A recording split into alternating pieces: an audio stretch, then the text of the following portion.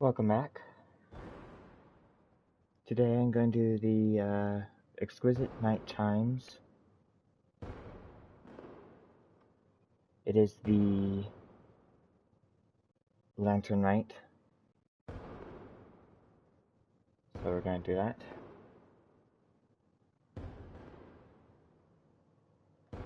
I should be able to do the entire quest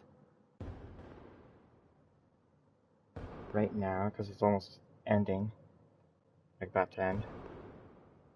So I'm going to do it in last minute. Which honestly is a bad idea because then you might lose out. Possibly, but I'll get it done. Right now, let's get to the quest. Okay, gotta go to the room.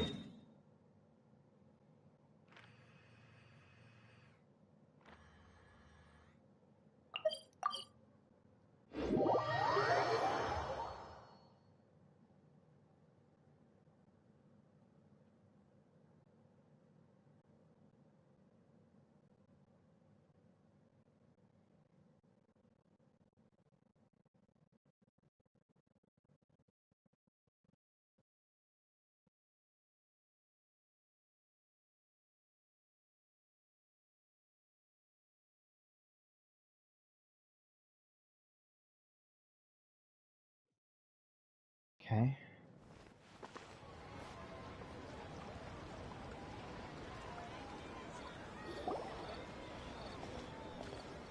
Paimon votes we go say hi to Xiangling first. Get some delicious food. Huh? Xiangling? What a pleasant surprise meeting you here! Oh?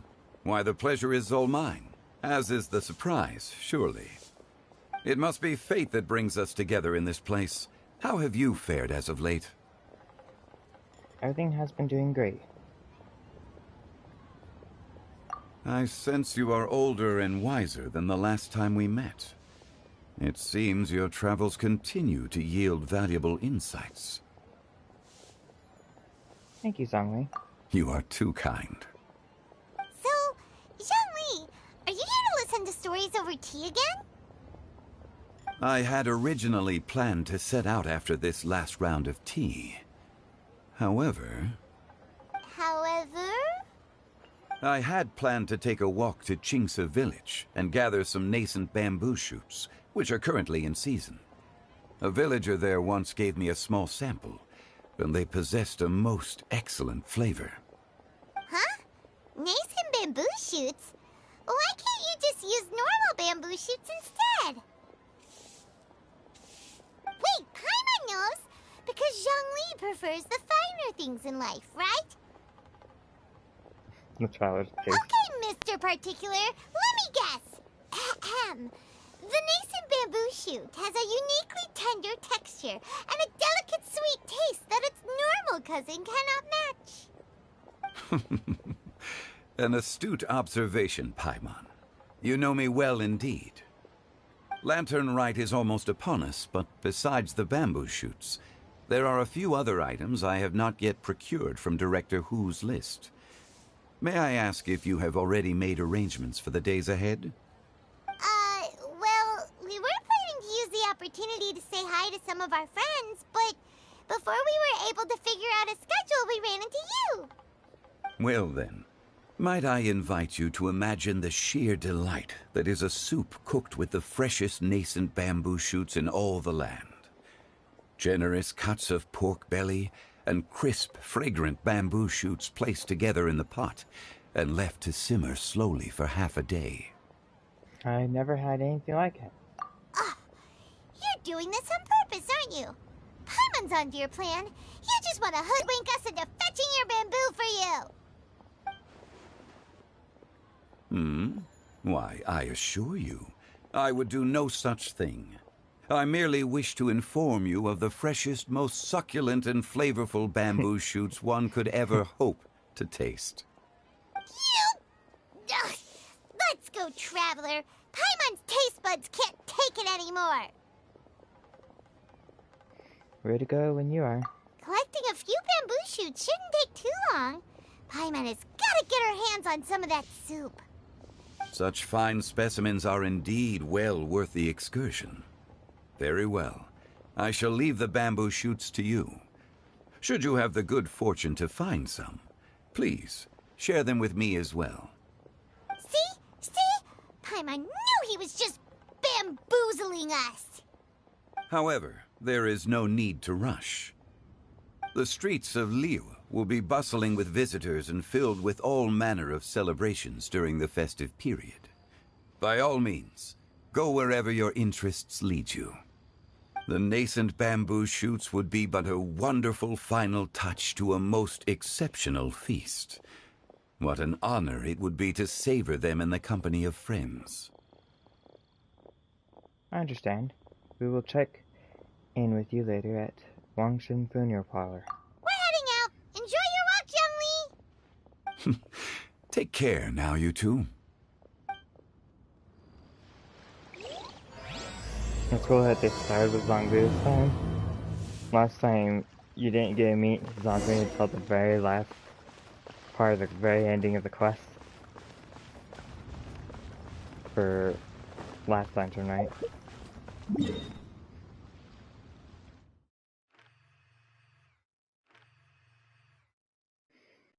Okay. Do I have the quest selected?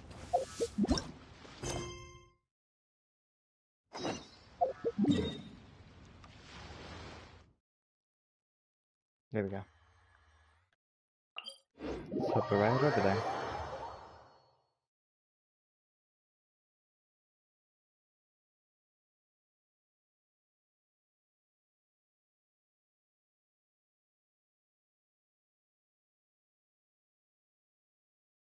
Bamboo shoot, bamboo shoot, nascent bamboo shoot.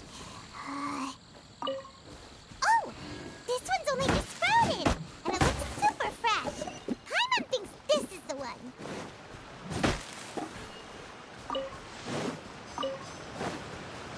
These should be enough. Let's head back.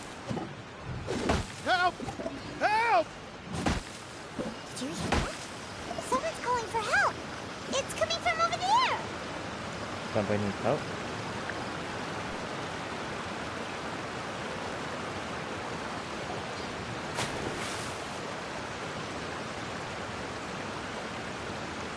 Are you okay? Did any water go down the wrong pipe?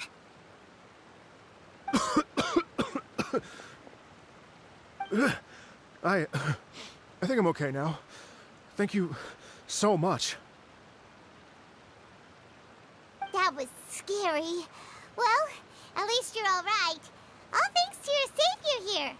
Oh, a little girl? Greetings, everyone. My name is Yao Yao. It's a pleasure to make your acquaintance. Sounds like I have a similar voice to Kui. Whoa, she's so well-mannered. My name's Paimon, and this is the Traveler. Greetings. I'm Dvorak, a musician from Fontaine. I came through Stone Gate intending to head towards Liyue Harbor, but then I became captivated by the beautiful scenery, and before long, I was completely lost. Just now, I was so mesmerized by the waterfall that I slipped and fell into the water. If it weren't for Miss Yao Yao's help, I shudder to think what might have happened. It's all right, Mr. Dvorak. The splashing around the bottom of the waterfall means the stone path is always wet and slippy. You definitely have to be careful. Next time you're exploring an unfamiliar environment, try to focus on what's right in front of you. Don't let your mind wander. As long as you watch your step, accidents like this won't happen anymore. Yes, ma'am. I understand. I'll remember to be more careful next time.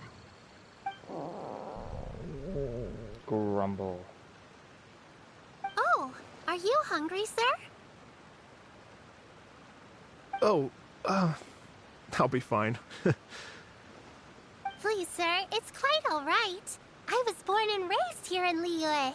It's only natural for me to extend my hospitality to any guests who are passing through. I expect you still have quite a long journey ahead of you. It's very important to keep your energy levels up. I still have some lotus flower crisps left in my backpack. Why don't we split them between the four of us? Aw, what a thoughtful kid! She even has some for Paimon! You're welcome.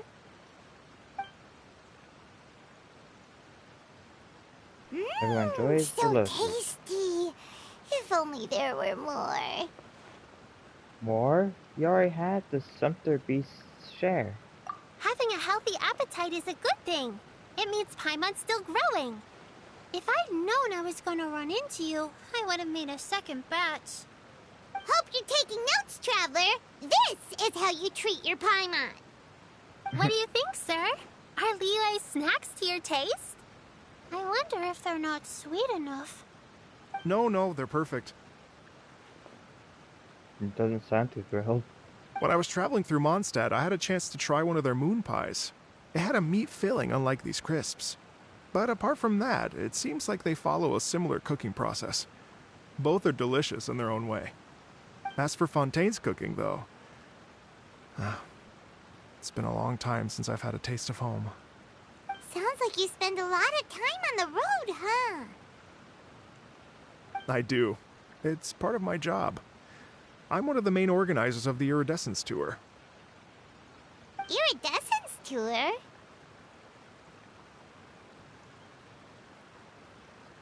That doesn't ring a bell. The Iridescence Tour is one of the biggest music festivals in Fontaine. We're looking to expand, though. Our aim is to hold a festival in every nation. At least, all the main organizers share this goal. Unfortunately, it's a long story, so I'll spare you the details. But anyway, so the main reason I'm traveling all around Tavad is to promote our music festivals. But I have some personal reasons, too. Well, what are they? Just tell us already. Let me see. Well, to explain it in full, I'd have to start with a story from my ancestors. I don't want to take up too much of your time. Oh, I love listening to stories. Mm-hmm. We want to hear it too. Okay, then I'll start from the beginning. The story goes that my ancestor, who was also a traveler, once slipped and fell into a lake during his travels.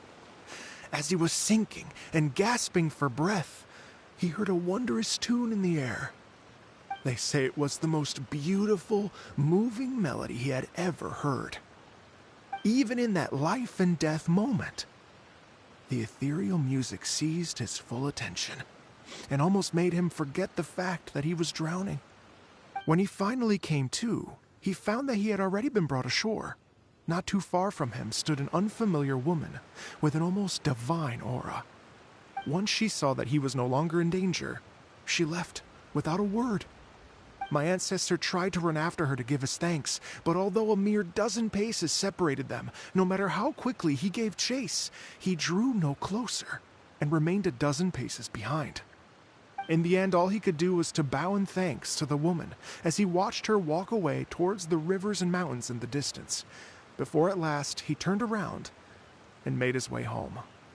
Once he returned to Fontaine, he began to learn an instrument so that he could spread his story far and wide, just like the bards.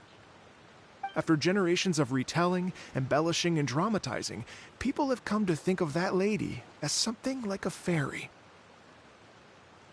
The story's become something of a local legend in Fontaine. It's called The Lady Overlooking the Lake. People now say that if you go down to the lakeside and play an instrument, so long as you play a pleasing melody, you will hear a fairy lady who is hiding out of sight, playing along with you. Kind of reminds me of a certain fairy in another game. Wow! It's a nice legend. At its heart is a true story. Well, yes. As it stands now, it's become a touch too romantic and detached from reality. But I understand the original story and its historical grounding better than anyone else. I wanted to find out the truth of this tale. So I decided to retrace my ancestors' steps and search for that lady's modern-day descendants. Of course, There's no way of knowing where my ancestor fell into the lake all those years ago. So I always knew that the search would be akin to looking for a needle in a haystack. I've spent many years on the road now, and I'm nowhere near as fit as I was in my youth. The wish that I've spent half my life chasing after has now become something of an obsession. Well, I haven't lived half of my life yet, but still, I understand how you must feel. Paimon too! It's like... imagine if you saved the center of a lotus flower crisp, which is the best part, by the way, because you wanted to eat it another day.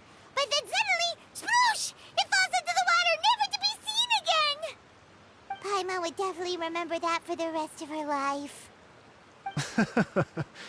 There's no need to feel sorry for me. I've made some progress over the years. For example, I've concluded that the story must have taken place in Liyue. Oh, so you finally found a lead?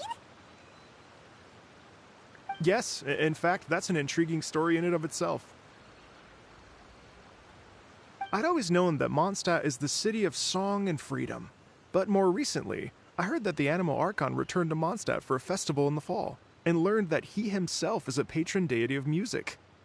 So I prayed for the Animal Archon's guidance in the Mondstadt Cathedral, and as soon as I set foot back outside the front gate, I noticed a cluster of leaves being blown in the wind further and further west, towards Stone Gate.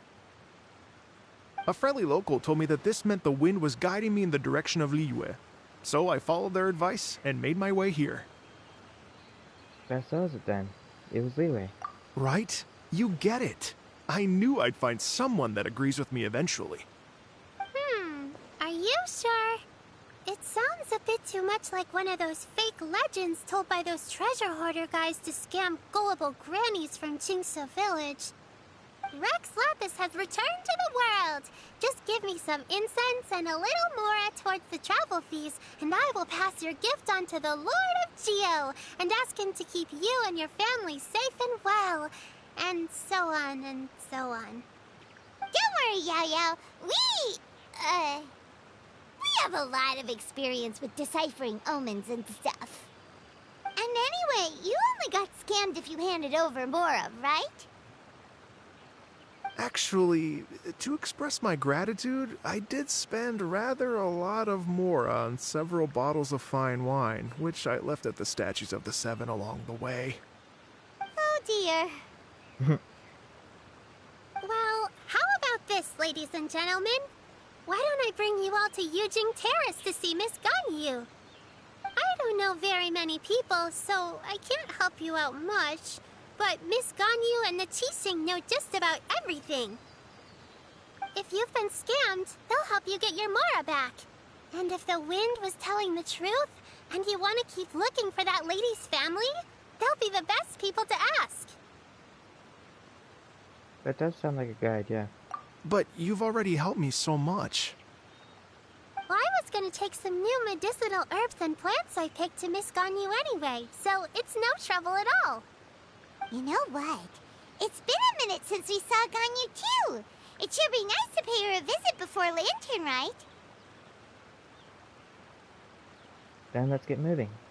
All right. Well, my sincere thanks to you all. I will never forget your kindness. Okay, everyone. Please follow me. I'll be your guide. Remember to watch where you're going, okay? Uh-oh. Paimon's out of a job. Oh well. Paimon will just be a cheerleader instead.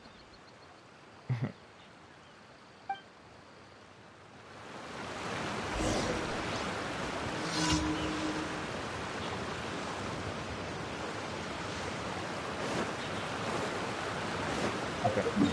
So go over there.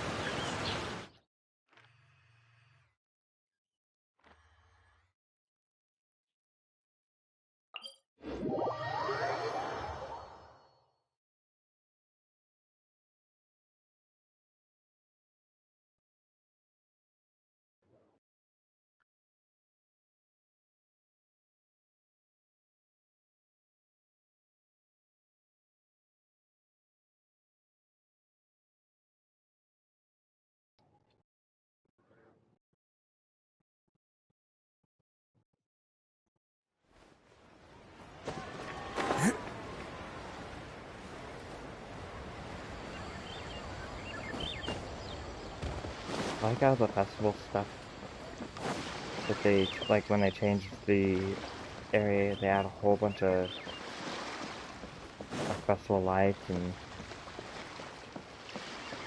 other, yeah, the lanterns and the umbrellas and just all sorts of stuff. They changed the whole town to the festival. That's so cool.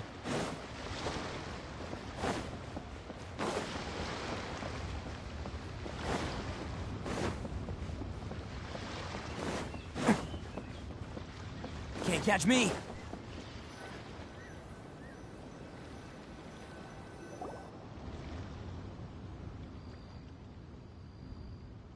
Wow. Liyue Harbor looks very different from when I came last.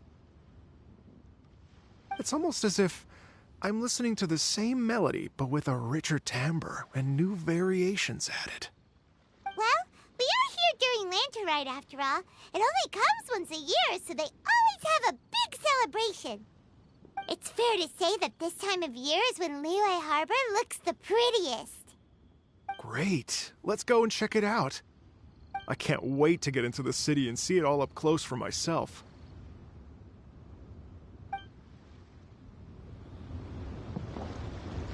The streets are breathtaking. Smiles and laughter everywhere I look. It's contagious. I can almost feel the music in the air. I have the urge to start waving my conductor's baton. I'm glad that you're enjoying the city.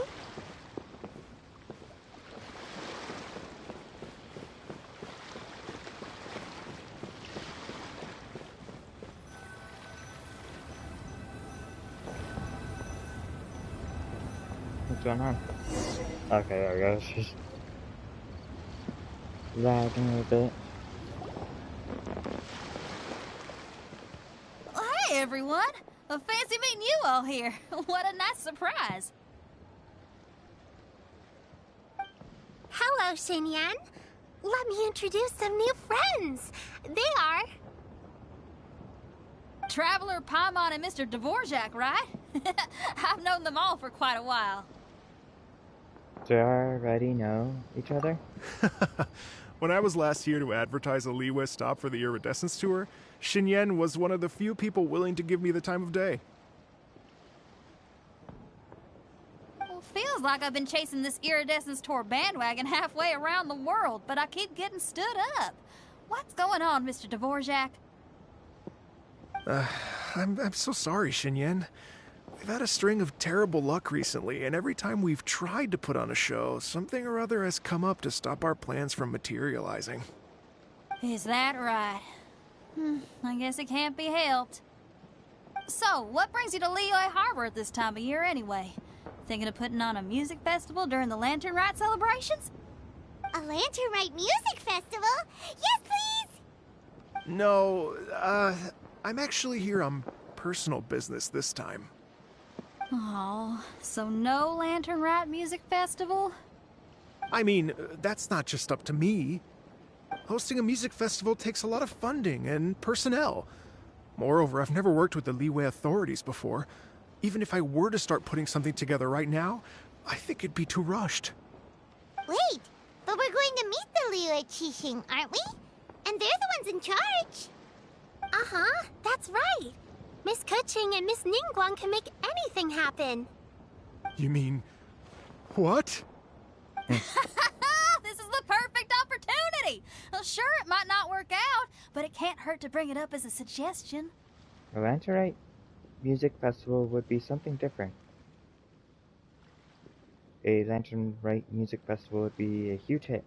That's the spirit! See? Even the Traveler agrees with me. Mr. Dvorak, don't let yourself be put off by the fact that a few things haven't worked out recently. As for the performers, I can put you in touch with some local artists. My friend Yunjin is a well-known opera singer in Liyue. With her support and a commissioned song from the Yunhan Opera Troupe, we should be able to get something going.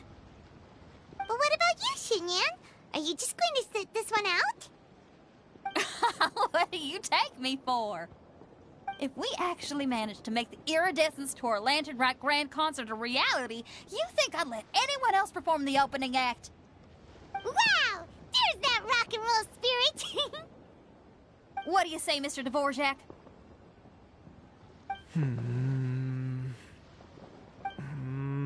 Okay. I'll give it a shot. But the opening act is not something to be chosen lightly, Xinyan. I will judge your work by the strictest of standards, so please make sure you are fully prepared. Are you kidding? I thought you'd never ask. Whew, guess my shopping time's getting cut short. I'm gonna head back right away and start working on this. Yao Yao, if you run into your senior on the way to the Qixing, please send her my regards. Okay, I promise I will. Good luck with your music, Xinyan. You've got this, Xinyan! So about this senior of yours Xinyan mentioned just now. Is that anyone we know? Yes, it's Xiangling. She's mentioned you two before. Xiangling's always thinking about cooking. Whenever she gets scrapes or burns, she just leaves them to heal by themselves. She definitely needs someone around her to look after her. I know you must have looked out for her a lot too in the time you've known her. So, thank you for that.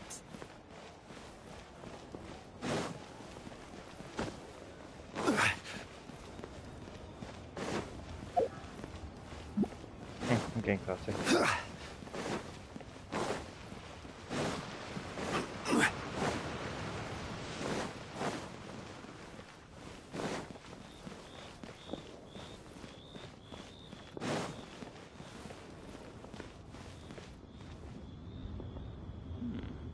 This is a peaceful neighborhood. Oh, it's Master! Is it okay if I go and say hi to her?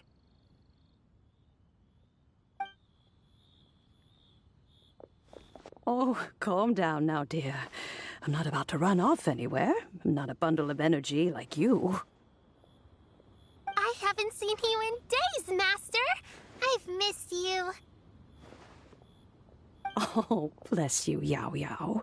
You do say the sweetest things. Ah, look who it is. Visiting friends during the lantern rite, are we?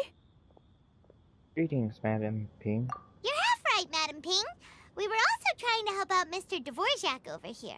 We were on our way to take him to see the Qixing. Hello, ma'am. I am a musician from Fontaine and an organizer of the Iridescence Tour. I don't suppose you've heard of it. Master! The Iridescence Tour is a super famous music festival! Oh, an old lady like me wouldn't know much about that sort of thing. A music festival, you say? It sounds terribly exciting. If we could add some musical elements to Lantern Night. If we could organize the Lantern Musical Festival. Oh, right! Madam Ping, how would you feel about that? You're an elder of Liyue, and you know all about Liyue's cultural traditions. Hearing your thoughts would definitely help us figure out how best to approach it. For example, do you think it might be a bit too modern, or is there any other issue? Why, not at all. Music pays homage to history and culture, and it can also be a bridge between different civilizations.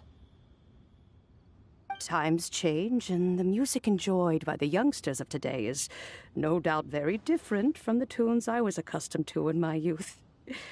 Nevertheless, all fine things in life can be appreciated. And so, I look forward to it immensely. Hear, hear. I do believe that, my own dear grandmother aside, you are the wisest old lady I've ever met.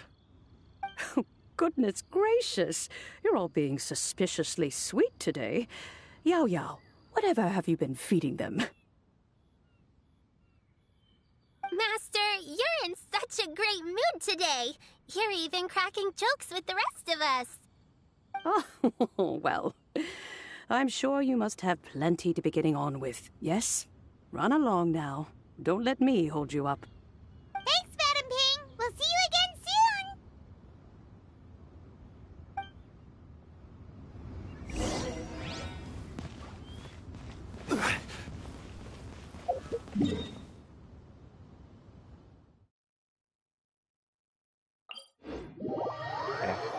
teleport here. Might be faster.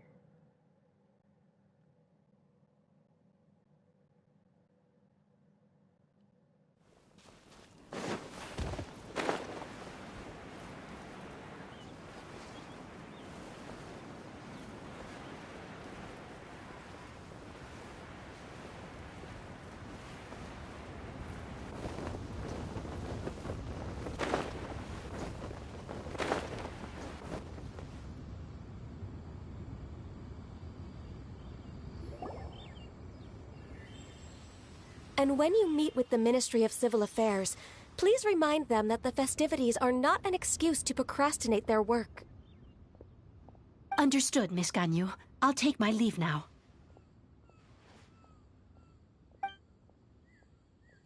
Ganyu!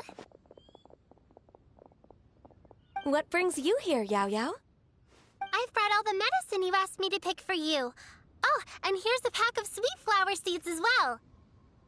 Also, these dried Chingshin leaves make a great pot of tea that's very good for you. I know you've had a lot to deal with at work recently, but you shouldn't push yourself too hard.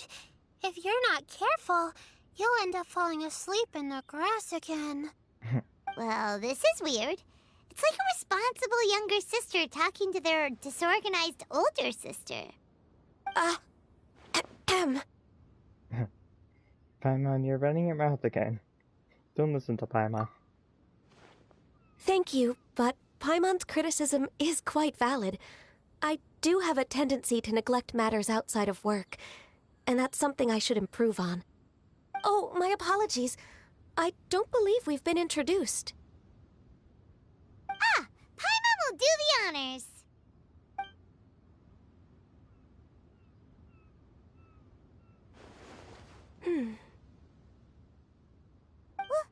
What's wrong? Did Paimon go over everything a bit too fast? It's definitely an ambitious plan. If there's anything you didn't quite catch, Paimon's more than happy to go over it again. It may be a little difficult to make this happen. Oh? Well, the Lantern Rite is the most important festival of the year. Our celebrations must not only be visually spectacular, but also appeal to the tastes of Liyue citizens from all walks of life.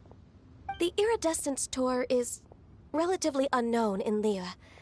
It's difficult to predict how a brand new show will be received. It would be quite risky for us to bet everything on this one music festival. All very valid points. I completely understand. Can't you just do the festival after the event? Therefore, we will not replace or cancel any of our pre-existing program. However, I will submit a proposal requesting to put the Iridescence Tour special performance as the final act of this year's festivities. Some live music will certainly add to the festive atmosphere on the night of the Lantern Rite. As for the venue... Let's reserve a space at the docks. So we're not stealing anyone's thunder? But we will end the night on a high note? Yes, my thoughts precisely. Now I just need to take some time to give this proposal some polish. As long as I clearly lay out the pros and cons, and highlight the key points of the proposal, given that Ping and the Traveler have both given the idea their blessing, I'm confident that Qixing will be sure to give it serious consideration. Mr. Dvorak, I will need to discuss with you the number of musicians who will be coming to Liyue, as well as their catering and accommodation requirements. Oh, yes, certainly. Let's step to the side and discuss further.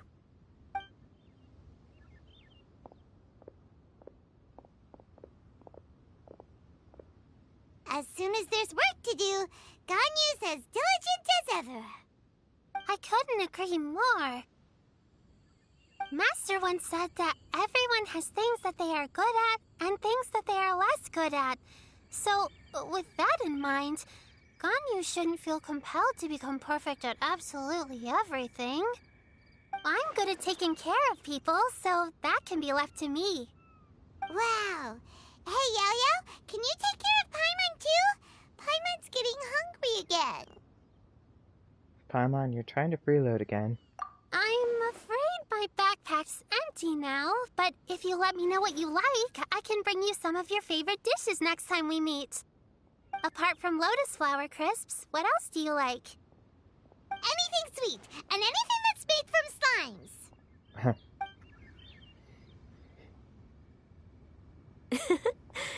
Here's what I've drafted so far. Anything else you want to add? No, this is excellent. I'm racking my brains, but I don't think you've missed a single thing. Perfect. Then we'll leave it as is. I'll go make an official copy. Oh, perfect timing. We were just wrapping up our discussion here. That was quick. Not at all. Every second counts for a complex proposal such as this. I will inform the Qixing of this development immediately. Please give me a moment to pass on the message. Yao Yao, thank you for bringing my herbs.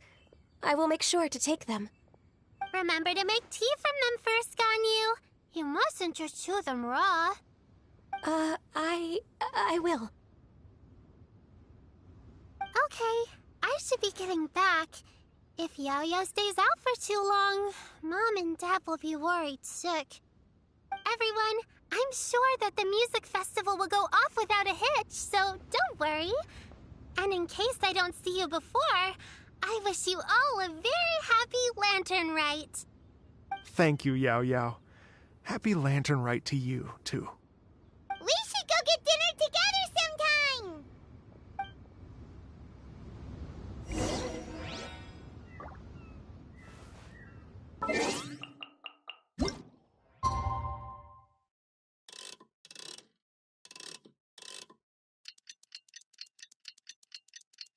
We stood here and waited 2 hours.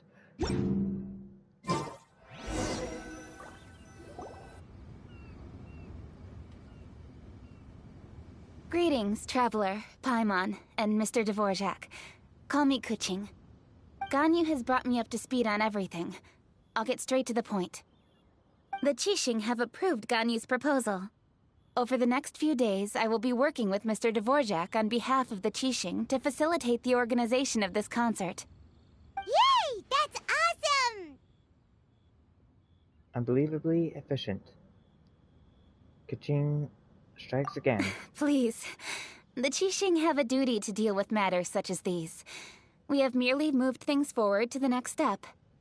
On a more personal note, I am an avid supporter of all things new and innovative.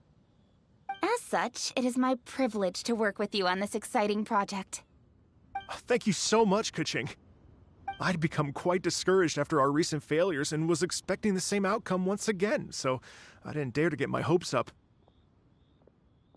Never in my wildest dreams could I have imagined this going so smoothly. It's like a dream come true. Right. Time for me to call in the performers. To stage a concert at a high-profile event like this is a rare opportunity. We'll make sure it's a night to remember. Yes! Our music band's finally getting fired up! Yes, indeed. I know exactly what I'm doing from here. For a musician, music will always be the language they are most fluent in. What about your ancestor? Oh, that. Well, that can wait for another time. Oh. Ganyu? What's wrong? They told me all about Mr. Dvorak's situation, but I was so engrossed in drafting the proposal that I forgot all about it. Oh, that's quite all right. I don't even know what the person I'm trying to find looks like, so it was always going to be a long shot. Don't worry about me, Ganyu. Your time and energy are needed elsewhere. I'm sure you already have plenty to deal with between this concert and everything else going on during the Lantern Rite. Thanks. It was just that I had a few initial thoughts when I heard your story. For instance, I wonder if this lady your ancestor met might have been an Adeptus. What do you think? It's definitely possible. But we don't have enough information yet. To tell you the truth, Mr. Dvorak, I am somewhat related to the Adepti myself. I am part human and part Qilin. The Qilin is an illuminated beast. I know how important your quest to get in touch with your roots must be to you, because I've been there myself before. trying to find out where I belonged. Did you say the Adepti? And you're illuminated beast? Part Qilin? Are you telling me all the rumors of the Liyue Adepti are real? So it's not just artistic license? You bet they're real! Trying to track them down is tough, though. Like Julian Karst itself. There's nothing specifically stopping you from going there, but getting in and out of there is quite an ordeal. Yes. Anyway, if you're looking to uncover a lost melody or shine light on a forgotten aspect of Liyue's cultural history, I'm probably not the best person to ask. But if it's a person you're looking for, then I just might be able to help. I see. I think I understand the situation now. In that case, Ganyu, shall we divide the work between us? Yes, that was also my thought. Great. So Mr. Dvorak and I will concentrate on things here in the city to make sure the concert goes according to plan. In the meantime, Ganyu will reach out to her network and try to find the person he's looking for. How's your workload at the moment? Will you be able to make time? I can probably get through everything in 2 days, as long as I don't sleep. Wait, what do you mean, as long as I don't sleep? Even for someone with illuminated beast blood in their veins, working for such an extended period without a break will take its toll on your health. Somehow that does not sound persuasive coming from Kuching. Be it but 3 moons from the start, he who returns is not he that departs. Even I know the importance of maintaining a healthy work-life balance. In that case, 3 days. All right, I can work with that. If you have the time, would you join me for this search? You're well known to many of the Adepti and respected among the people. I'll feel much more at ease with your company. Of course. Okay, then let's meet back here in 3 days. Watch this space, Mr. Dvorak. We'll get to the bottom of this. You're all so helpful and kind. Just think. Imagine if we found the Adeptus lady, or one of her descendants, and got them to come to the performance. Wouldn't that be amazing? It'd be such a happy reunion. And that's exactly what this festival's all about. I'm sure the wind will guide you. Here feels the same way. The wind that guided you here feels the same way. You're right. Okay, I'm gonna pull out all the stops to make this lantern ride a true extravaganza. We should probably get going. Mr. Dvorak, could you come with me to confirm the site? Ooh, we're coming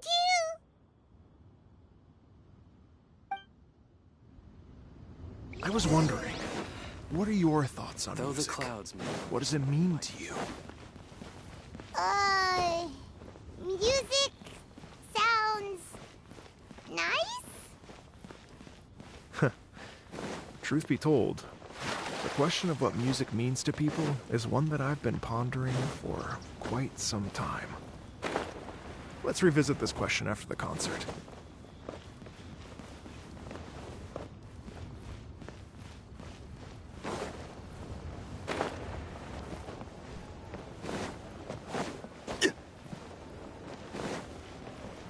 Sure, this is the fastest route to this location.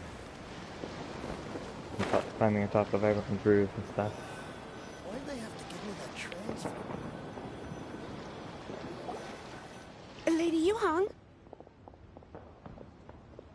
Baiwen, what is it? Per Lady Ningguang's orders, I've been gathering intelligence outside of the city with the goal of uncovering and dispatching any trouble ahead of the festival. I am told that a strange melody was heard somewhere along the coast. I was wary of investigating further on my own, so I was just on my way to report this incident to Lady Ningguang. But I'm worried that if we don't act right away, we may miss the window of opportunity to take appropriate action. I understand. In that case, So let's handle this one. Yeah, Kuching, you're busy enough as it is. There's a ton of different things in the city that needs your attention. Leave it to us. Don't worry. Whatever it is, we'll definitely be able to handle it. Well, She will handle it. With the Traveler on the case, it's as good as dealt with. Thank you. This will be a great help. I will inform Lady Ningguang about the situation. Once it's resolved, please come and find me again at Yujing Terrace and let me know. Will do! And say hi to Ningguang for us! You have my thanks, too. Stay safe and come back as soon as you're finished. Good luck.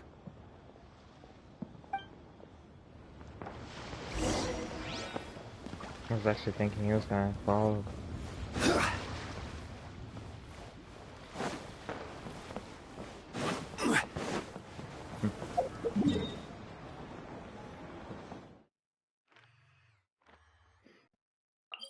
That's a pretty nice thing, like specific location festivals, you tend to meet a lot of the characters of the zone.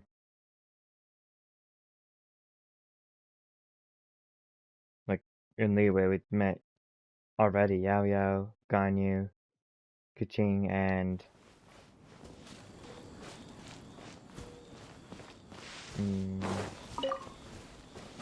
yeah. Oh, and Zongli.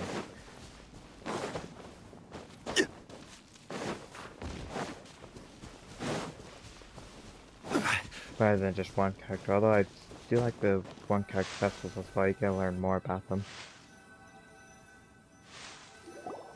Byron said the strange tomb is coming from around here, right? But Paimon doesn't hear anything. There doesn't seem to be a soul in... I was just wondering who in their right mind would come out to a place like this. So, it's you two. Yeon! How'd you sneak up on us like that? You nearly gave Paimon a heart attack! You look pretty alive to me. Can't have spooked you that bad. Fair enough. Know anything about the strange music? Ah, you're here for that too? Saves me a bit of explaining. Come with me. I've already reconned the perimeter, so we should be safe.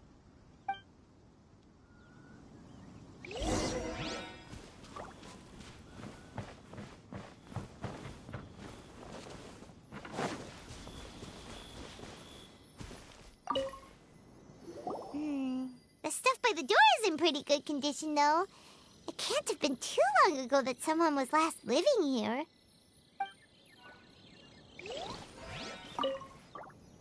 This place is completely empty.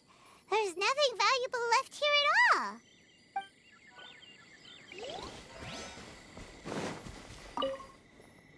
The doors and the windows are all fine, so there definitely wasn't a break-in.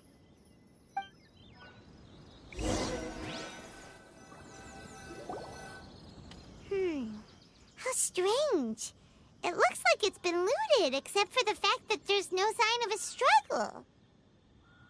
The bad guys could have sneaked in while the owner was gone, but then how do you explain why the door and windows are intact? Seems you've done a pretty thorough inspection. So, any theories on what might have happened here? Yeon, you didn't hide some of the evidence from us on purpose, did you? Why would I make this more difficult for you? We're on the same side here. Okay, well... Paimon gives up then. Paimon's got nothing. What about you? Give up as well? It's different to theorize with so little evidence.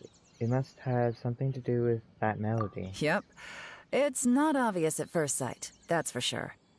To be honest, I was only able to put it all together because of some background knowledge about this area. A long time ago, there used to be a group of bandits in the Liyue countryside who would sound a horn every time they were about to raid a village. But it wasn't a rallying cry to rouse their fellow men. It was a disconcerting tune, meant to intimidate the weak and warn them of their impending doom. To escape with their lives, the villagers would abandon their homes and flee overnight, taking only their most valuable belongings with them. Everything else was left behind. The bandits were eventually brought to justice, but the fear and trauma remained in the villagers' hearts. Whenever they heard that melody, they would feel like their lives were in danger once again, and flee immediately. The culprit of this crime exploited that very fear to get access to this house without having to force their way in. Whew. That's quite the story.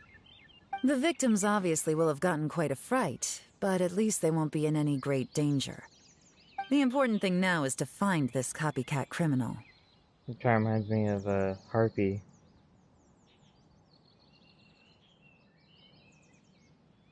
If we use elemental sight, we could follow the tracks. On any other day, that'd probably be a good idea. Unfortunately, it's not gonna work today.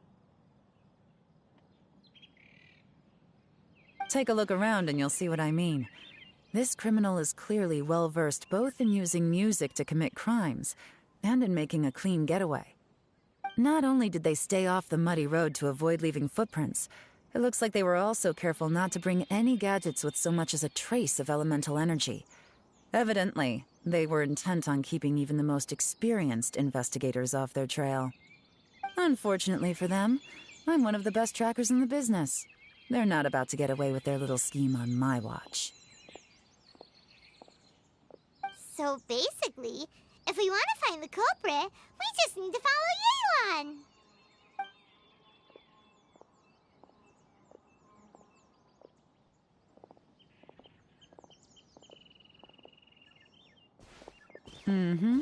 As long as you can keep up.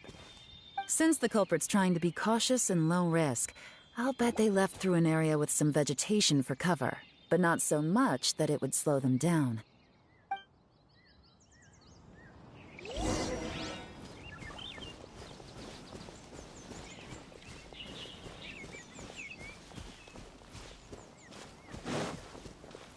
Here, look at this.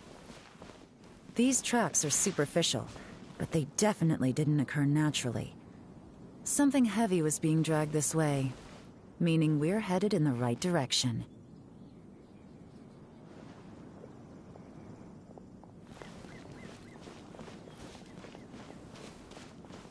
Going at this pace, the culprit is gone. Huh. Their pace has increased. Normally, people carrying a heavy load slow down as their journey goes on and they start to tire. Whatever's motivating them to speed up must be psychological. For instance, reaching the home stretch.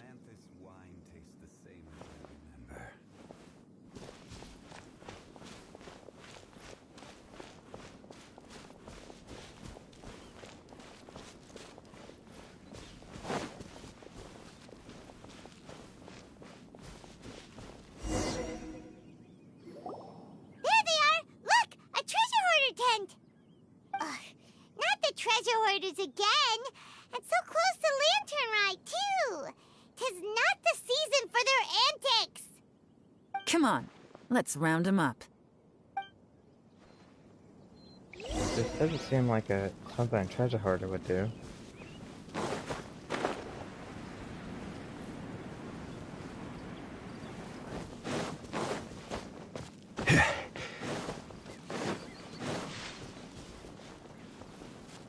There's no one here.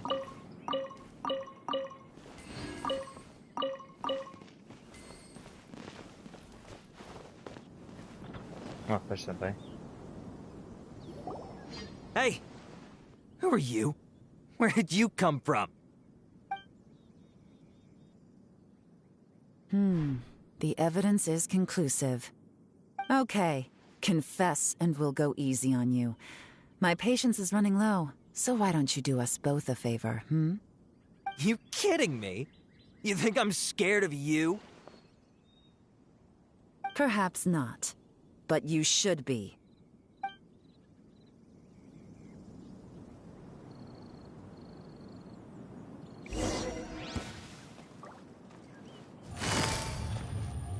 We get play, Yana? Busted! You lied to me. Gotcha! Curses. Seems like you're not all talk after all, but there's no going back now. Better up my game. Did I break it? Mercy! Have mercy! Oh, it's a little late for that. I've come this far, I might as well finish the job. I surrender! I surrender, please! I'll do whatever you say! Please have mercy! Tell us everything. You have one chance, and I'm warning you. Don't make me ask twice. I won't, I swear!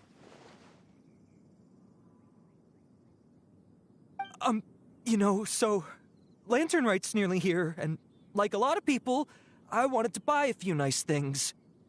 I know I'm with the treasure hoarders and everything, but I don't really have any kind of experience with robbing people and whatnot. So I don't have the guts to break into somebody's house. Wow, you're really going to complain to us about that? No, not at all. I'm just telling it how it is. Okay. Continue.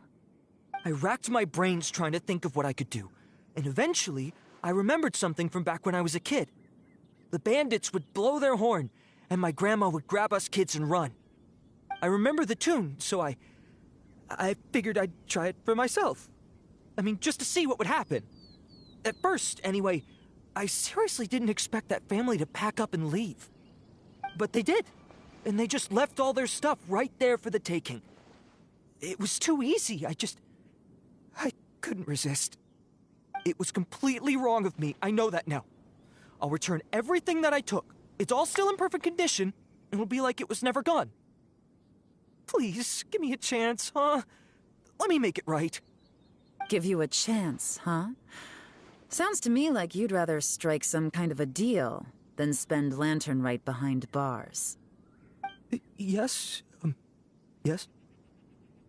You know how to bargain, I'll give you that. It's just a pity that you didn't confess at the first opportunity. You'll have to take a walk with me. Once we've returned the goods, we'll find the owner of the house, and you can apologize to them in person. After that, I'll escort you to the Ministry of Civil Affairs. Yes, ma'am! You know, as a former victim of this kind of crime yourself, I doubt anyone understands the fear you inflicted quite as well as you do. Does your greed matter more to you than your fear? More to the point, if you can play a tune from memory, don't you think you should be capable of making an honest living? You mean... That's enough hints for you. You'll have plenty of time to reflect on all of this yourself. There's not much left to wrap up, so I'll take it from here. Guess this is where I'll say goodbye. Sure. What is it? Is there something else? I'm still not sure how you first got your hands on this information, so play it safe when you get back. Don't mention to anyone that you ran into me out here. You helped a lot with the investigation and arrest anyway, so it's perfectly fair for you to get all the credit. Just take it. It works better for me, too. See you when I see you, and happy Lantern Right. Yeon's such a pro at this. With her taking it from here, it's as good as resolved. Whoosh! Random event, a strange melody, complete. Although, it's kind of a shame that we never got that treasure hoarder guy to play the melody again. I'm quite curious myself. Right? How could anyone not be? When we were chatting with Mr. Dvorak, music seemed like such a positive thing. And most music is, right? It can help us relax, feel all warm and fuzzy, recall happy memories, or even just think happy thoughts. Paimon never imagined that music could be used to commit crimes. It comes down to ill will of the user. Their bad deeds influence the emotions associated with the music. Oh, really?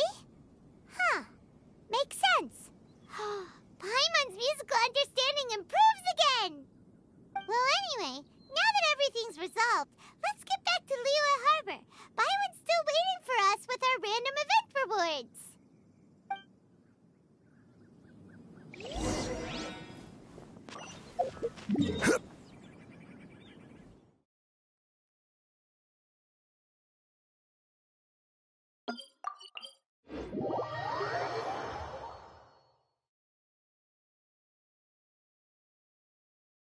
Giant Planet mentions Weasel Thief.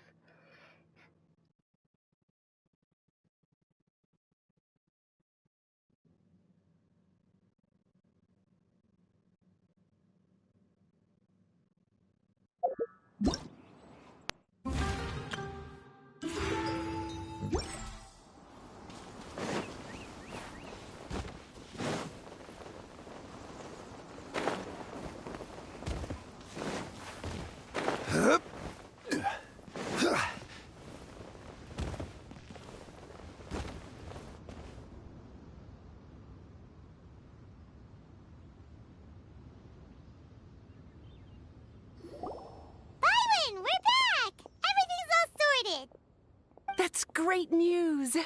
Oh, please wait here a moment if you would be so kind. Lady Ningguang instructed me to advise her upon your return.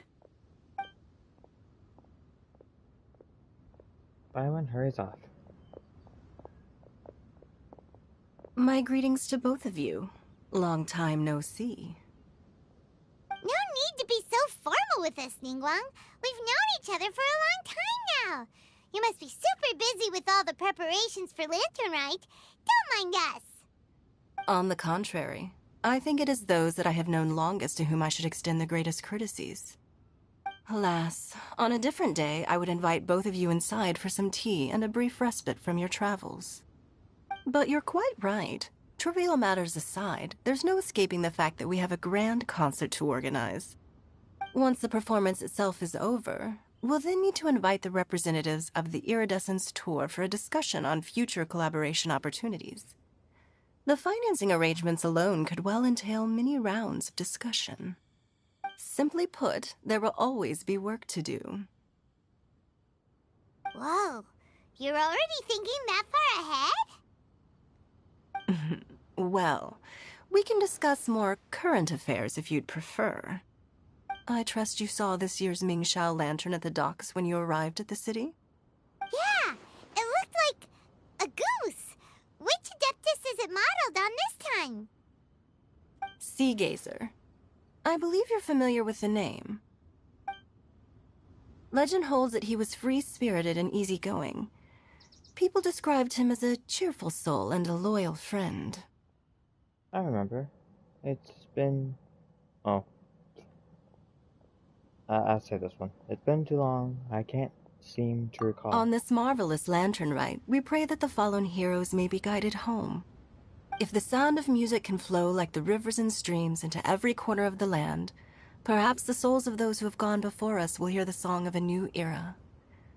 I wonder whether the melodies will be to their liking. Oh, they're gonna love them. Paimon's sure of it.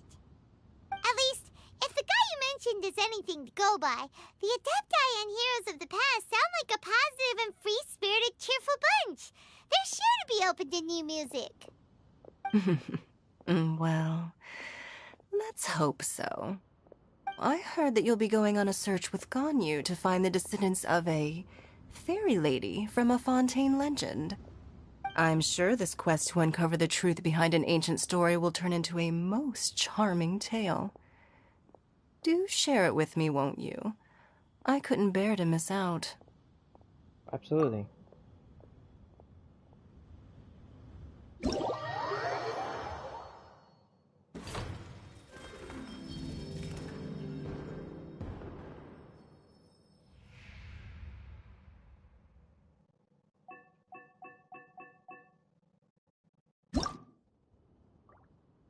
Osmanthus.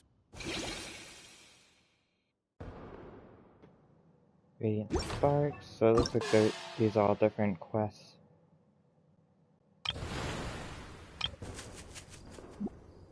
Okay, let's just start with the first one.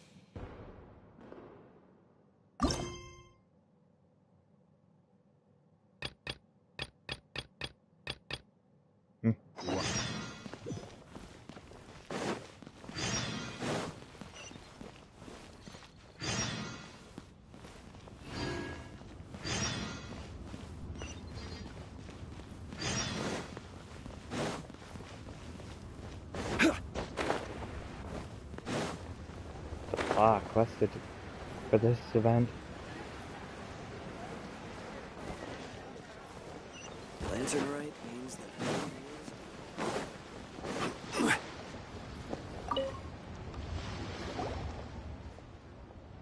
Hey, happy Lantern Rite, esteemed ones.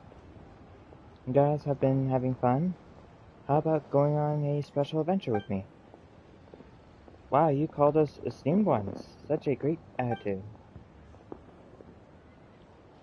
Recently, we've been having a lot of fun, but why is Paimon getting a strange feeling that we've met before?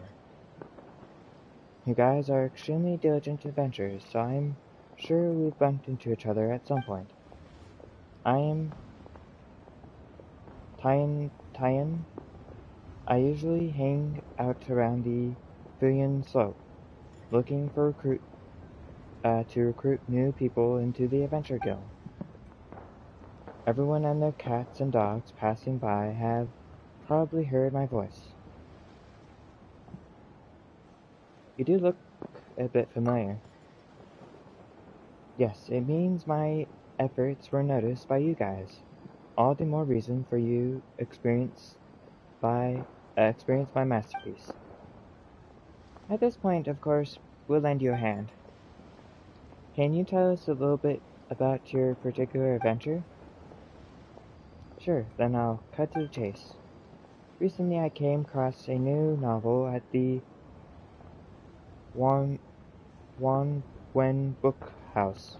No, that's not it. Rather, I gathered some new information. I've noticed that people expecting for adventure are rising, and activities such as climbing and wind gliding are not as exciting as they used to be. In order to get more people to join the Adventures Guild, we need to come up with more novel and exciting approaches.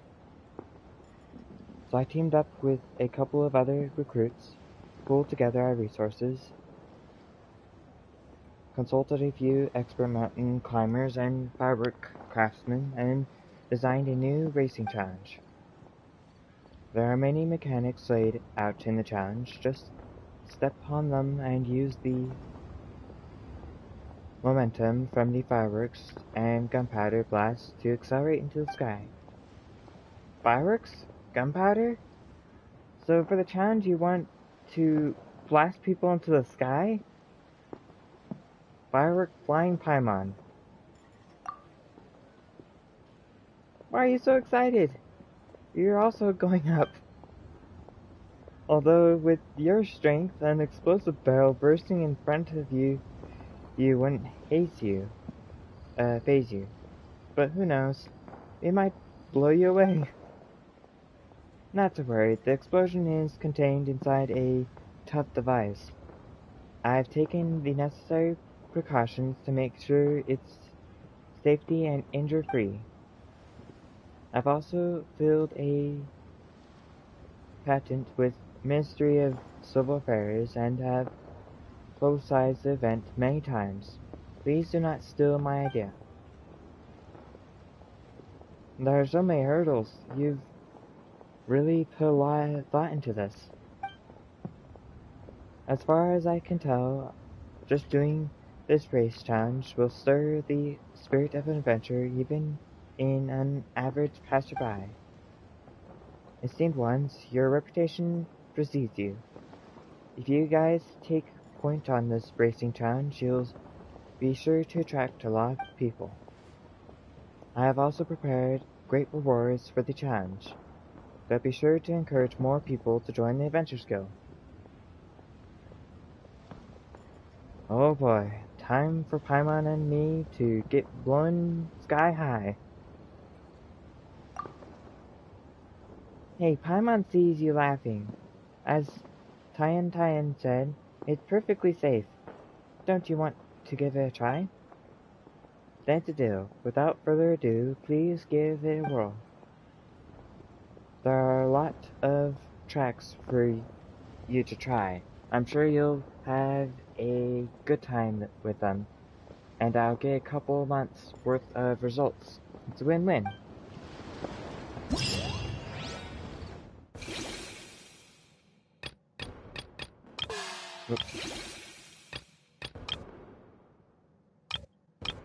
Okay.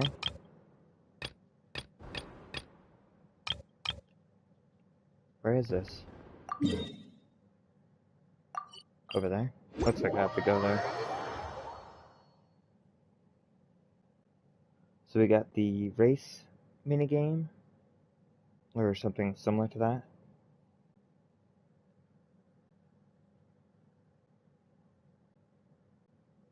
Sounds easy enough.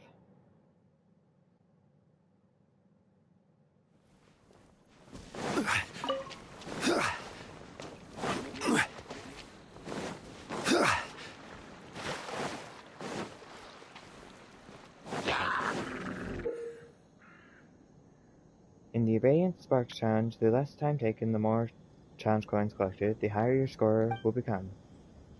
You can collect these. Okay. It'll let me dash forward. Fetch firework fruits to rapidly leap into the air. Okay.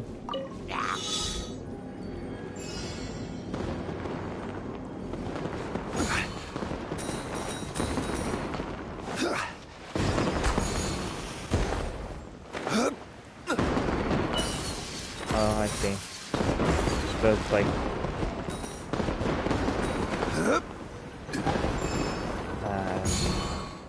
Zhao.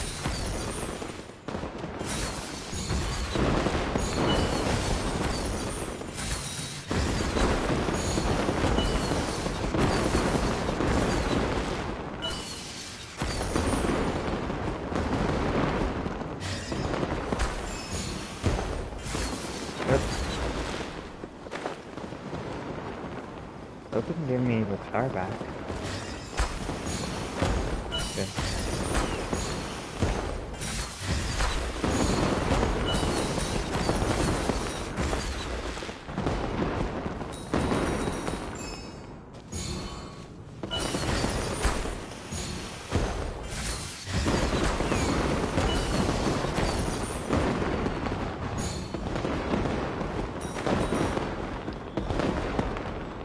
Let's see how I did that first time.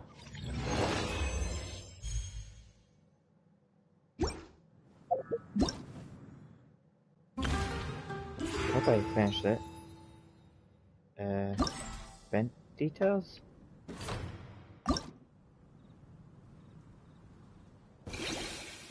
I finished the first one, okay.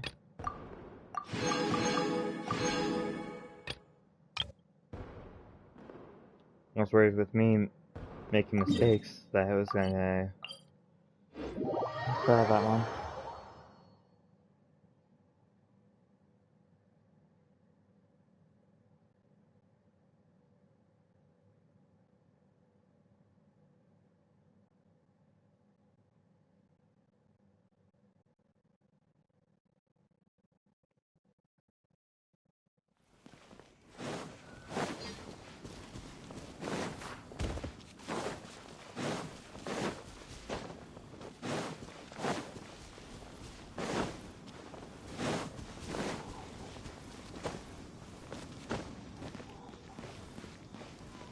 Is it in the middle of the water?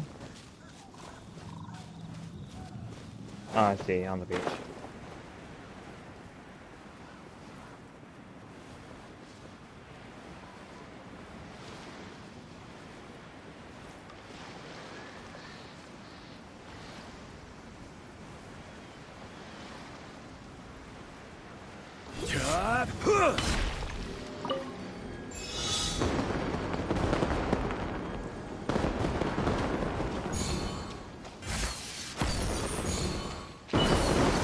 Parkour, parkour!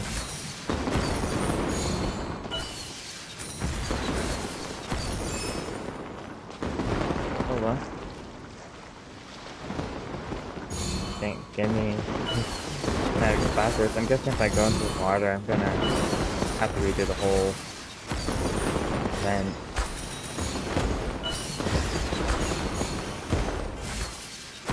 Or mess up anything at all. Oh my gosh.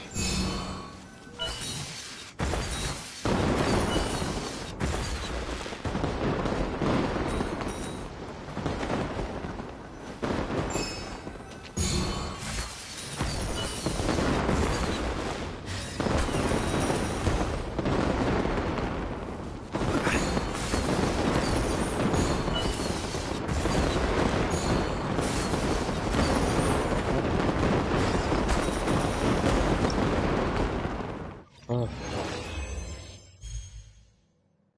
Only bronze? Oh, what? It changed the bronze medal into a gold medal.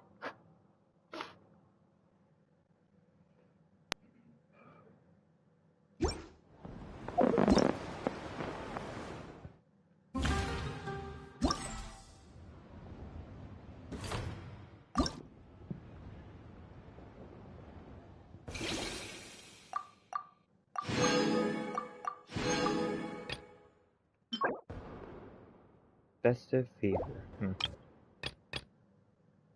See, next challenge? We aren't too long, as long as you don't fail them. I'm guessing if you fail it, then it's just gonna be quite frustrating. Having to redo the whole thing. It's kind of a neat minigame.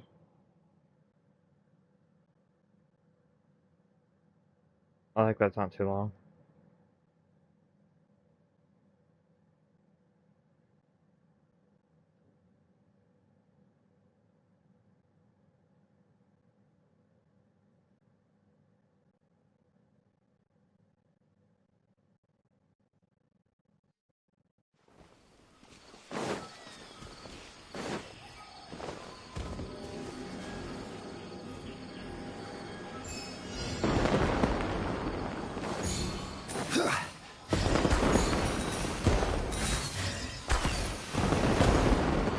No.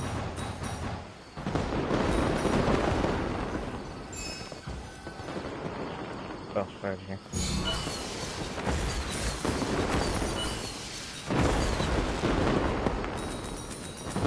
You shouldn't see me like my character. this.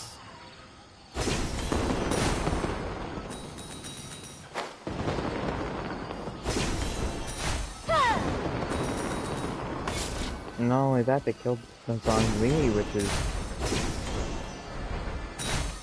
probably my highest HP character.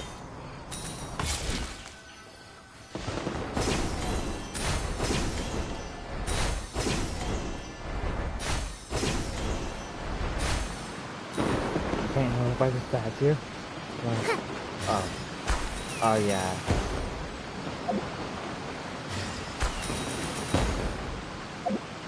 I am not liking this one as much.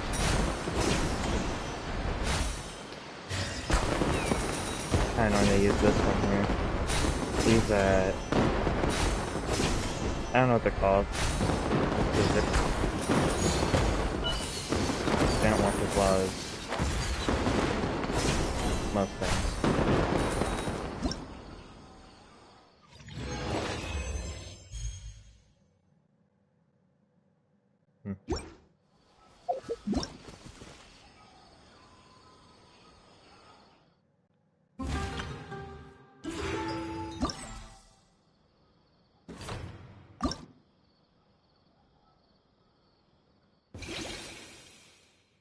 Okay, I still got it done. One more.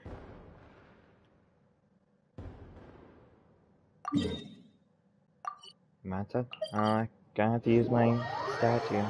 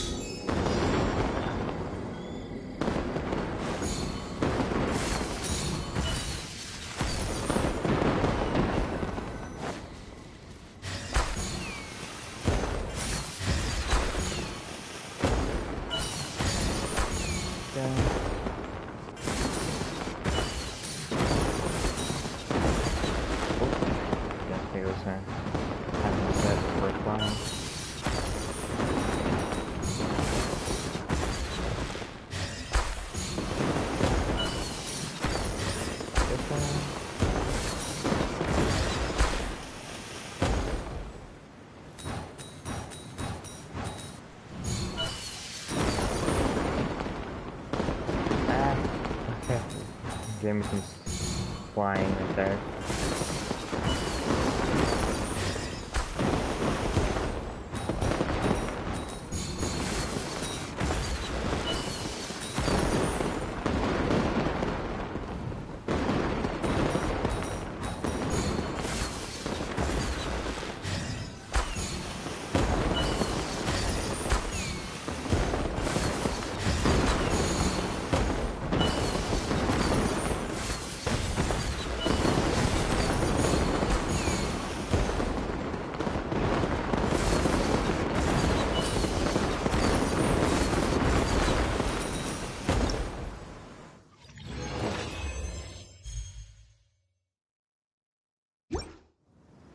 Oh, they left me here. I was wondering how high up we were. Not close enough to get up there.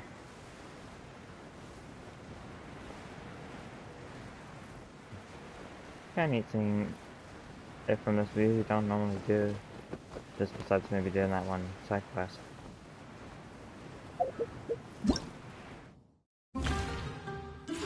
Okay, so that is the first minigame complete.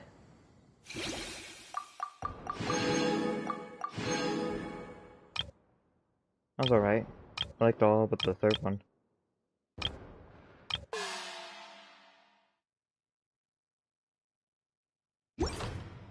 Let's see what we can buy here.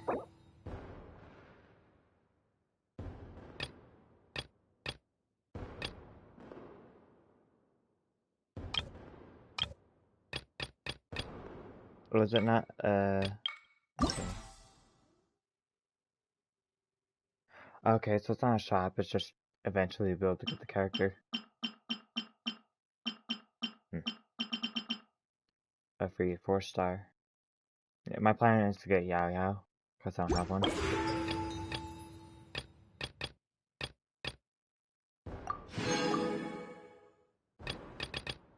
Okay.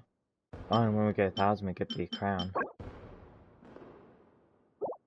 And that's the thing. Oh, we're getting lots of stuff. What's this? Oh, more fireworks, okay.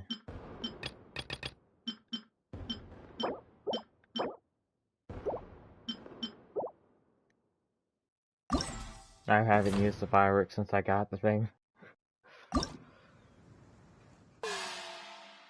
Okay, a few words in the foreground.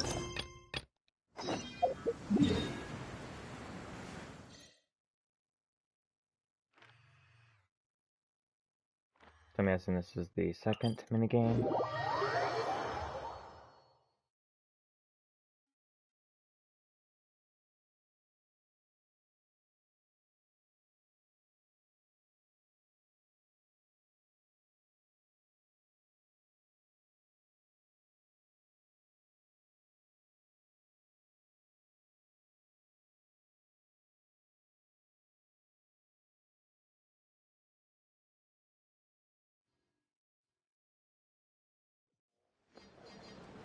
Oh, sweet.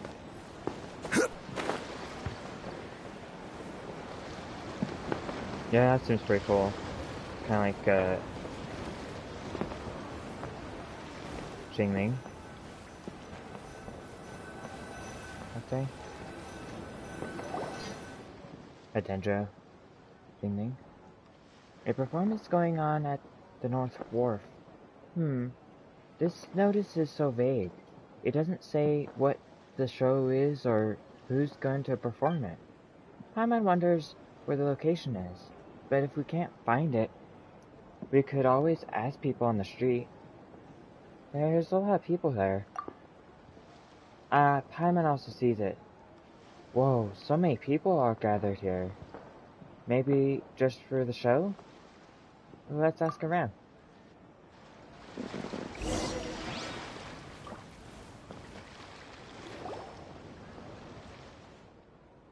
Fortune and wealth, health, peace and wealth. Hello. Is there going to be a performance here soon? Yes, there's going to be a paper play. Are you guys here for it too? So this opera is called Paper Play? It's a Liyue opera? No, Paper Play and Liyue opera are not the same thing. Qing Xing, the show is about to begin. Be quiet, or you'll affect the performance. Sorry, as for the paper play, you'll know when you see it.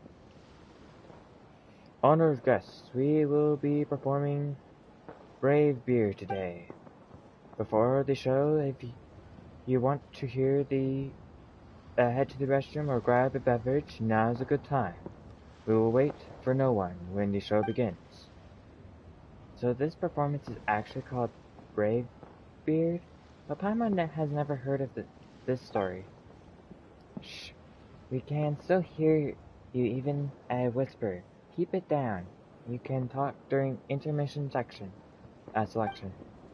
Oh, sorry. Intermission selection? The story of Brave Beard is quite long. In fact, it'll be too long to do it all in one go, so Ying Gong will let the audience pick which scene they will want to see during the intermission. Qing Jing, I'm trying to listen to the play. Oh, I won't butt in anymore, I promise. So, dear guests, what part of the Brave Beard story would you like to see today? Would you like to see Mountain Bound, or Worship Adepti, or Exorcising Demons, or Ascension? As long as you can name it, I can perform it. I want to see Brave Beard fight monsters. He is so handsome and wins every time. You've seen Worshipping Adepti and Exorcising Demons so many times already. Haven't you got tired of it? I want to see the part where Brave Beard goes home to see his sister. Brave Beard has a sister? How have I not heard of this? I definitely haven't seen that before. How impressive. Not many people would request Homecoming, after all. Only the real fans know about it. Alright. Just in time for Lantern Night. We will not perform the plot featuring monster. We shall spin a tale of how lovers end up together. There are 3 characters who shall appear in the scene, aside from our Bravebeard, with whom you are familiar, of course. There is also a lonely girl named Yai Bing, and an honest gentleman named Nan Feng. Do you understand any of this saying? I'm still a little confused. So the story about this guy called Braveheart, right? It looks like there's a lot of supporting characters as well.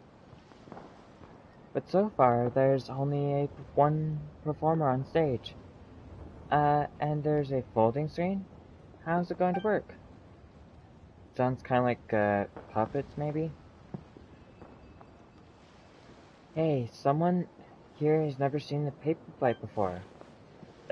Someone in the back asked how I, a lone performer, can be in different places at once and make the performance work. While our paper play may not be as exquisite as Liyue operas, but we certainly have our own distinct flavors.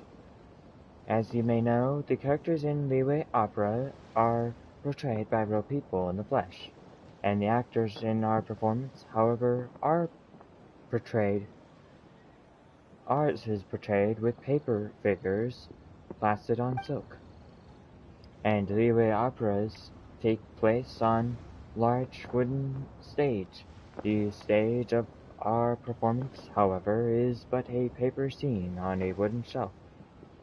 Our actors and stages are all made of paper. That's why we call it paper play. I am the narrator, but I am not actor. You will meet the 3 paper actors in just a moment. Yingong, I don't think they know about Bravebeard either. Would it be okay if you introduced them to his story? You know, the one you always start with? That's called the establishing moment. I've always enjoyed that too. Please perform it for us, Yingong. Establishing moment, establishing moment. It is said that the skies limit the limit, but woes of the world are also limitless. There was once a man, Hyung Gong, suffering from human injustice, who resorted to dwelling amongst the mountain and rivers. By chance he became a disciple of the Adeptus, changed his appearance, and grew great black beard. Thus he is known as the Brave Beard. At the behest of the Adeptus, he struck down monsters and scared off demons with his sword. The Brave Beard trained for many years and finally acquired the philosophy of the Adeptus. Right before he returned to the Adeptal abode, he was summoned to recall the past. It turned out that he still was an attachment to the common folk society, where he had a sister at home. The poor sister, Yibing, was now alone and helpless. She thought that her brother had lived a miserable life, and never managed that he would return home. As to what happened next, I'll show you right away. Hey, don't just stand there, clap. Clap along. Is there a rule about when we should clap? Okay. Thank you all. We are supposed to continue the show, but I can tell that these two guests are still a little perplexed. I think it would be better if I asked these two to volunteer from the audience by coming forward and assisting me in directing the scene. It will give you both a good look, and it will help the actors move forward on the stage. What do you think? Hey, why didn't you invite me? I know all about paper plays. You gotta remember to invite me. You just gotta. You have been up there too many times already. Quit making a fuss and enjoy the show. That's fine by me. Help direct the scene? That sounds so novel. It's also fine by Paimon. Then I shall ask you two to prepare. As soon as you two are in position, the performance will begin.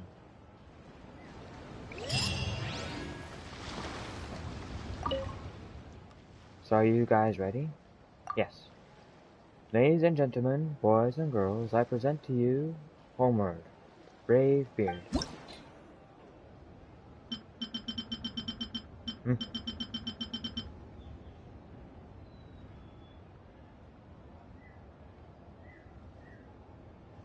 Mercy to exercise, lives to save, a parting from closest kin to brave. Scene 1.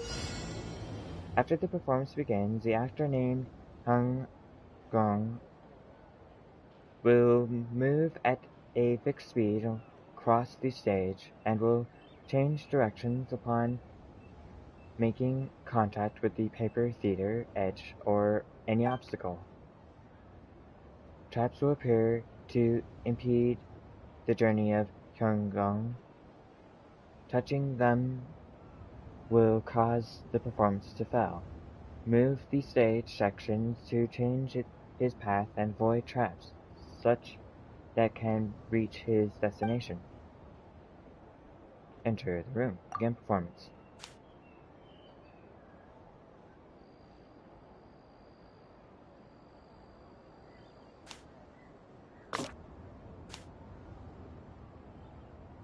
Okay, I see.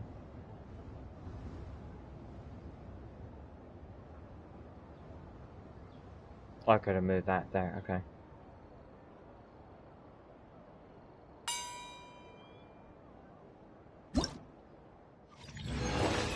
Successful performance.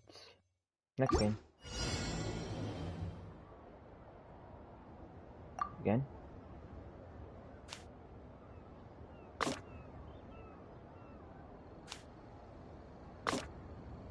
There we go.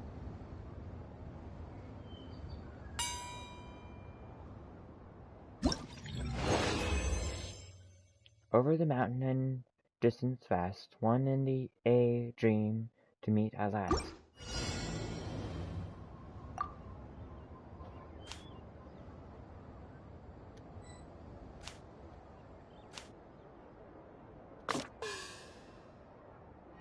Defeated. Oop, I don't want to play it. Nope, this is better.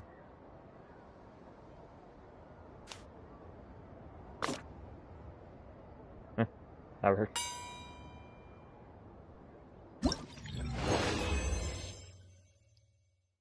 Giving your brother's home. Hanglong can leap from upper levels to the stage to lower levels via gaps, but if he falls through the gap to lower floors of the stage, he will fall off the stage, which will result in performance failure.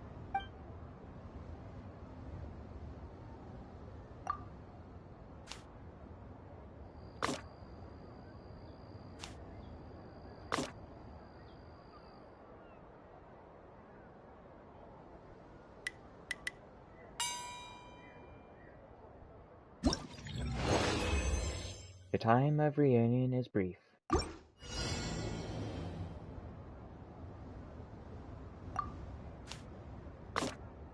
What happens if he hits a wall? Okay, bounces.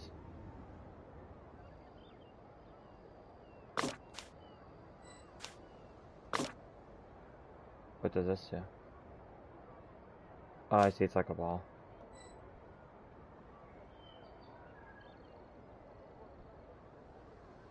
Okay, should we start? Okay.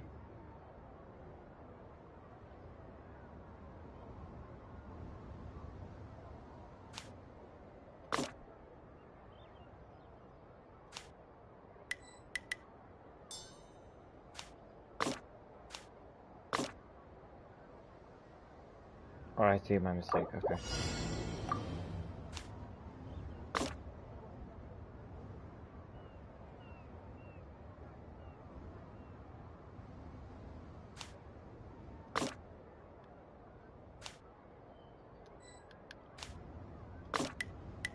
That was close.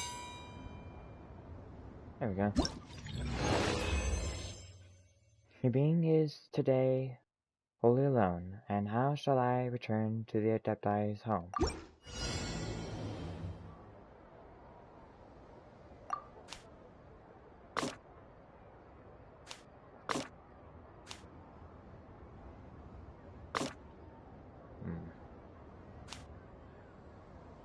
Okay, let's bounce.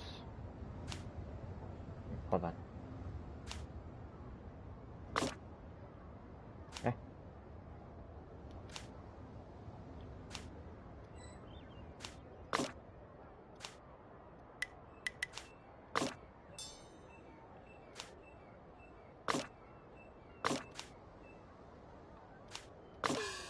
Oops.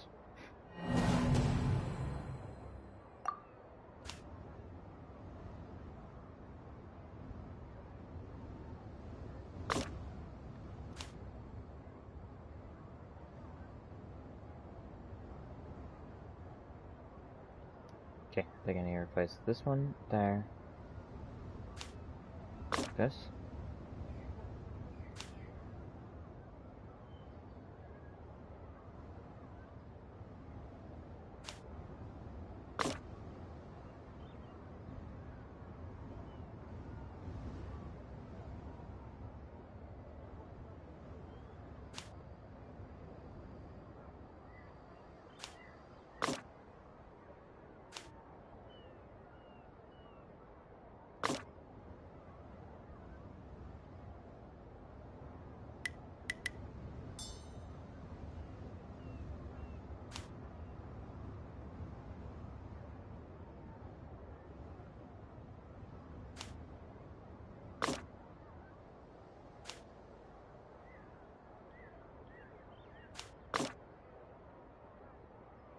Yeah, I'm stuck.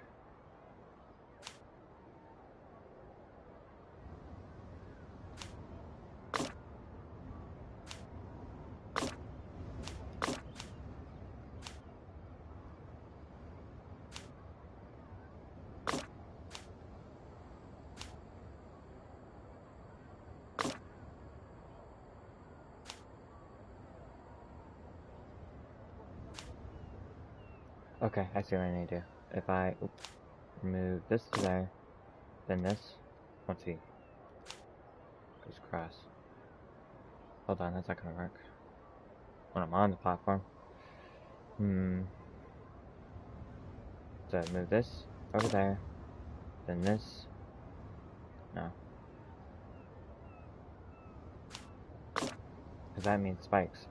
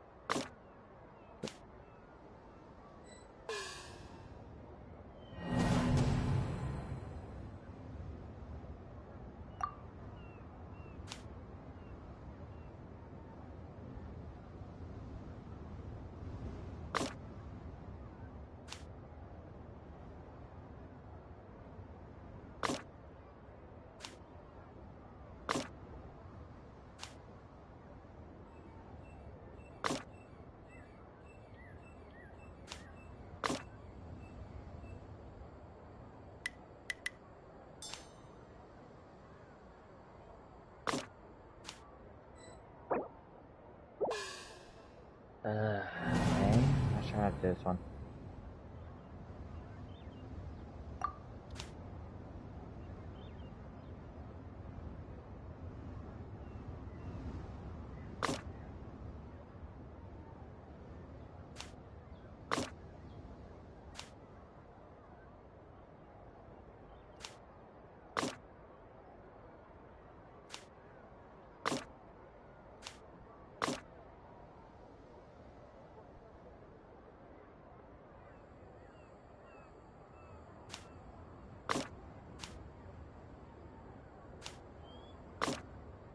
Oops.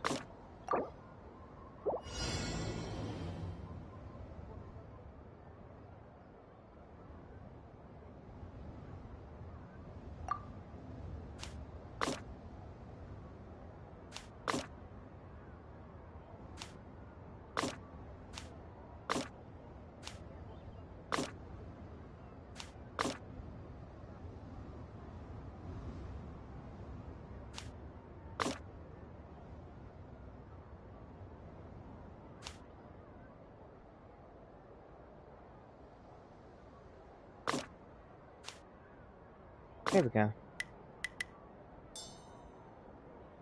I had to move the platform that allowed me to fall off to the spot above the chest.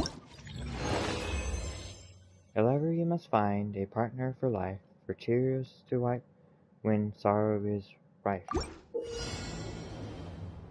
Hung Fang has the protection of the Adeptus and can ride on the wind when he reaches a place where the wind rises. He can ride its flow and reach the stage's upper levels.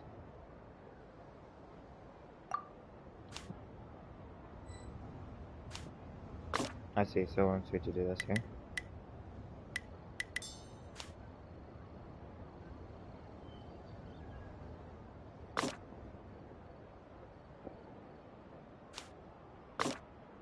There we go. Although, hold on.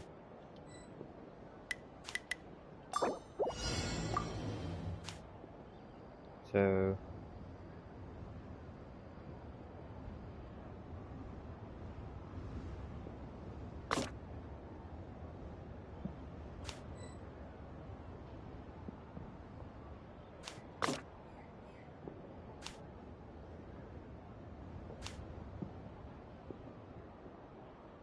gotta move the spikes somewhere.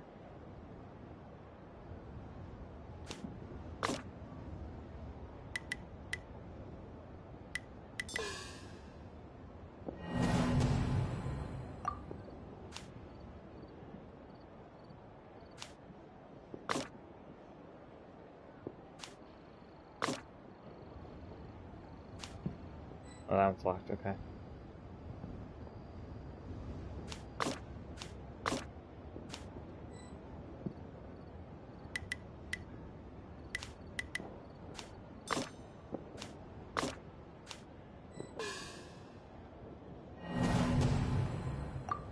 Okay.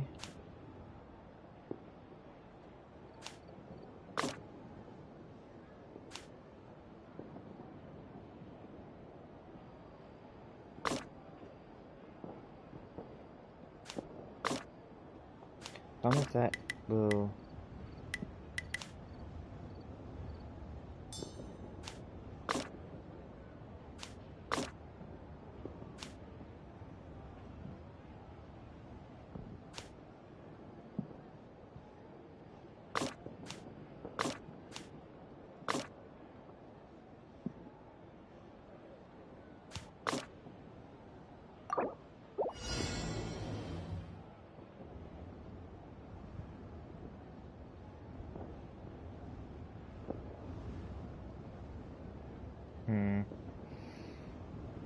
Not sure how to do this one.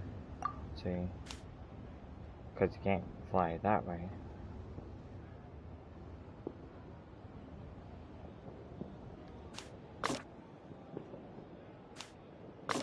Maybe I could do this.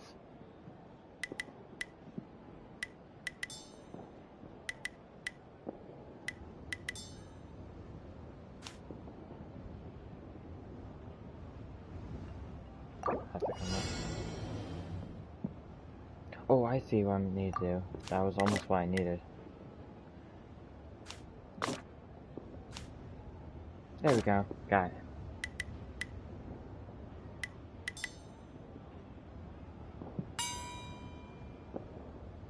Mr. Piney. To eat and rest under oak and birch, across the world to earnestly search. Certain gaps on certain stages come equipped with extra boards. Use the mechanism on the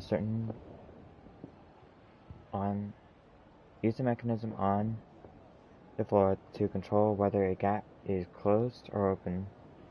Hung Gong can switch the state to stage gaps once for each time he steps on such device. Okay.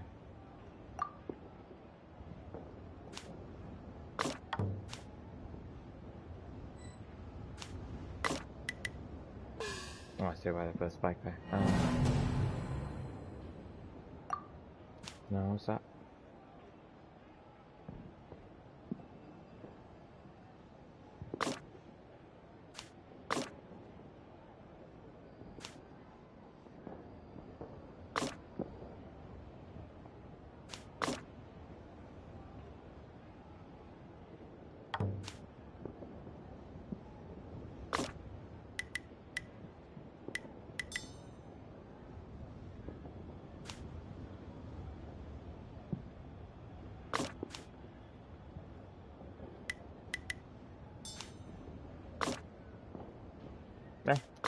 No.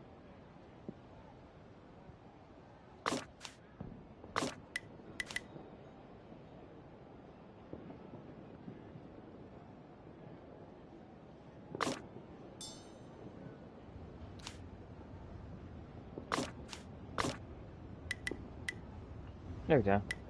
I got it. I don't know exactly what we're supposed to do, but solves it, right?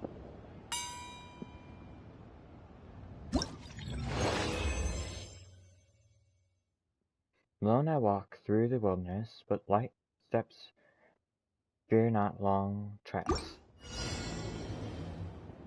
Okay.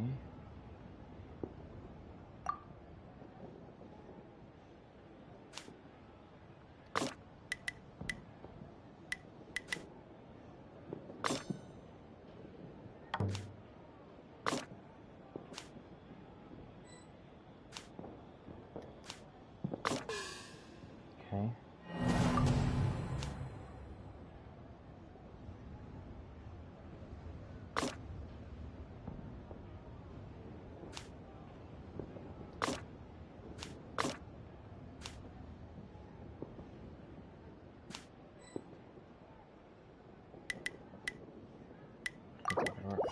Restart.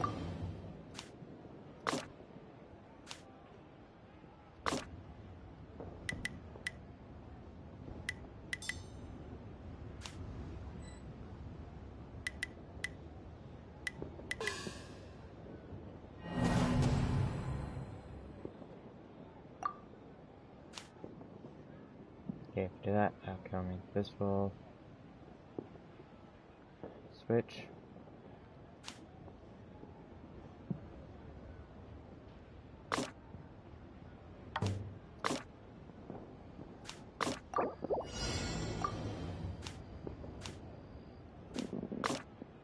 No, that's not it.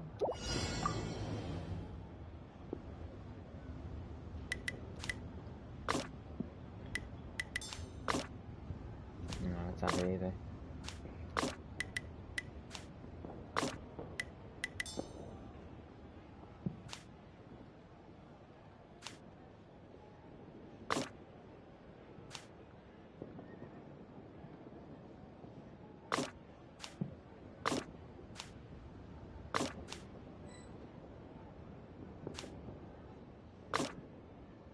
Oh, almost.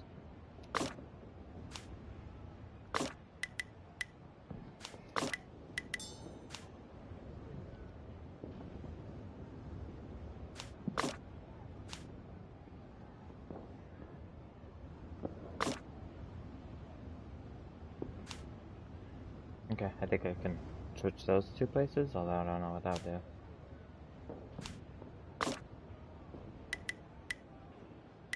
Oh, it's gonna...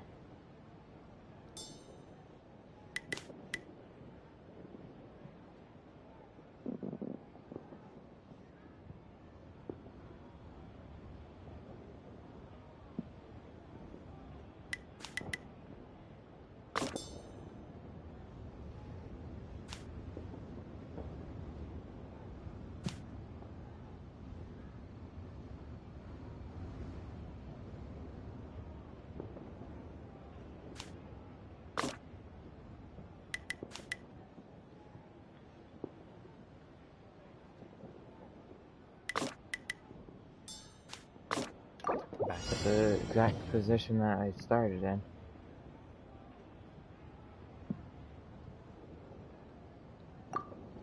Okay, so maybe it's really easy and just... I need to...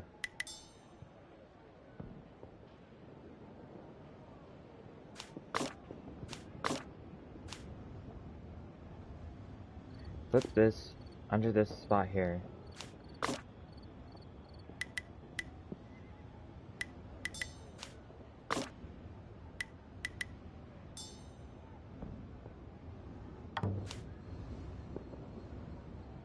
But now I'm gonna touch spikes.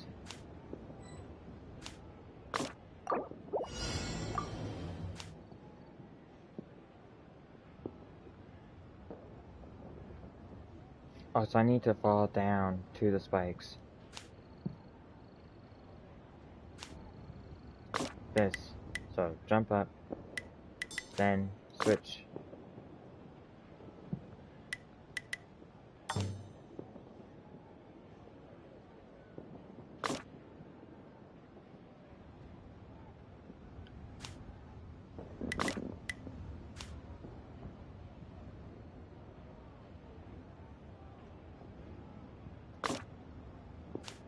There we go. Got it.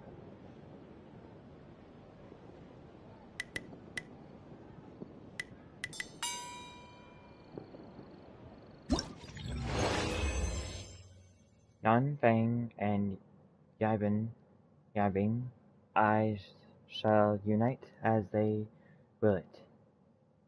Next scene. Use to open the locked door. You must find. First, obtain the key. To guys, gotta get the key to open up the door. Oh.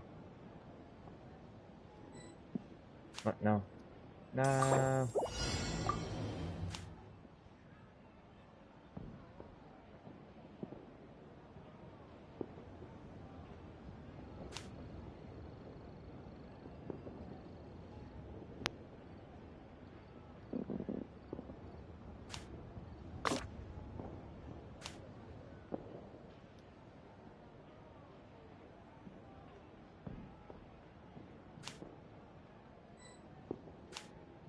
Oh, that doesn't move? I did not.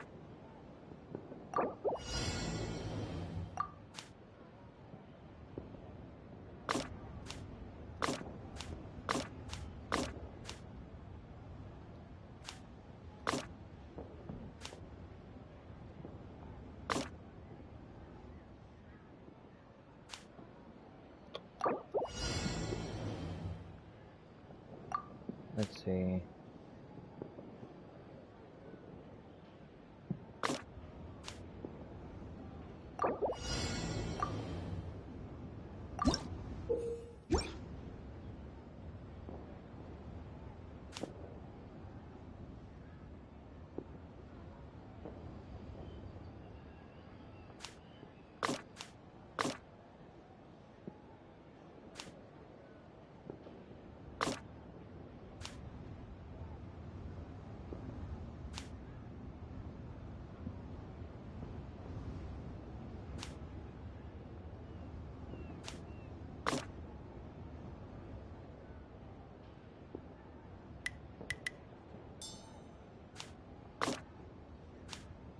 There we go.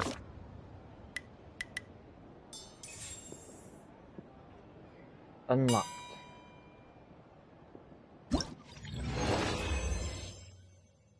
This courtyard is prosperous, worthy of trust. Next. Okay, what's this gonna do?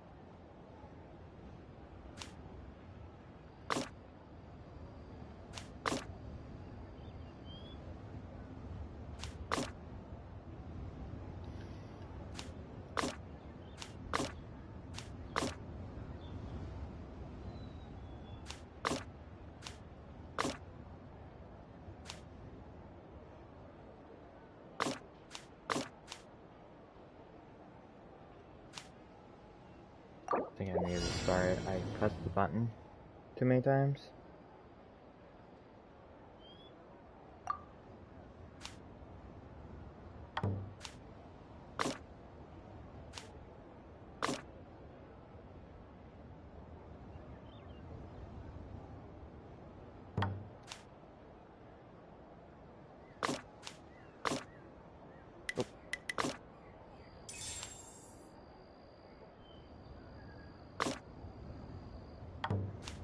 There we go.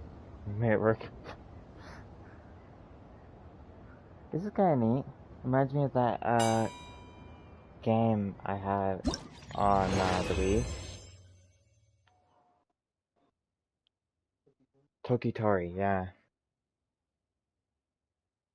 It's just you solving puzzles similar to this. Although you're not constantly moving, you control the character. Yeah, powers and stuff for each level. It's actually pretty difficult. Okay, let's see. Some locked stages sections can be unlocked using keys. That's odd. Ah. Uh-huh. Uh-oh.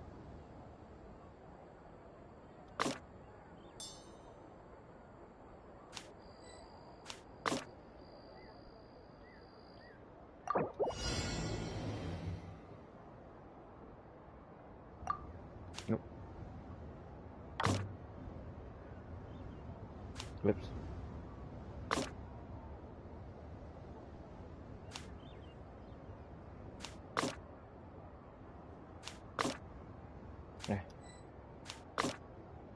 No. Okay.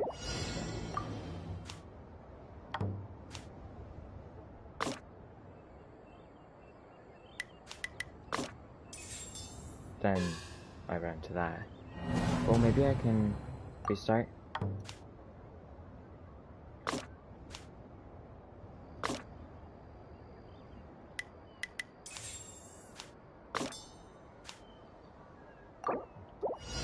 I thought I was moving the paper I was on. Okay.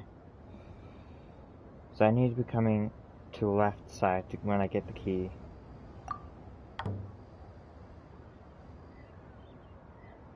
Like going left.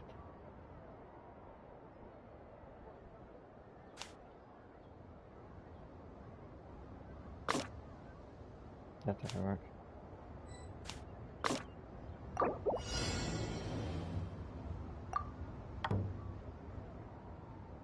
Up until I put the button up there.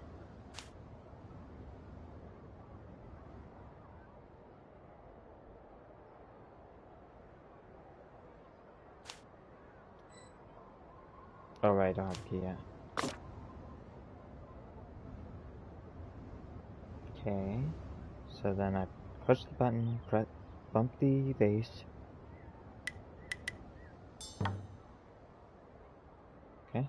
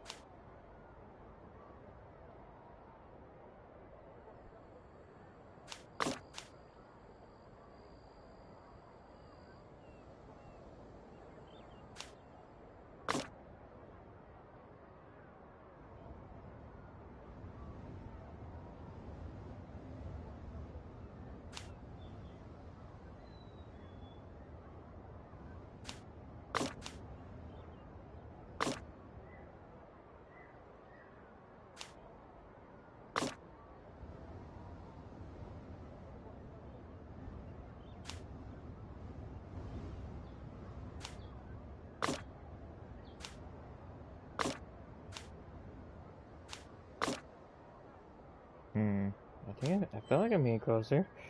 I need to get the key though.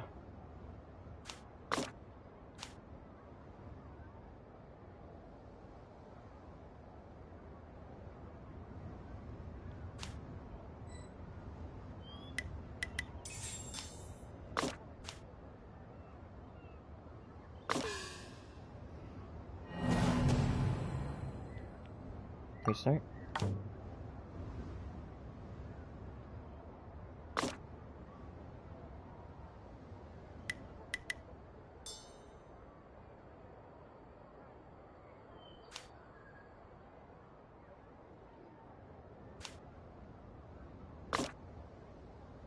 Alright.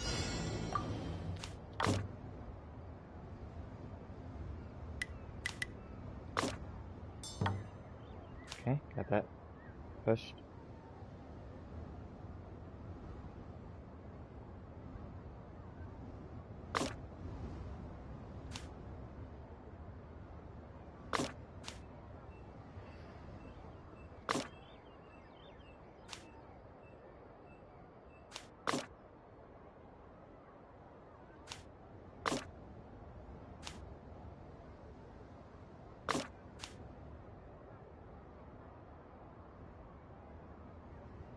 Trying to think this through. I'm not thinking it right.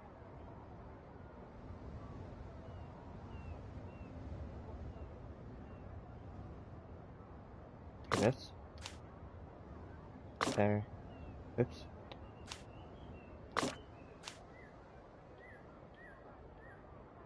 Okay.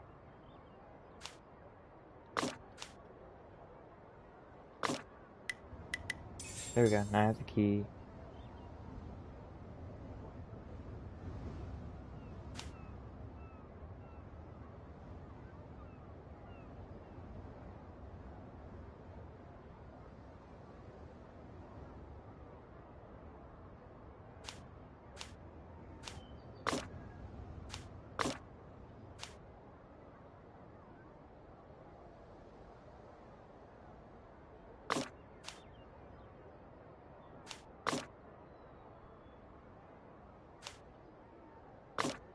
Okay, I think I got this now. I just need to move this piece right there, and I'll have it. There we go. Sweet.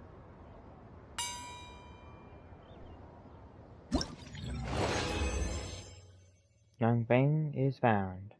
Past mares are past. I go now with the Adepti at last. Was that all of them? Okay. Wow, that's a lot to again. 20 each time I did it, and a book each time I did it too. Money and some of the points. Cool. Looks like it's about time for us to meet up with Ganyu. Let's head to Eugene Terrace. I enjoyed that one. It's very similar to last time, where we were just trying to shape the lantern up with the background. The shadow play, yeah. I enjoy this puzzle. They have probably some of the best ones that they've made for Lantern Night.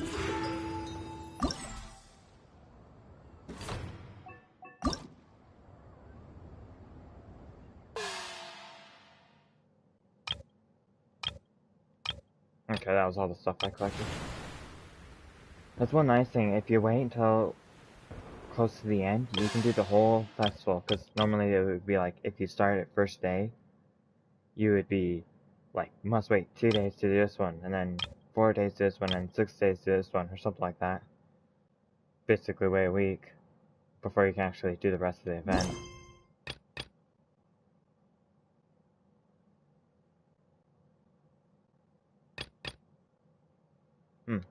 There's a continuation of this class.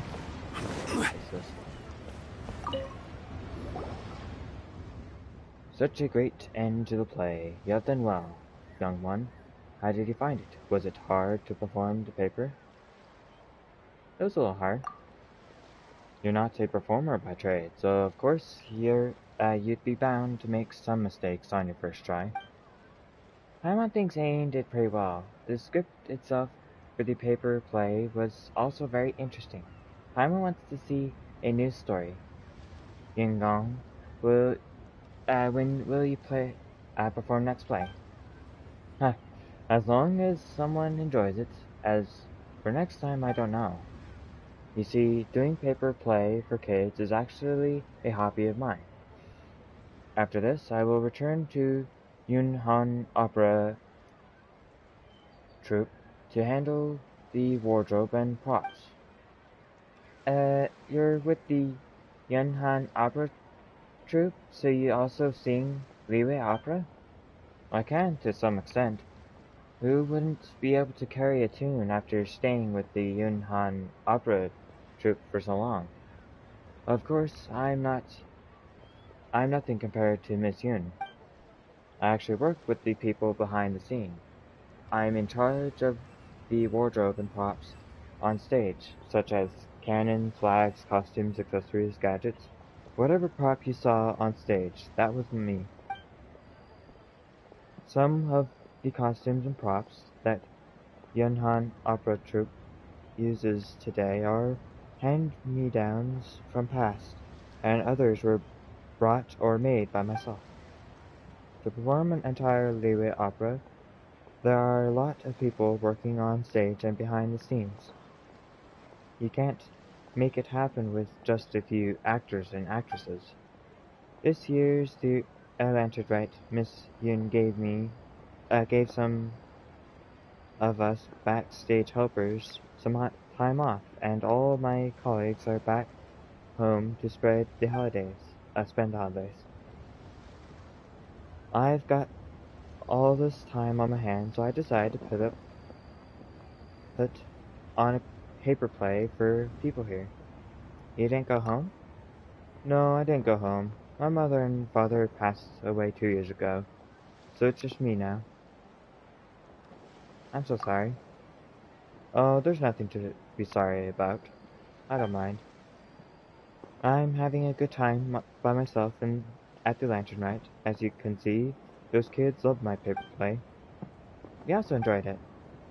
Of course, I enjoyed it myself as well. Otherwise, I wouldn't have bothered making all the paper characters and paper settings.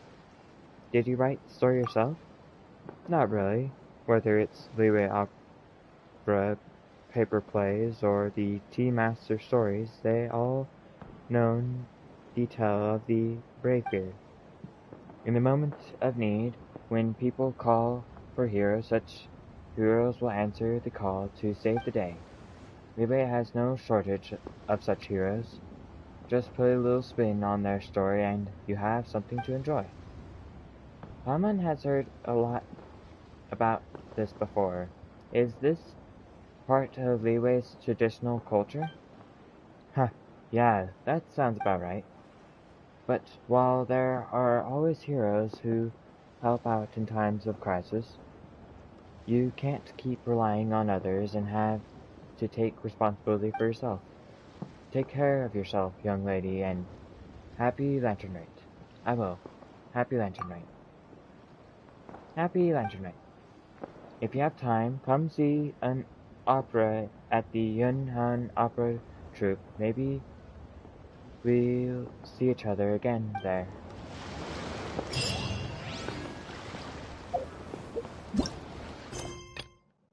Okay, let's go to the event.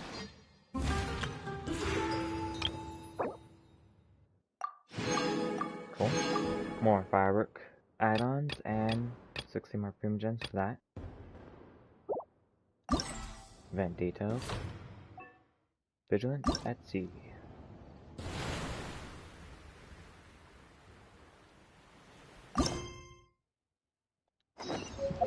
So I'm guessing this is on the ship.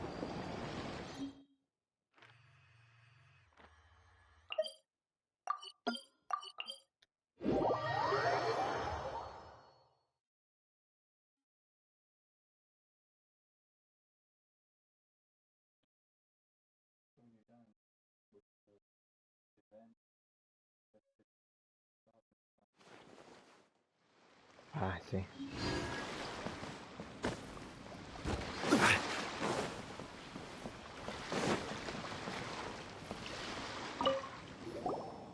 Long time no see, A.M. Paimon. Happy Lantern Night. Thank you, Hyuxing. Paimon also wishes you well. Happy Lantern Night.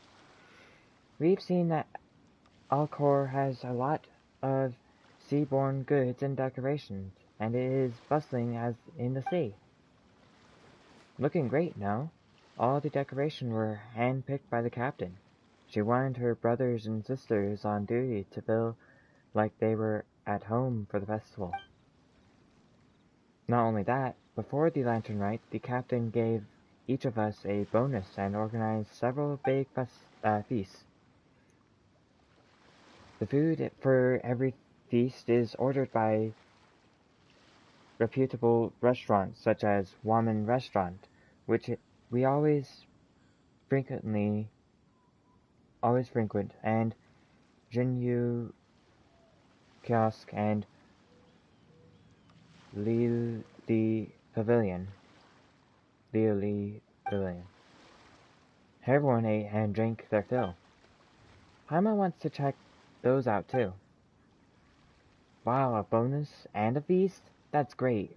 Paimon had no idea that Beidou also had such an eye for detail. Actually, the captain has always been meticulously keeping the fleet's affairs in order.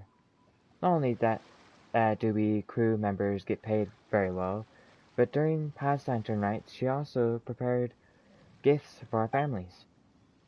Before the captain got some business and information from Qin Quan on how to improve management strategies for the crux. The revenue of the fleet has soared, so the captain has also increased our pay. In this way, the crew will be in tip-top shape for any challenge.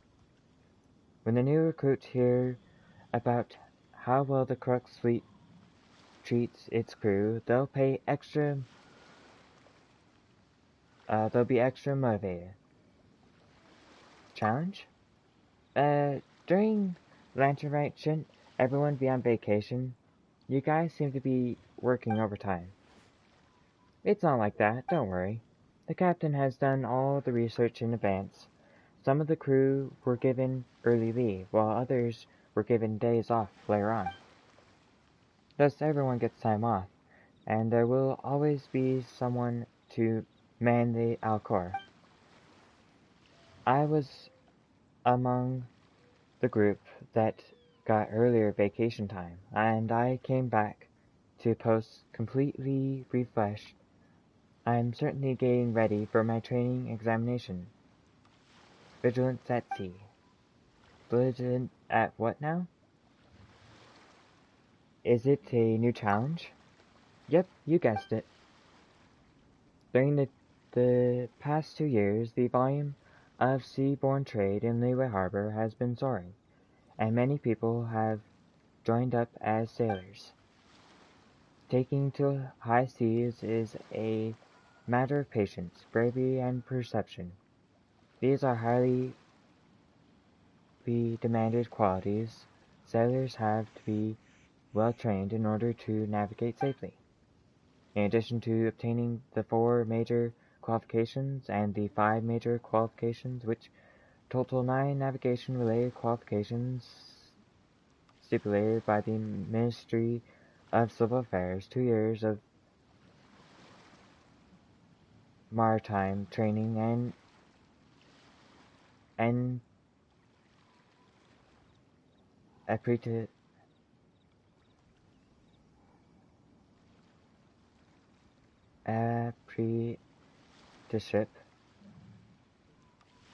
apprenticeship are also required.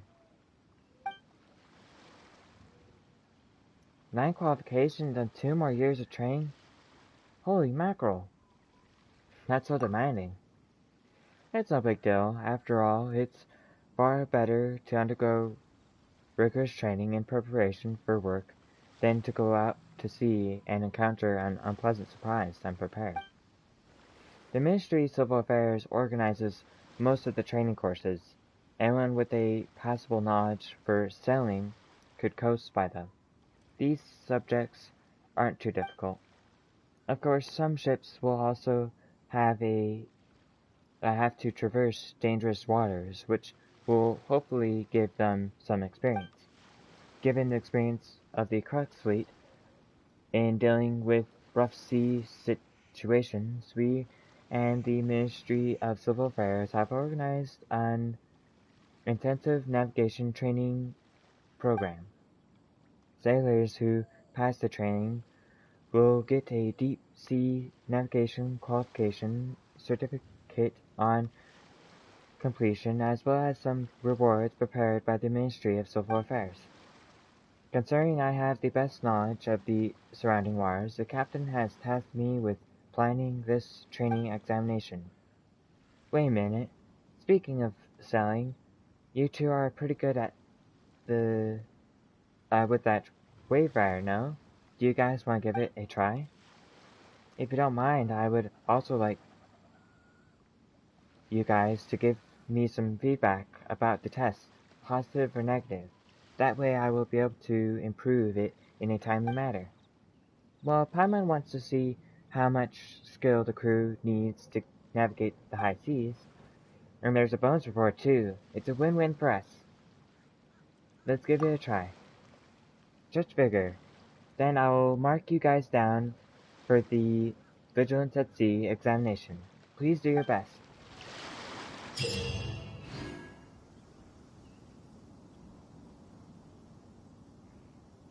We've got multiplayer and single player. It's got 3 stages, chosen randomly. Okay.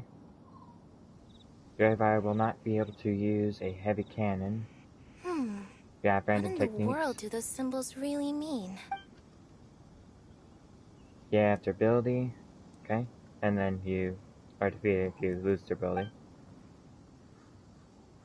Get more challenge coins to get more score. Okay. Let's start. Okay, be sure to give it your all.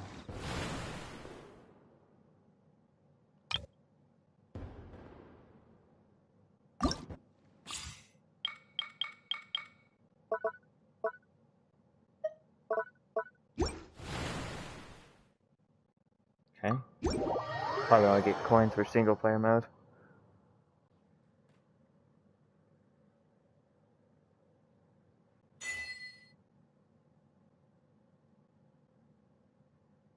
After using the skill, it will collect coins within the radius.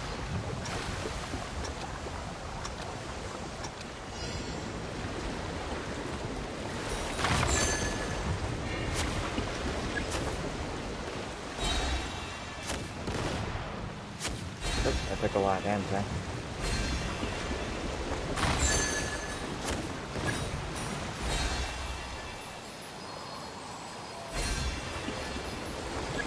Oh, so many coins I missed.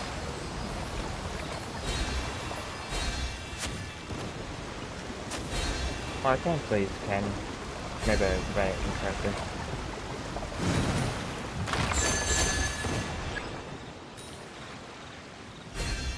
Oh, I see. The R2 has been replaced.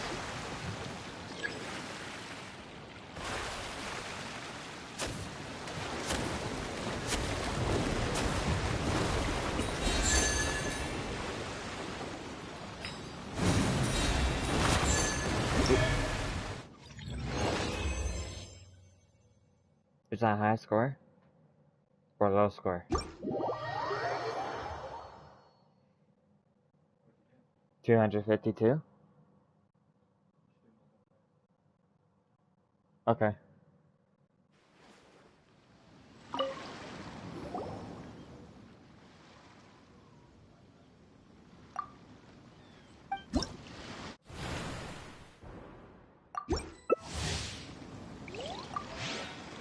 I see. It's...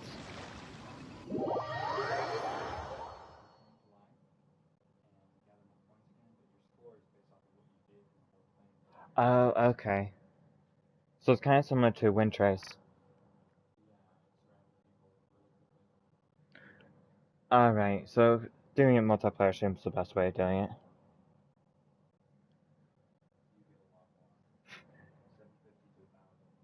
$750 to 1,000 instead of 200. Okay, I was thinking you couldn't get any coins from multiplayer.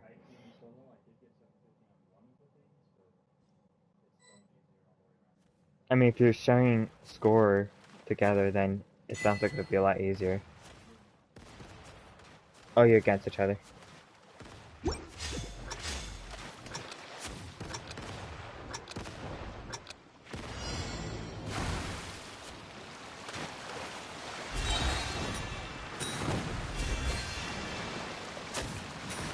Okay, get this one. I got it. We have to fire each other? I see.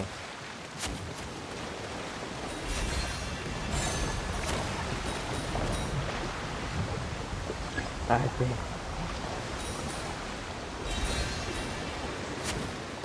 Oh yeah, that's got a lot less life instead of...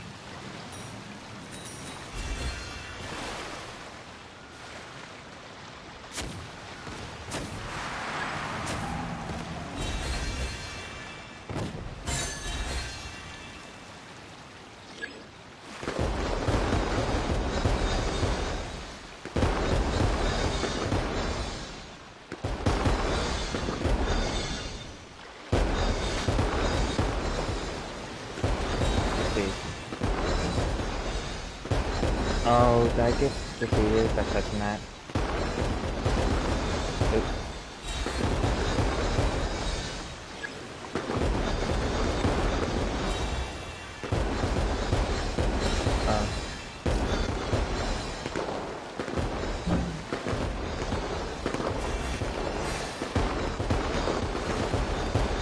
I see now.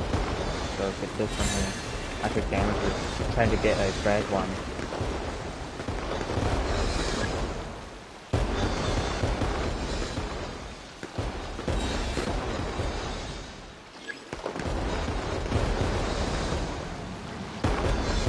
And you get a blue one.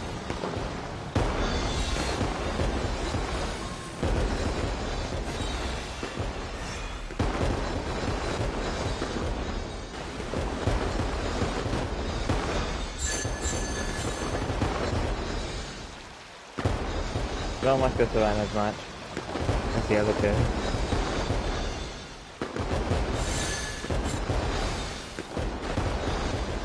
I don't care much for the competitive. What? Excuse me.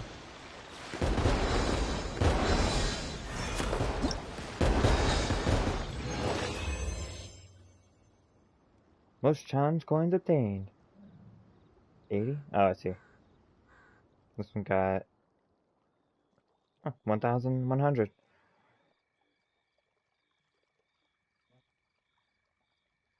Yeah, definitely. Team disbanded.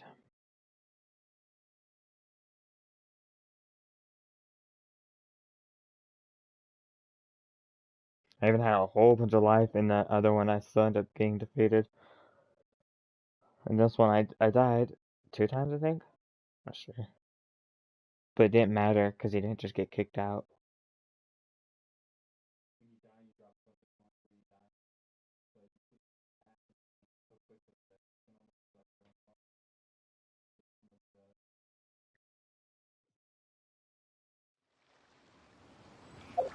Let's see. I believe there's 5,000, so I need to do it 4 times.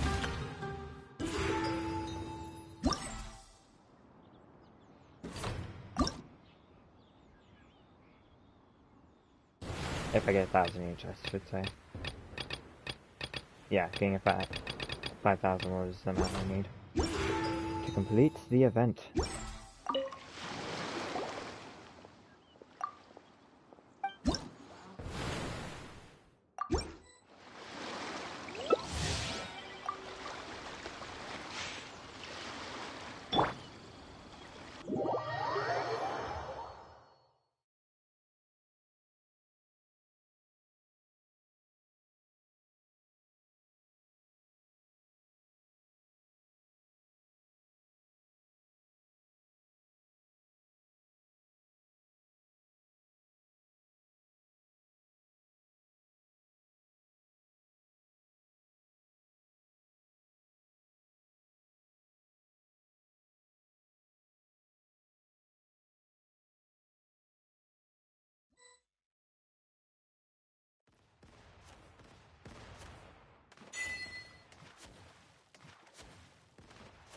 Looks like I got the same one as the second time I guess.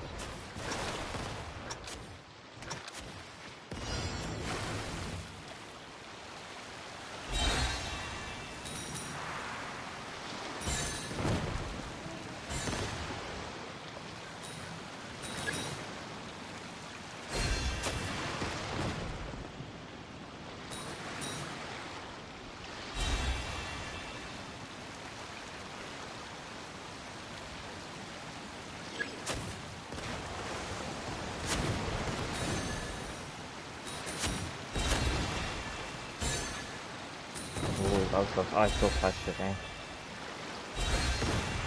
Hey, that one blew me up.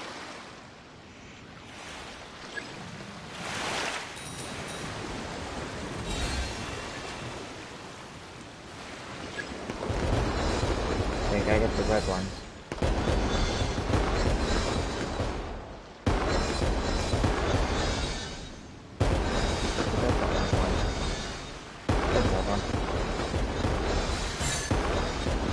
One.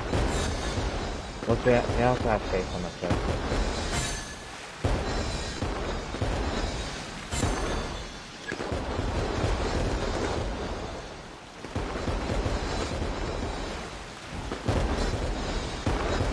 Okay. Oh, there's more attack.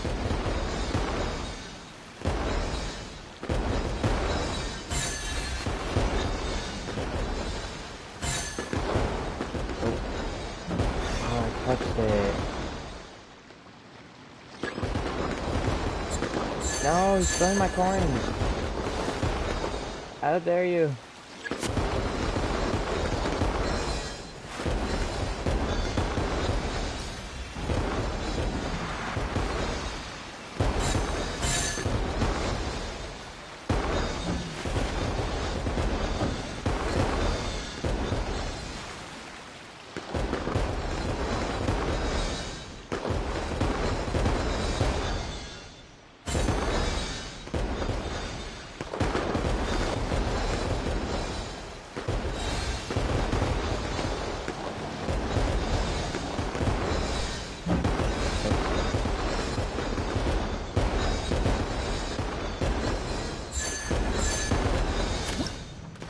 try to send my coins again.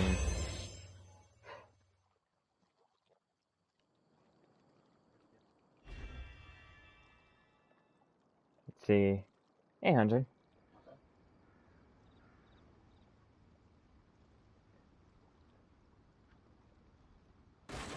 Yeah, I don't like that part. I'm able to still other. Yeah, I agree. It's much better than having to do that, although they should just giving you the option to not have to play online. Because then, because you don't want to play 20 games with this, that would be too much time. They should have just made it 1,000 for those as well. Or up to that amount. It could have just been I felt so badly that I got that amount, but this I'm failing and I'm still getting quite a bit.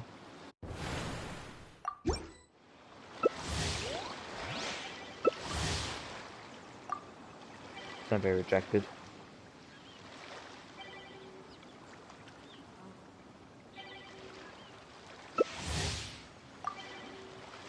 This should be how DVD's lobbies go. It's just like instant into the game. If somebody declines, it goes on to the next group until it goes through. And it's not like it's the small game and it's got 4 people, and that game's got 5 people. Same idea, right?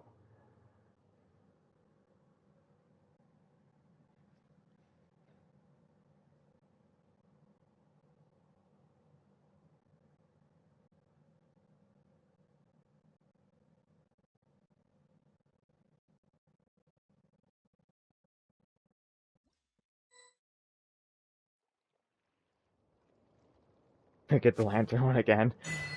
Okay, well I know how to do this one, so that makes things easier for myself. 3, 2, 1, begin!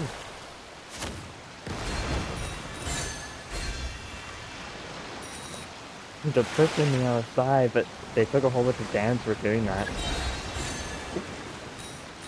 Well, I was just lucky. I got hit by that one.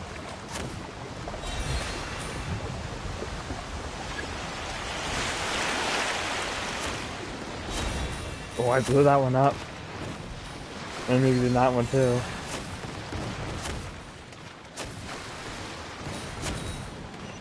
Ooh, coins! That's what that one gets for taking all mine. Uh-oh.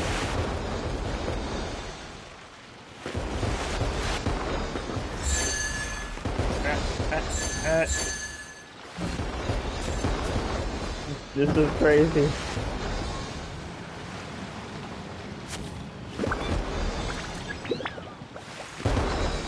Okay, orange. I disappeared right the last second.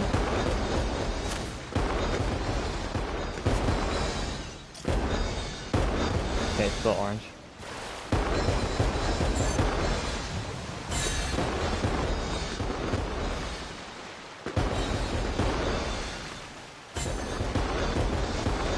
Well, I've only got 1 life left. Yikes.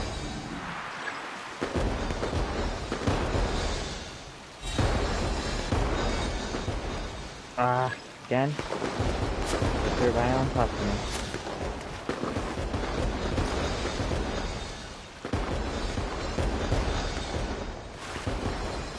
This one's gonna be kinda dangerous. Oh, don't touch that one.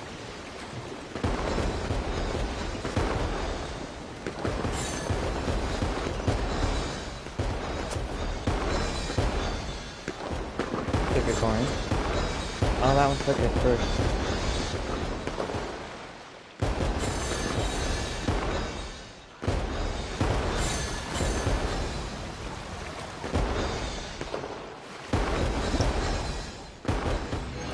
Cool, I got up to 150.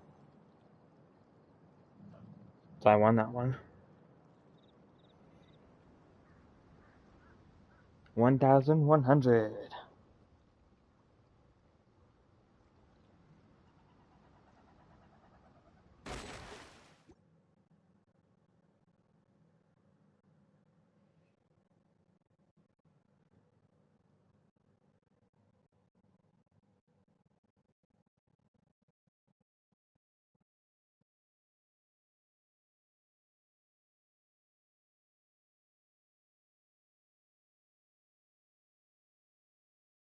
So they got two more times of doing it.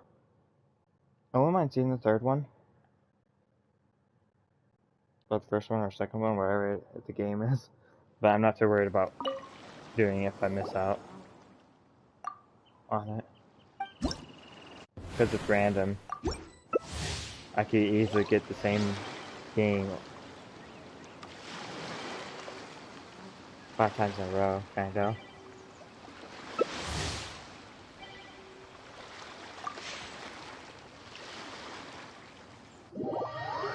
10 times or 20 times.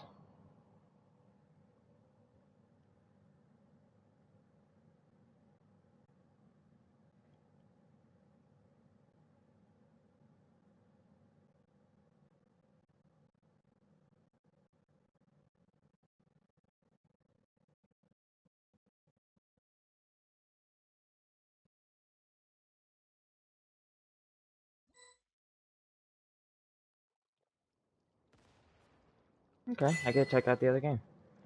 Crossing the Thrumming Waves. Seems like it's just a go forward kinda, maybe? Oh, wow, there's a ton of dangerous things here.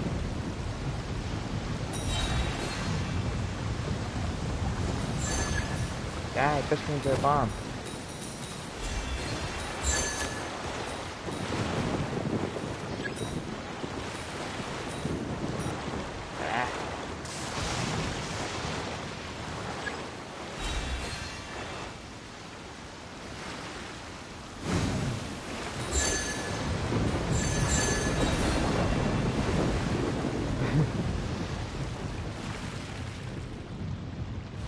Stuck on the border. There we go.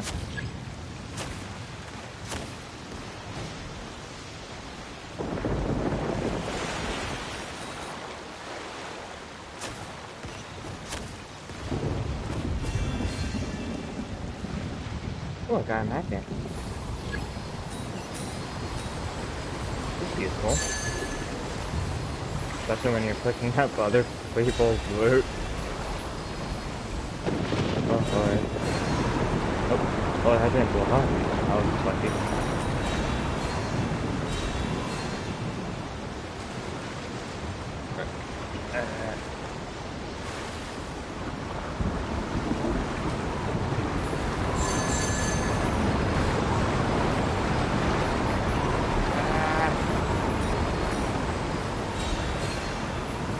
They're placing those whirlpools all over the place.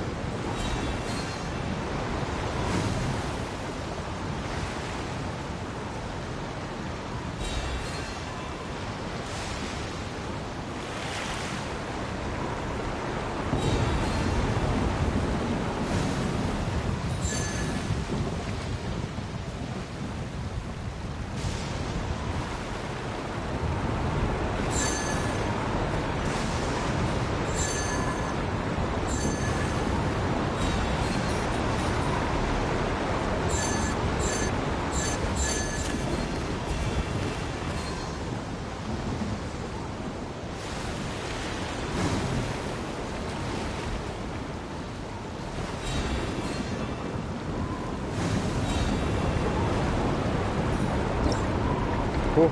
That was difficult. Most challenge coins obtained. Most challenge coins obtained. Okay, so this one mine looks like. Or 1,250.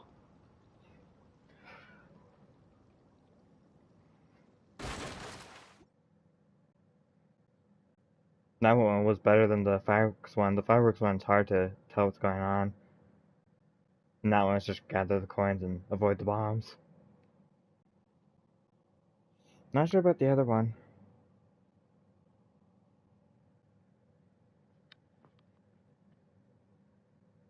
Just avoid the whirlpools. And maybe the other thing. Destroy the thieves or balloons or whatever, I don't know.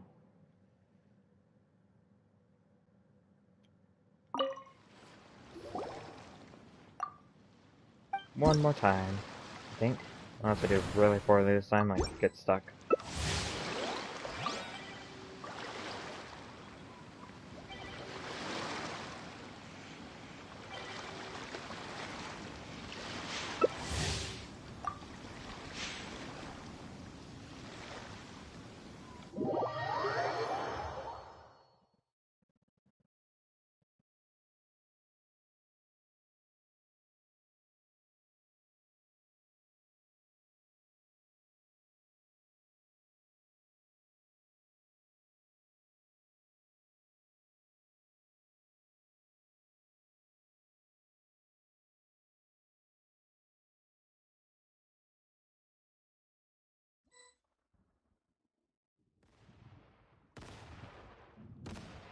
Oh, I got that one again. Cool.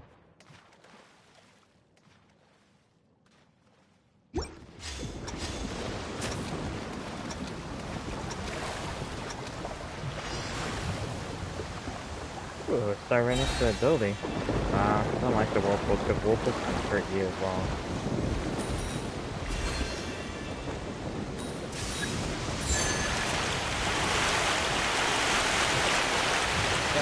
What are they doing?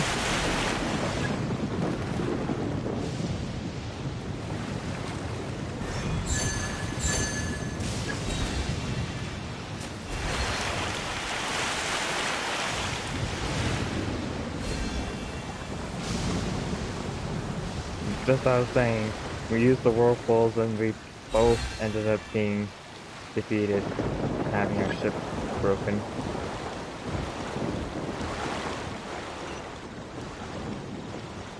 Come on, stop.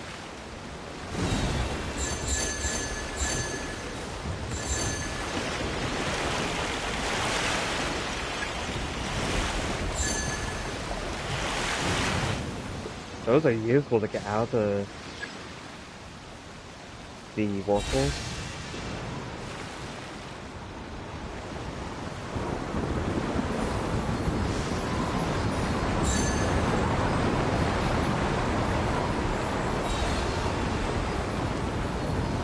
Open on the other one. Okay, good, I got it.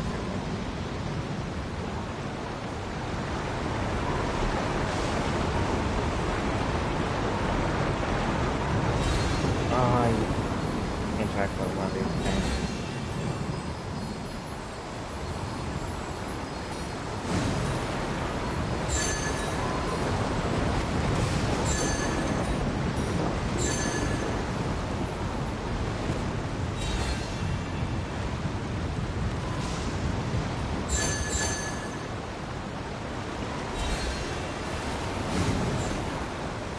Go. Getting one of these powers. Okay, another one.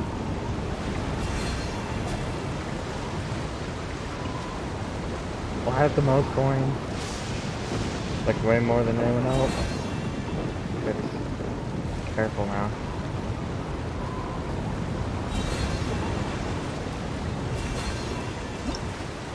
Whew.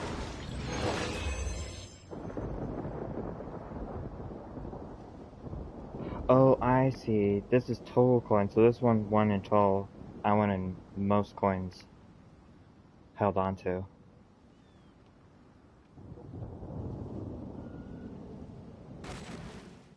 Okay, that was the third minigame. I didn't like it as much, although I did still enjoy it. It's kind of frustrating playing on the Wave Rider. Trying to control it is the best thing.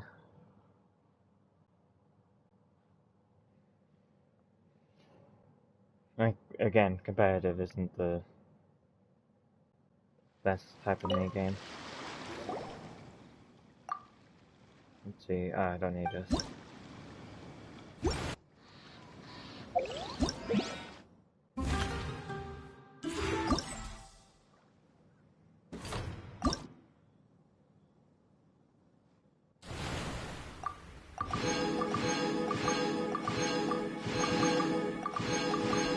Free loot!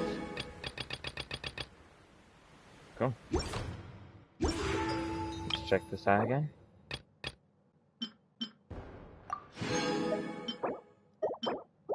Got 2 different screens, cool. I just need to get 200 more, I think? No, 100 more, okay. Okay, let's get Yao Yao.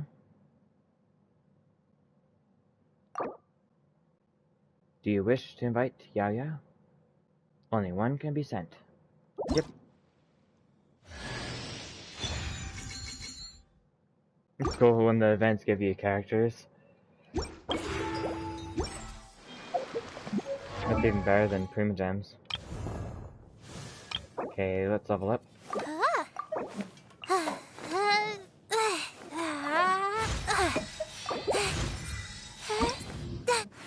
Send.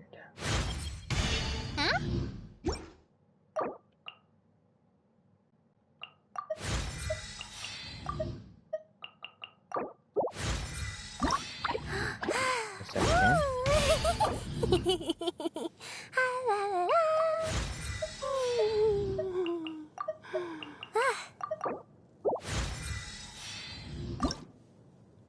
Alright, again.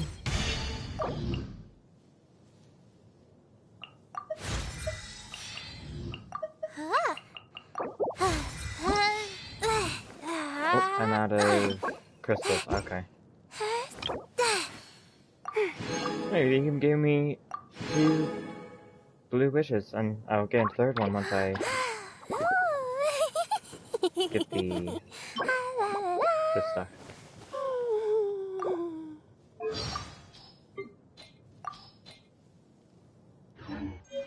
I got another character to friendship now. With that character price set.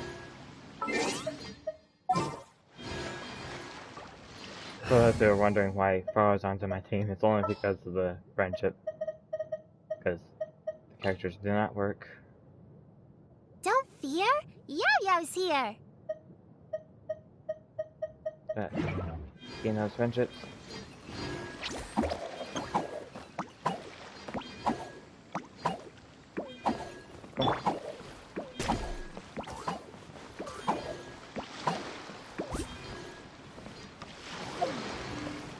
Oh, check this out. Battle Pass.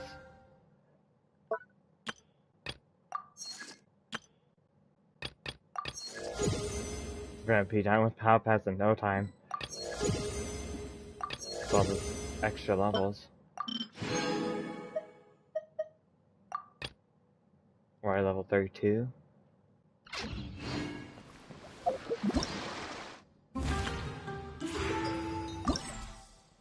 What's this? Oh, I see, that's what that's the second part of the quest, okay. We have one more minigame, I think.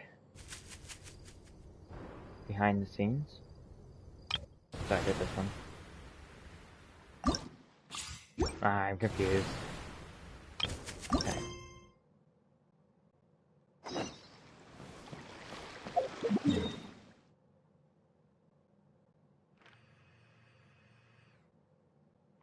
Right here, looks like.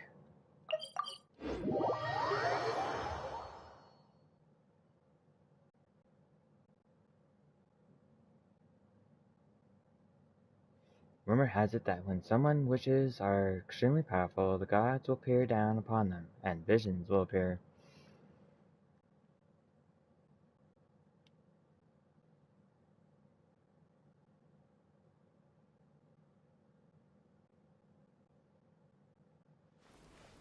Vision, not visions.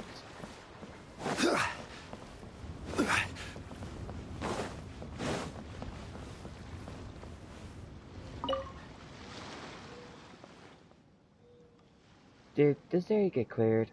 I think I should have been... It should have been cleared already. Ah, what a headache. Huh. You're the traveler. My apologies. I was too busy. I didn't even notice you. What are you so busy with? Ahem. So, it's like this. For this year's Lantern Night Festival, we of the Leeway Harbor Adventurers Guild have been dispatched by the Ministry of Civil Affairs to help some territory.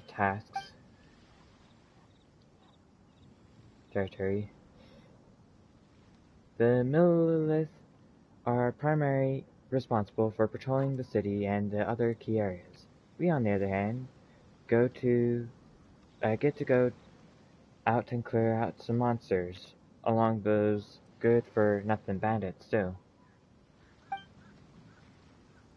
Speaking of which, you're a registered adventurer as well, aren't you? I've heard plenty about your exploits. If you want, you can help us out too. What do you say? What about the Lantern Rite? Well, since we are helping the Ministry during a holiday, they're providing additional compensation for our efforts. So, should any adventurers be willing to take part on these commissions, they will be able to collect the rewards upon completing their task. How much compensation are we talking about?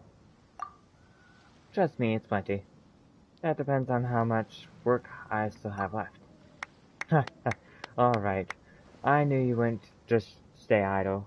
I'll be sure to mark down all the locations already confirmed by the guild. Also, please take this miniature launch too. Should you accept one of these the commissions, remember to launch some fireworks after you clear out an area. After you launch the fireworks, we will send somebody to designate that the area as cleared, and then we'll adjust the overall plan in accordance with the areas that have been cleared. That sounds pretty strategic. Yeah, this is the Lantern Rite Festival after all. We can't let anything go wrong. People are more tense than a stretched cord right now. Never mind this for now. I'll go take a look at the situation. Need to make a report to Lan later.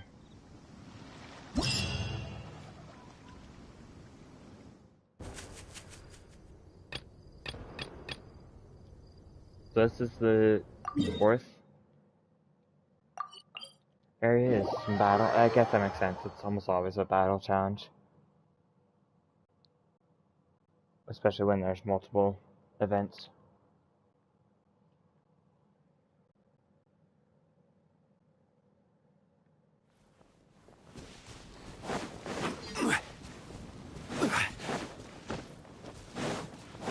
Defeat the 9 opponents. Do this, and wait for them to spawn. There they are. It's showtime! Prepare to be defeated.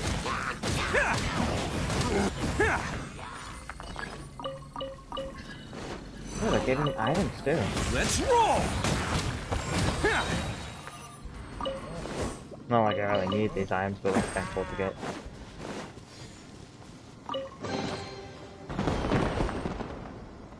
Area cleared. Next area.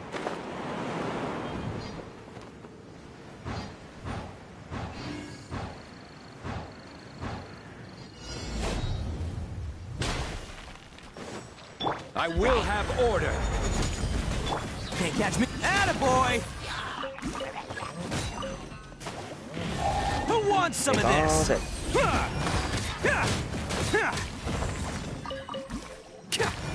Let's roll! Second area clear.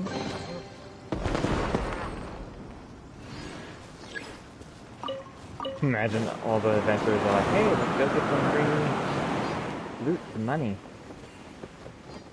When a traveler comes by and just wipes out everything.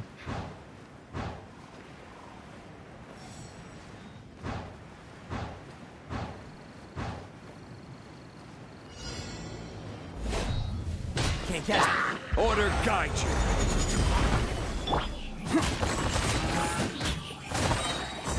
Oni coming through.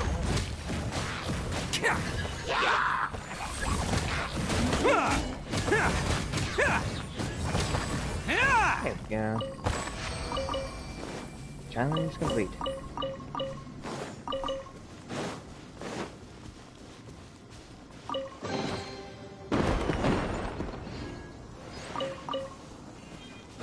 Okay, next zone.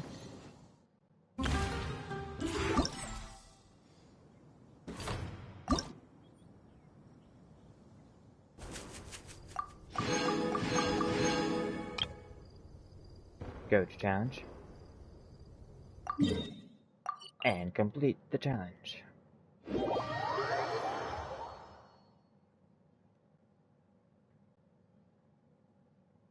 The game does not like me doing this the way I'm doing it. It's reading out like crazy.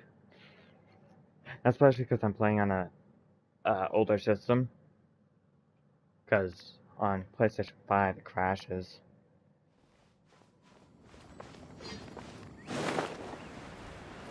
So I have to play it on this one. Which you think it would be the other way around. Can't catch me! The older system would be weaker. Attaboy! Handle it. I will have order! It's showtime!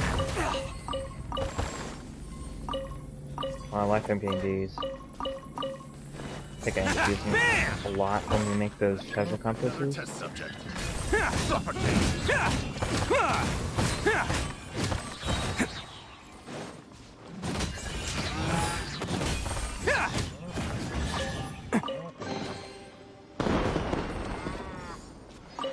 Can't catch me!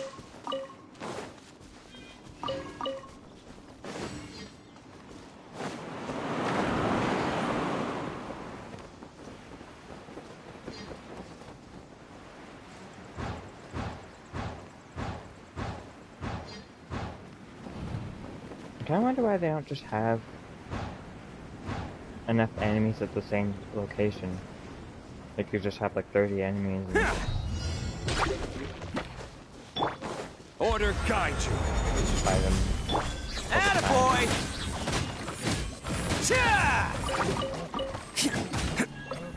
Who wants some of this? Instead of having to like travel to the location, and that's just spam.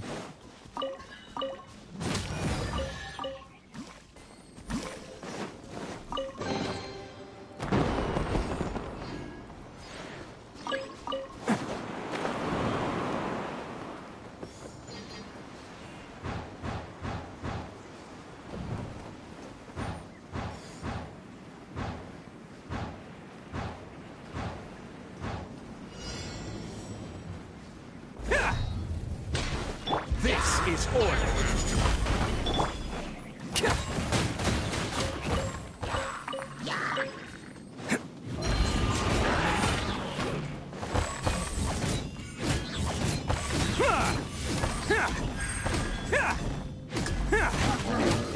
There we go. He destroyed the shelf. Even better. Challenge complete.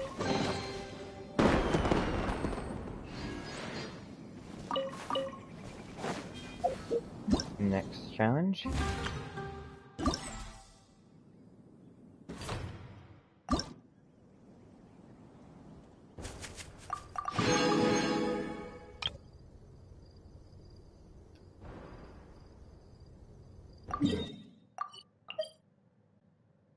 They put it in Samara. Oh boy. So we're gonna probably have to use those zip things. I don't like those. I hope the next zone doesn't have anything like that. There's like Samara had, not Samara, Inzuma had the lightning things. And they're alright, but I don't like them much. Can't catch me! Wouldn't mind anything like that, and then they have Samara, and these things are not good for ziplining. They don't work perfectly in flying when you use them. Like you are. Yeah. You could be looking right at it and you can't use it. I will have order! It's showtime! Oh, this is nice. I'm playing fungi, which I need more on for future. I had to farm a whole bunch for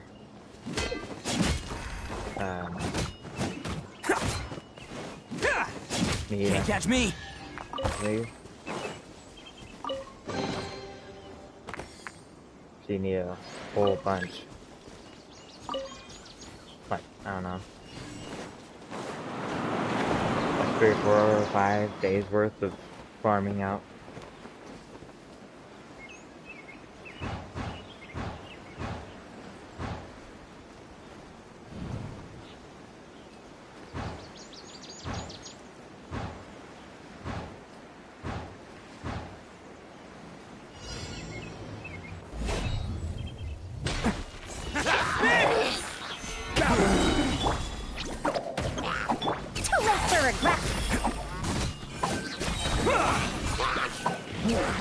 Who wants some of this?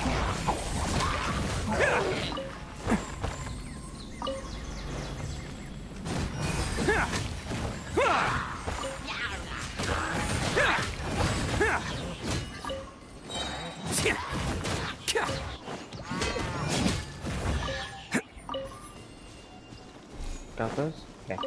On to the next zone. Or next area, yes. Not zone yet.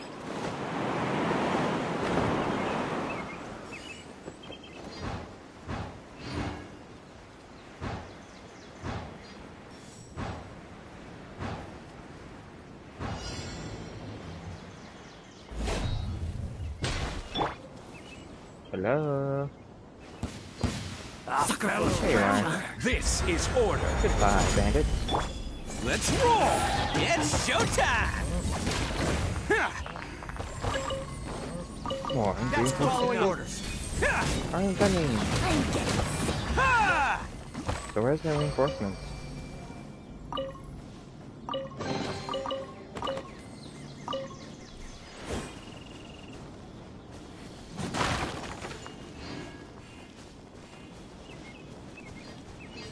We didn't use any fireworks. Okay.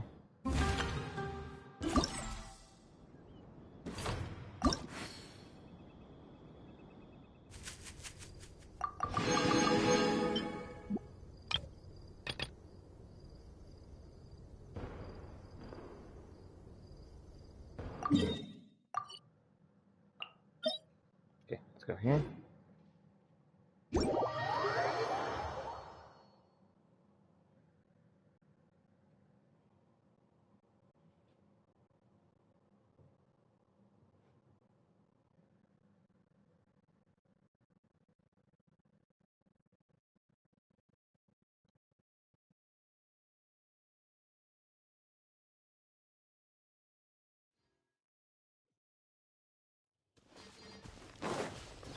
Can't catch me.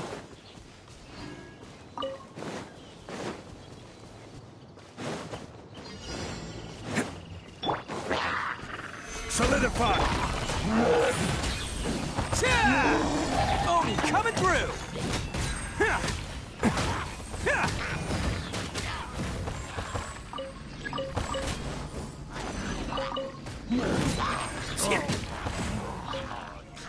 Attaboy!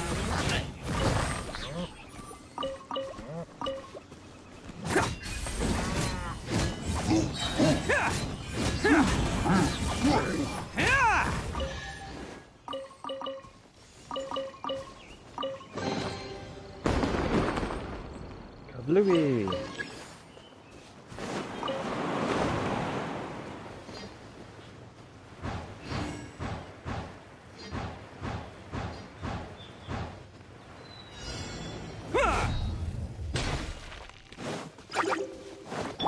Order guide you. Who wants some of this? Let's roll!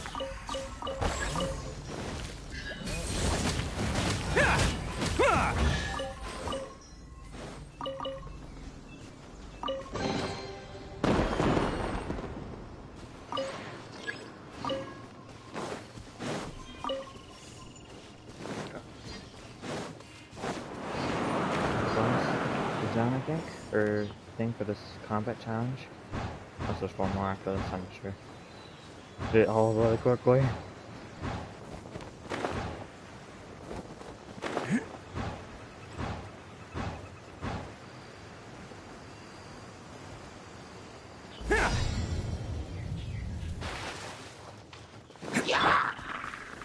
Stabilize! Stay put!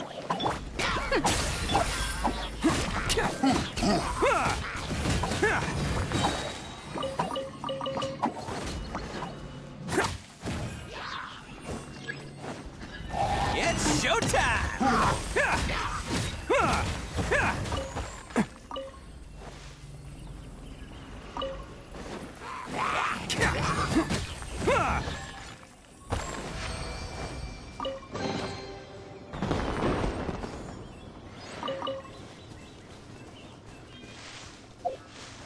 Okay, so I got a couple things to collect here. Grab that.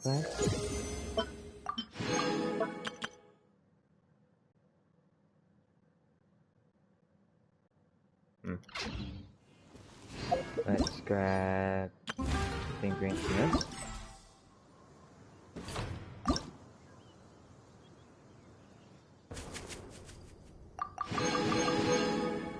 Okay, got those Primogams. Festive score. Here we go. Can get my crown.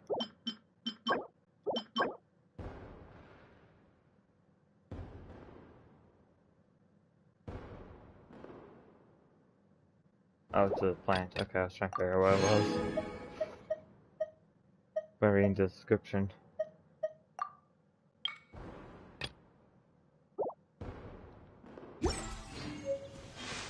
That is all the minigames and other stuff.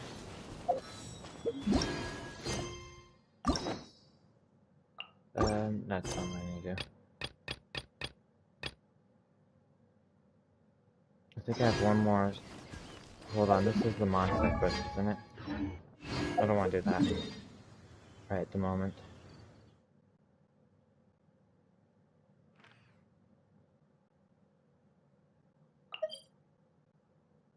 Is this? Okay, 12 days, yeah, cancel. That is for this event here. Whatever that one is, there we go. Oh, it doesn't show like a quest. It looked like a normal quest, like a story quest, which is a story quest, but it's also an event story quest. Kind of confusing. Yeah, time limited. Yep, I finish it, do it before it is gone. Okay.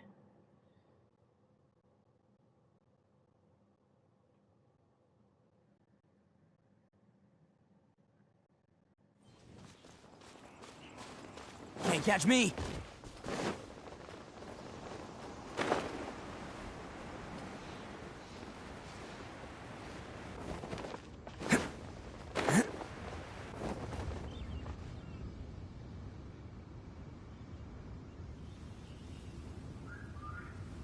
Sometime you falling asleep.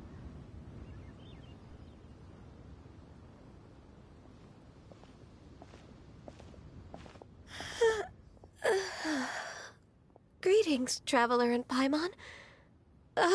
What time is it? Are you okay, Ganyu? You were nodding off there. Didn't you sleep well last night? I'm fine. Don't worry about me. Let's discuss the matter at hand.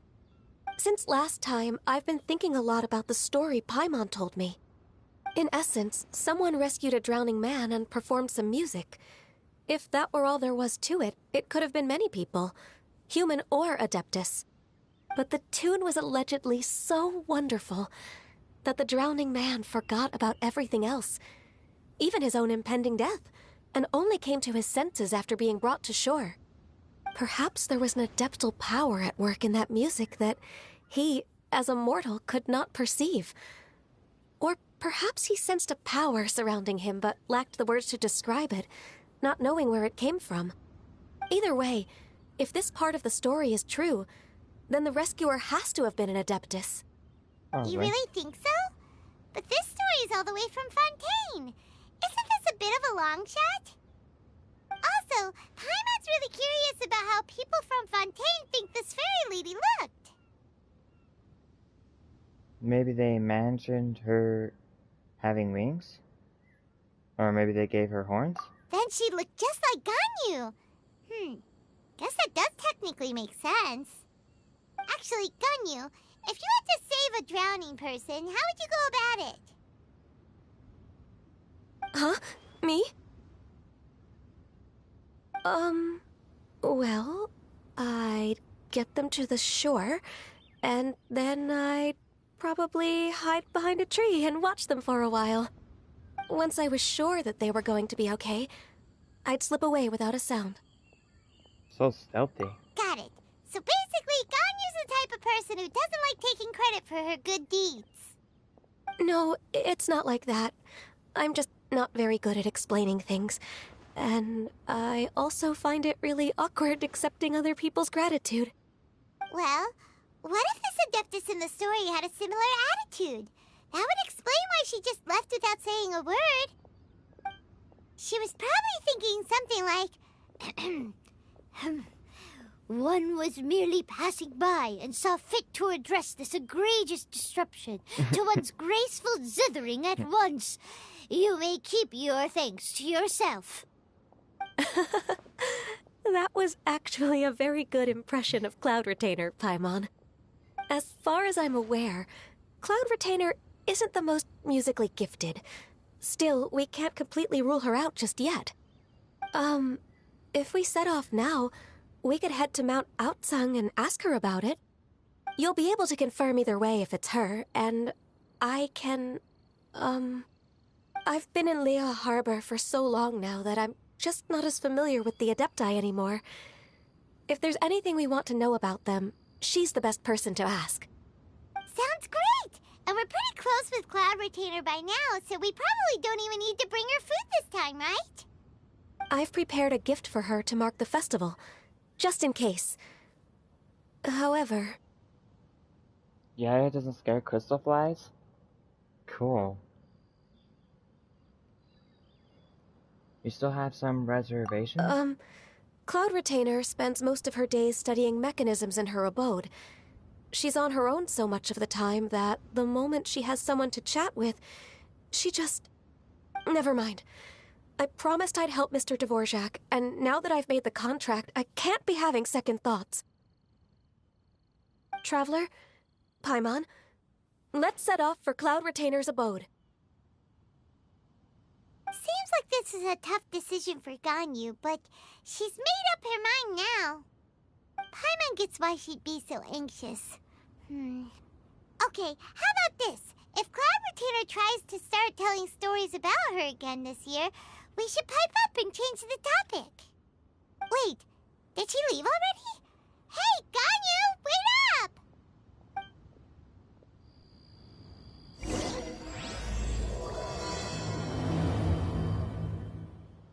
Part 2? Again. Let's see.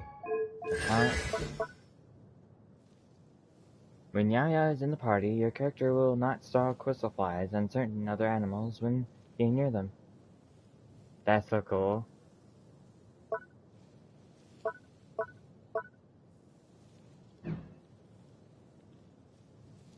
Maybe by like having a collection team, and Yaya is gonna fit right into the team. I believe it's also got Alloy and Sayu. I can't find them. Oh, there she is. Sayu. And another wind character, so they're faster. So it could be anyone like Venti or Jean.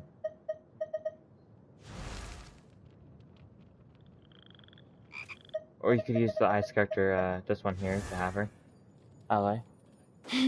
Oh, the one for nighttime. Yes. I could have 2 wind characters, and where is she? This one, Rosaria, and have it at night. So Sayu, Rosaria, another wind character, and yeah, it was great. That thing.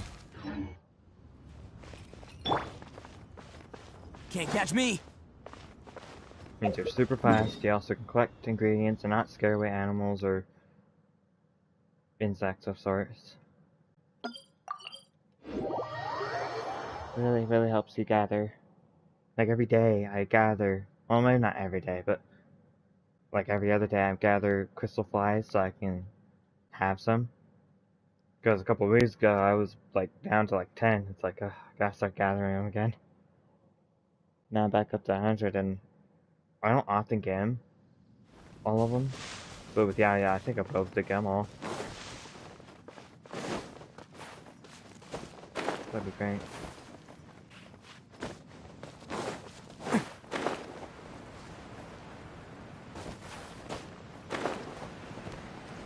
I believe Acer is also good too, because he is able to reduce your stamina. But he can't have that many characters.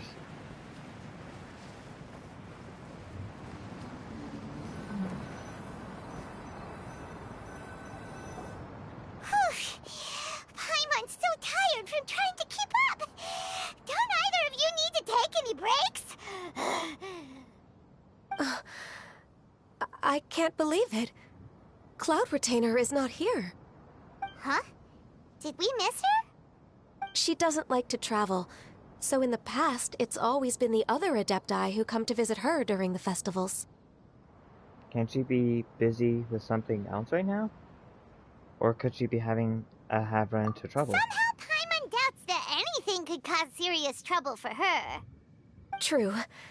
Now that I think about it, Cloud Retainer would be quite capable of taking care of anything on her own. There's no need to worry about her. Well, I think she could have some trouble with Jingling. Because Jingling wants to eat her.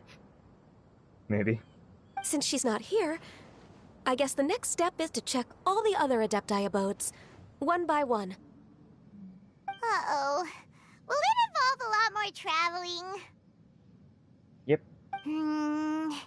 More travel. Got it! Paimon has a great idea! Please go on, Paimon. Our goal here is to find the Adeptus that helped Dvorak's ancestor, right? We can't hear any music right now, but if she's really as nice as the story suggests, she'd definitely come to help anyone who was drowning, right? Yes, I think that's fair to say. So, all we have to do is get the Traveler to pretend to fall into the water, and the Adeptus will come to the rescue! If you're so sure, why don't you try? You know perfectly well that Paimon can't swim! Paimon would sink like a rock! I guess I gave it a try. Just trust Paimon! The water's pretty deep over there. Quick, swim to the very center!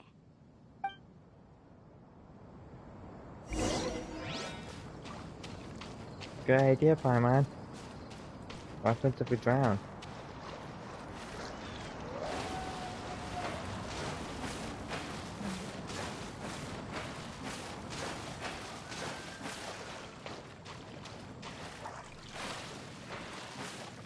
Help! Help! Someone's drowning! If only there was a kind-hearted Adeptus here to save us! Oh no! Whatever will a Paimon do?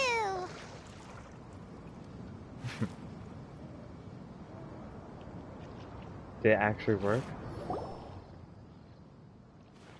What is carries going you on? to shore? Zhao How do you feel right now? and Jenny. It's all Paimon's fault.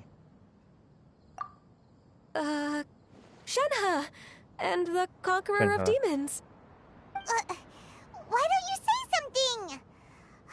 Please don't make Paimon explain it. Doesn't Okay, look good. fine. explain. Jazz doesn't look too thrilled. We're looking for an Adeptus who's good at being a lifeguard and playing music. But if the Adepti aren't gonna stay home, then how are we supposed to find them? It wasn't me. Yeah, so this Adeptus is most likely a woman. And I am not an Adeptus, as you both already know, Traveler and Paimon. Okay, so this is Paimon's fault.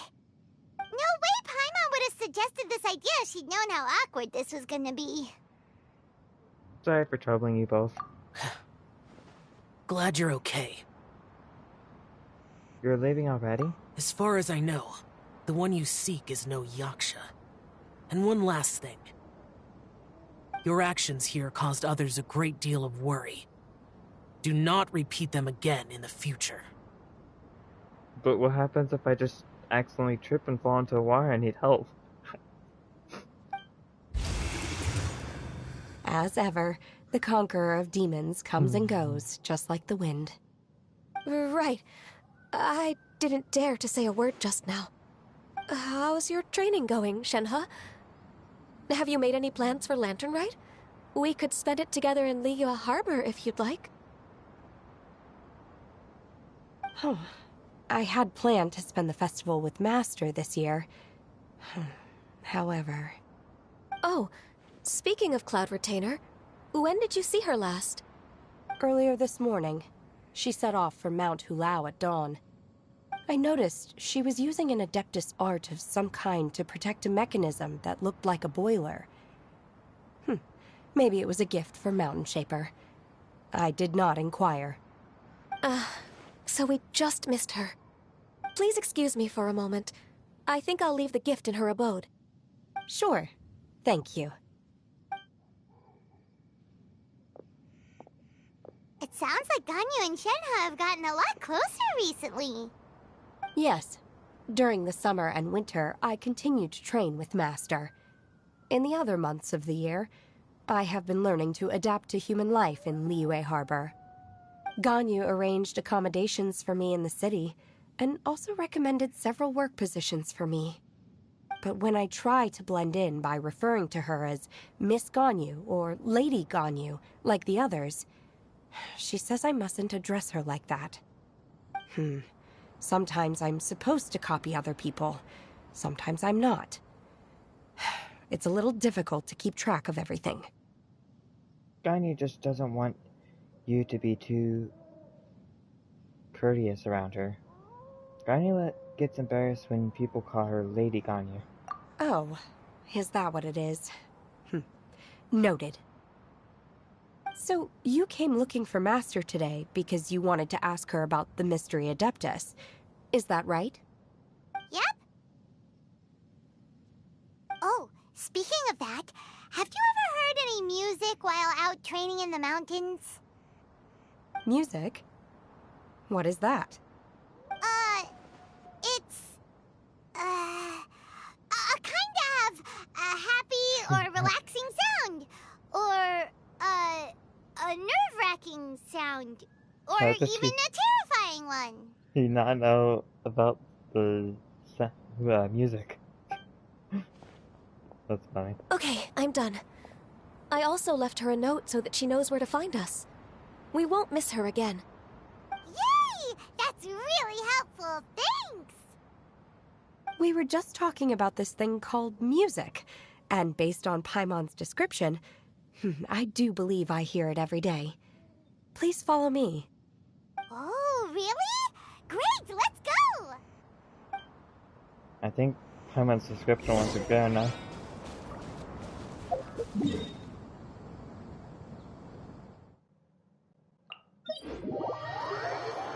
Or is it gonna be like a waterfall or something?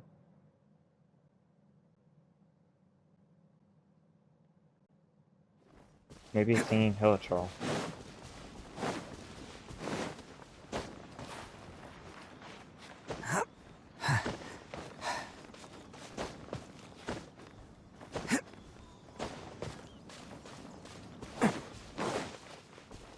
Can't catch me!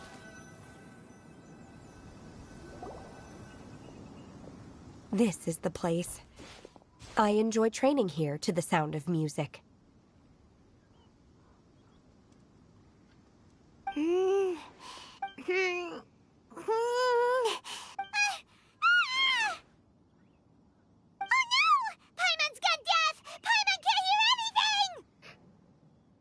Me too.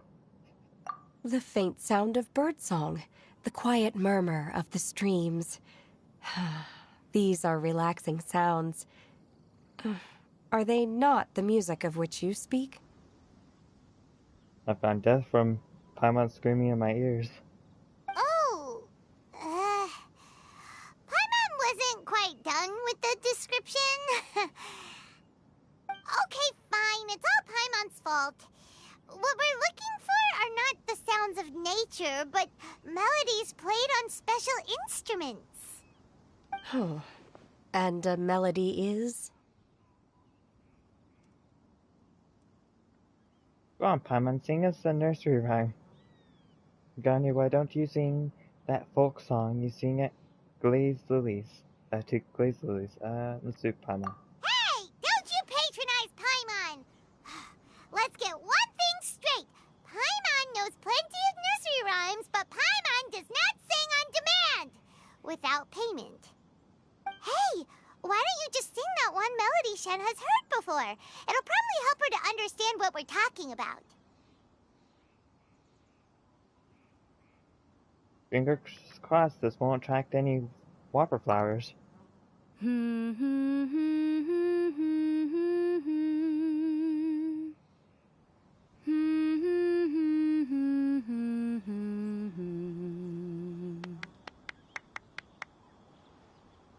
Oh, was that from the opera that Yunjin sang?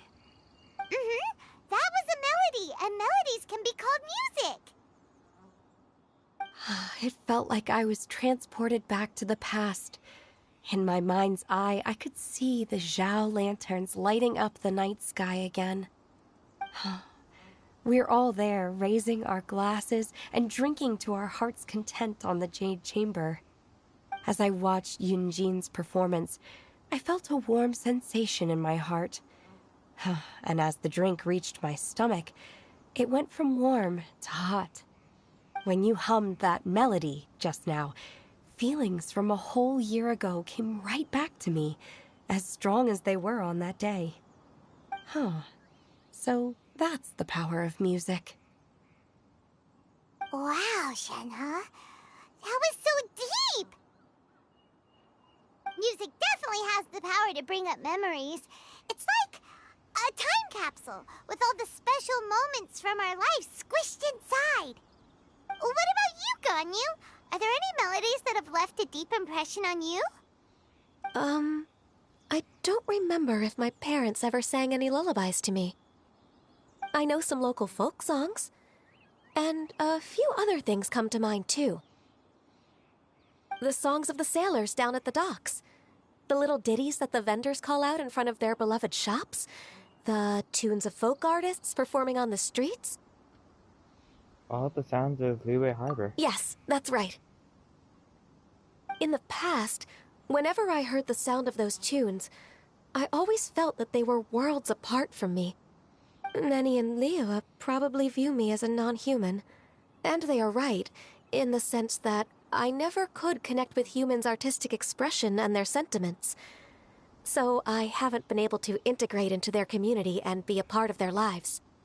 At least, that's the view I held in the past. Only more recently did I start to realize that the only barriers are ones that I have erected with my imagination. The way those melodies make me feel isn't all that different from other people after all. They're about mundane details of everyday existence. Life's ups and downs, joys and sorrows.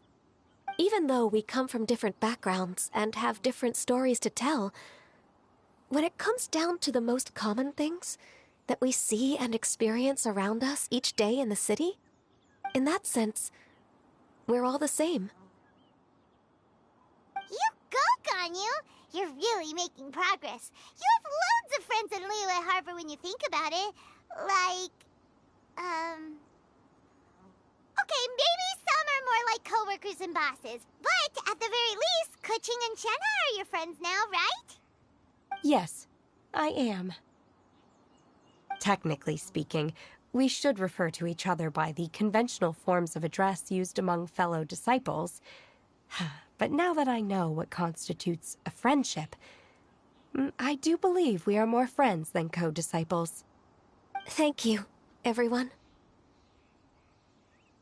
Once the days are warmer, I would like to host you at my home in the city. Please invite Kuching as well.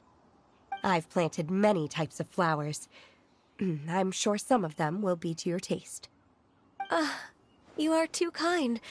I couldn't possibly. Nonsense. You are my friend. I have cultivated and cared for the flowers just as you taught me. Once you've seen them for yourself, I am sure you can advise me how to do an even better job next time. I will save some for decoration. We can feast on the rest. Then, thank you in advance. Wait, what is that saying again? If you insist? Do people say that? I'm not completely sure either. It doesn't matter, okay? You got the point across. No need to split hairs. Paimon's more concerned about your idea of a girls' night out. Eating flowers? Really? Does this have anything to do with you both being the disciples of that illuminated bird? I doubt Kuching will be munching on any flowers. Who dares refer to one not by one's Adeptus title, but merely as that illuminated bird? Master. Our greetings, Cloud Retainer. Ah! There it is! The illuminated bird has landed! Double humph. Now she has the gall to use it rather than she. Even after being chastised once already? Barely a moment has passed since we last met, and yet your impertinence has reached new heights. Very well. If you refuse to learn your lesson, one shall scold you no further. One has received your message from Ganyu. On the matter of the Adeptus you seek, one suspects to know their identity. Well, shall one lead the way? Yes, please, Cloud Retainer. I still have to complete my training for today, so I will bid farewell to everyone here. Very well. Await my arrival at one's abode later this night. On this special occasion, you should indulge yourself with some savory dishes. Happy Lantern Night. Shenhua. If you want to release a Shao Lantern, come and find us anytime. Thank you, everyone. Happy Lantern Rite to you, too.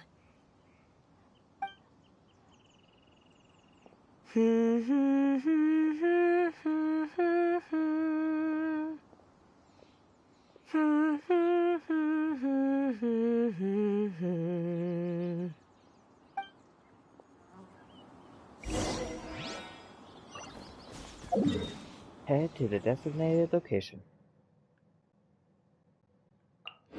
We shall arrive at the designated location in a few seconds.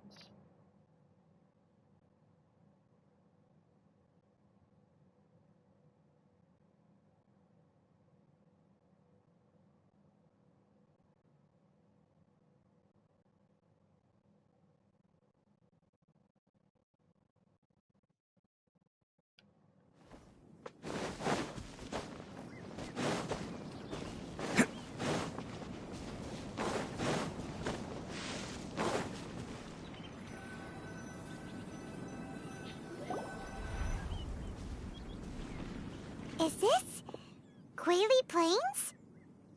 Cloud Retainer, why did you bring us here? Ganyu is of course familiar with the name Guizhong, but have you ever heard of her? I definitely heard it somewhere. Guizhong is another name of Agentis, the god of dust. She was extroverted in nature, and adored social gatherings and inventions alike. Long ago, This region was yet a prosperous assembly. Gui Zhang often invited her friends to visit her home, reserving for us seats around the largest stone table. Sea Gazer would always bring out his latest treasure and place it upon the table. He could be quite the braggart. Though usually a mild-mannered fellow, when it came to those collectibles he was so fond of, he always loved to show them off. Paimon remembers that name. So that's what Sea Gazer was like. He was an old friend and a former rival. One has many memories of him. Once he had brought out the treasure, it would predictably become the center of attention. Neither Gui Zhang nor one was content to let him just steal the spotlight. So we would then also present our proudest mechanical creations. As Adepti, we were each gifted in our own ways, and naturally proud of our accomplishments in our respective fields of expertise. As a result, one often quarreled with Sea Gazer. His treasures were not even of his own making. He just used his exploration skills to dig them out of the ground. How, pray tell, could he compare to me, when every single one of one's accomplishments were crafted by one's own hand? Cloud Retainer, you are getting competitive again. One digresses. Regardless, every time an argument occurred, Gui Zhang would come over to watch us during our mutual lambastics. On some occasions, she would join in, and on others, she'd take one of us by the limb and start uttering the most ridiculous nonsense. What kind of nonsense? No kind of nonsense were we spared. Sometimes she would brazenly opine, why argue between yourselves when neither of you could ever hope to beat me? Other times, she would make unsolicited suggestions, such as, once you two are done arguing, let's go to the foot of the mountain and grill some meat.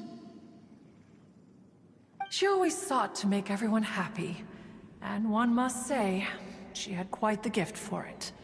No matter what nonsense she said, one never felt bothered or offended. It also helped that she never referred to one as that illuminated bird or lady bird.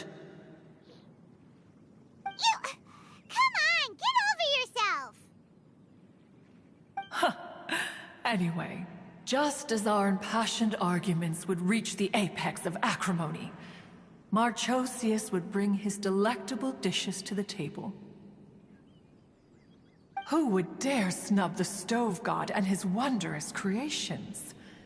At the sight of him, we would all immediately drop the argument and prepare the table for a night of feasting and drinking. Back then, one was always bothered by how the cups Rex Lapis brought were always too square for one's taste. Can you see yourselves ever enjoying a drink from a square cup? That does sound annoying. Precisely. So, as you can see, even one as great as Rex Lapis was not immune to making the occasional blunder. Even one could never find fault with Marchosius's cooking. As we ate, Gui Zhang would continue to find topics for conversation, filling the table with humor and laughter. Each of those old fossils had their character flaws and points of obstinacy. So why was it that whenever we dined together, we always had a marvelous time? We would drink together from a spot high in the mountains, until the moon set and the sun rose, and only then would the banquet finally come to an end. Streetwood Rambler would often remain to admire the flowers with Gui Zhang before returning to her own abode. The glaze lilies were far more abundant back then. Entire fields of them would appear to the eye as a veritable sea of flowers. Streetward Rambler? That would be Ping. You probably know her as Madam Ping. Oh, okay. Wait, this is a lovely story and everything, but didn't we come here to find that Adeptus from Mr. Dvorak's story? Could be Madam Ping. Or are you saying that it was Guizhong? Didn't she, already, Alas, long has one avoided this place for precisely that reason. The sights here are a reminder of a time long gone, and evoke much sorrow. Okay. One should have guessed that you would disrupt one's poignant moment of mourning with your incessant questioning. No matter, one will share the whole story with you now.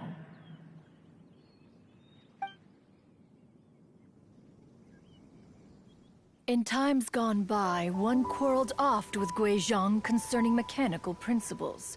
We each had our ideals, and neither would yield. Under the pretext of a social gathering, one invited the impartial Rex Lapis to judge the quality of our creations. But Rex Lapis declared that Guizhong's Obscuro Vulpus mechanism was superior. Though one was too proud to acknowledge it, in one's heart, one knew that Guizhong was indeed the superior talent in the mechanical arts. As for the story between Guizhong and Streetward Rambler, that begins with a certain bell. In Guizhong's opinion, while mechanisms were no substitute for human composers, they were yet capable of producing simple but fine melodies. But Streetward Rambler believed music to be an expression of the soul, an emotional enterprise that could never hope to be replicated by machinery. They argued endlessly, until one asked Rex Lapis to intercede. He confiscated the bell and designated it for ceremonial use. Thereafter, one would often find them convening in the mountains, discussing music, mechanics, and all the affairs of the mortal world. But these good times were not to last. War broke out between the gods, and soon engulfed the Guili Plains. Guizhong was overpowered by the enemy, and fell in battle. When Streetwood Rambler and I arrived at the scene at long last, all that remained among the ruins was her lifeless body. After this, at Streetwood Rambler's request, Rex Lapis granted her the cleansing bell for safekeeping. To honor our friend's memory, one made a few finishing touches to her ballistic device. Many lantern rites have passed since then. Many greetings and goodbyes. Upon what do you gaze? The Guili Plains? No. It's everything.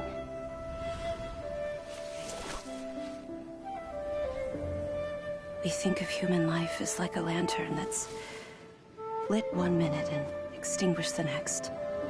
But are we Adepti so different?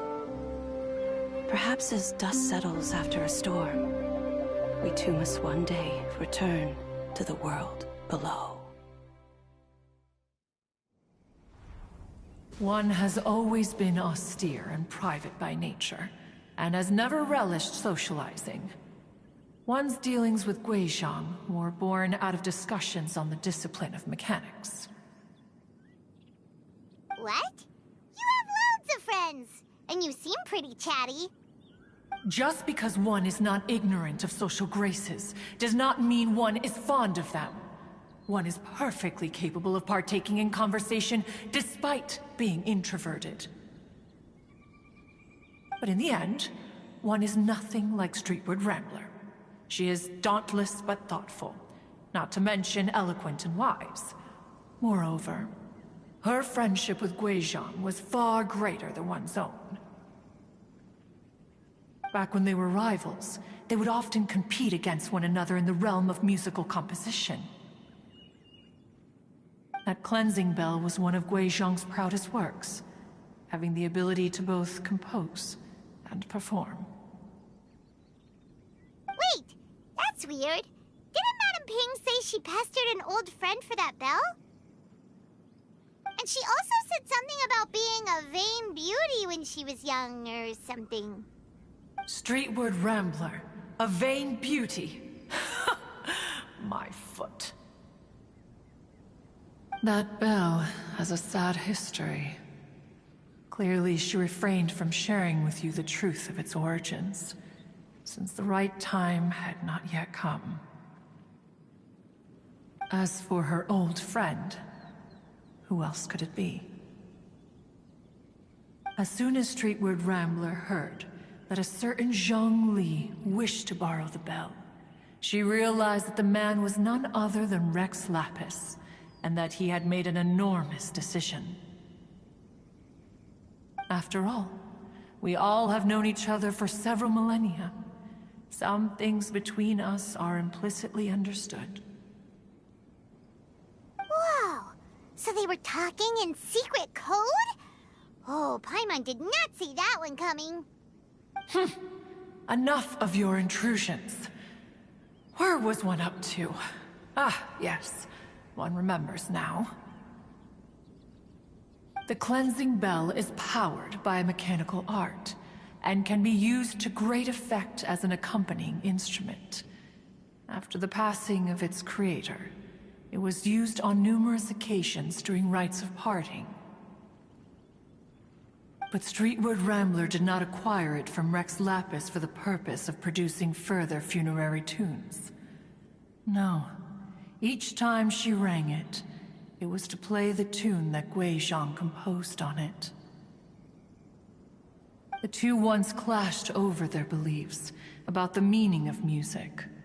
Who would have thought that with Gui Zhang's passing and Streetward Rambler's mourning, two tunes composed in discord would eventually become one harmonious composition?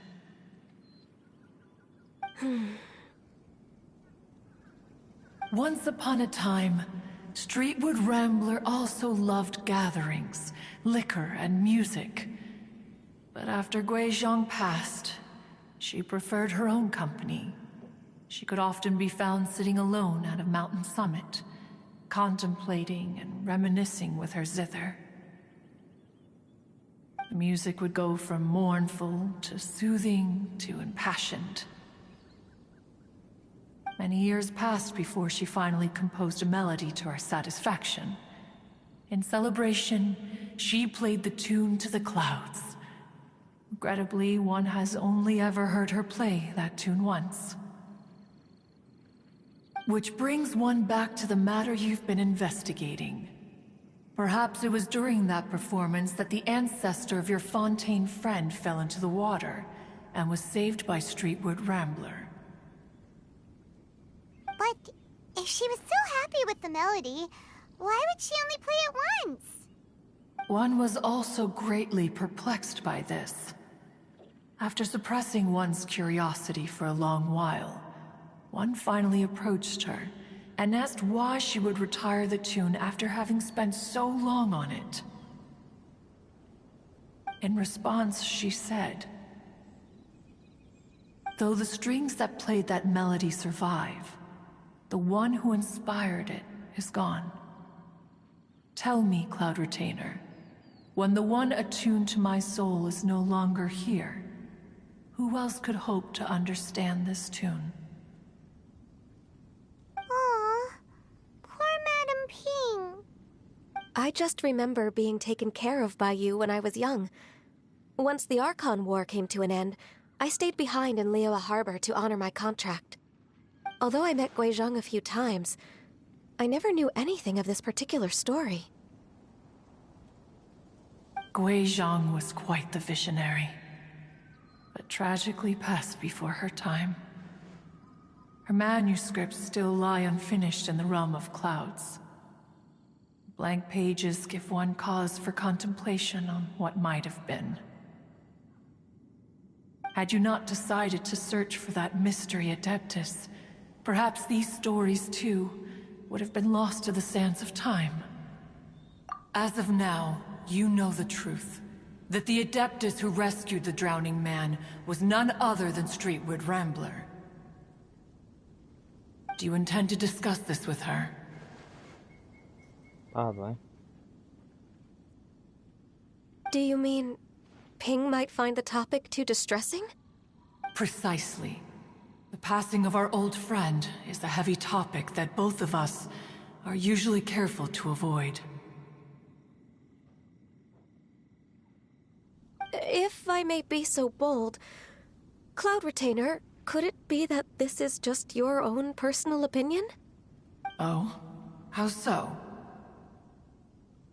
I've been in Liyue Harbor for quite a long time now, and I've witnessed many farewells along the way, so I too am well acquainted with the pain of the passing of a loved one. But this doesn't bring the city or its people to a standstill. They have to keep moving forward. Someone as perceptive and wise as Ping will surely have come to understand and embrace this. Though these immortal mountains have lost an Adeptus, the harbor of mortals has gained a wise elder. No loss can ever be undone, but there is always much that can still be gained. Ping has helped countless people, and will guide many others in the years to come. And all to whom she extends a helping hand become her friends. People she can admire flowers and discuss music with. Though it is heartbreaking to lose a kindred spirit, life goes on, because there are new friends waiting for you further down the road. Ganya is right. We even asked Madame Ping what she thought about adding a music festival to this year's Lantern Rite. When we get back, why don't we just ask her if she'd like to perform? Maybe we can even get her up on stage. You youngsters and your imaginations. Why don't you come with us? It's been a long time since you last spoke with Ping, and Liyue Harbor is always decorated so beautifully during the festival period. Is not every Lantern Rite the same in this regard? Were there ever anything new to discuss, one in Ping could meet any day of the year. I disagree. Each new day and each new year is different from those that have come before. How long will you simply let them pass you by? If nothing else, do it for Ganya. The edibles she brought this time were indeed quite delectable. Very well. Then one will be off. If the other old fossils have sneaked away into the city to amuse themselves, one shall soon find out. All right. We should be getting back to the harbor as well. We don't want to keep her waiting. Once the Guili Assembly, now the Guili Plains. Say, if we planted flowers there, and cared for them carefully enough, do you think that one day we'd be able to recreate the Sea of Glaze Lilies? Allow one to take back one's praise from a moment prior. You are still far too given to flights of fancy, child. What?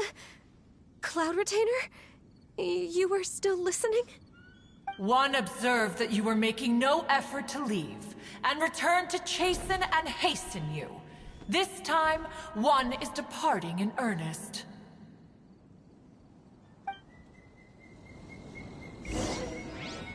Well, now we're done talking to that illuminated bird. Let's return to Liyue and talk to Madame Ping.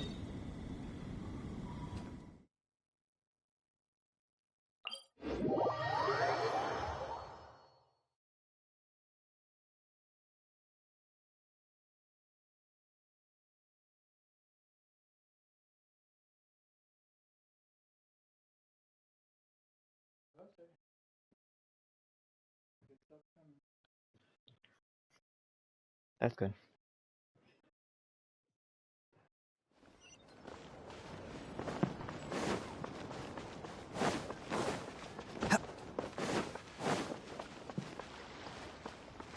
Can't catch me!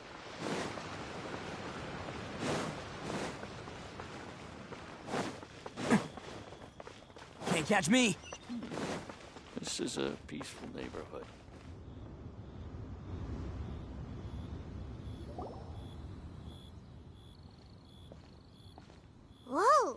Madam Ping? And Cloud Retainer? It appears you made haste after all. One arrived but moments before you. Oh, bless my soul. To what do I owe the honor?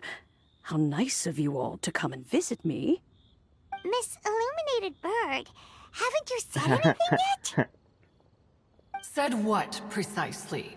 And why should one be tasked with saying it? 'Cause you're the one who's known Madam Ping the longest. Street word. Or rather, presumably, you would prefer to be addressed as Ping? Oh, Cloud Retainer, you are uncommonly polite today.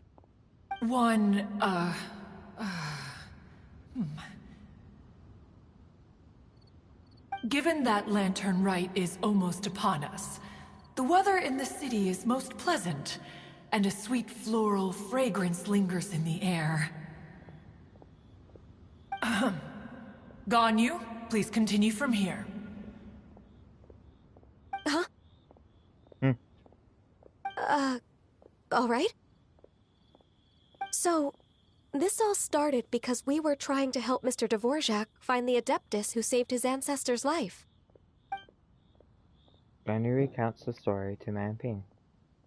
Cloud Retainer informed us that the one who played that melody and rescued the drowning man was none other than yourself. Ah, let me think. Yes, I do believe I recall that encounter. What a long time ago that was. I'm surprised that you still remember it. Even more astonishing, perhaps, is the fact that this story has survived this long at all, when mortal lives are so very brief. It appears that she has proven herself right once again. Who's she? We like to call her Guizhong.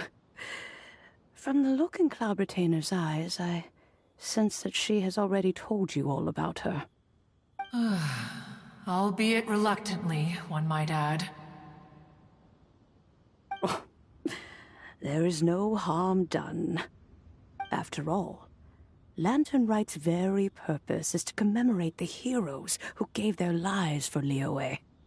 Although Guizhong did not live to see the splendid sights of today, she was as much a hero as any other. So how has she proven herself right again exactly? Once upon a time, she said to me that humans were a weak form of life that she wished to protect with her wisdom. But as she interacted more and more with them, her opinions on them began to change. She marveled at the beautiful complexity of their spirits, the sheer splendor of all they could accomplish through their hard work and intelligence. She told us that to underestimate human potential would be to make a grave mistake. With the smallest amount of guidance, enormous power can be unleashed in them.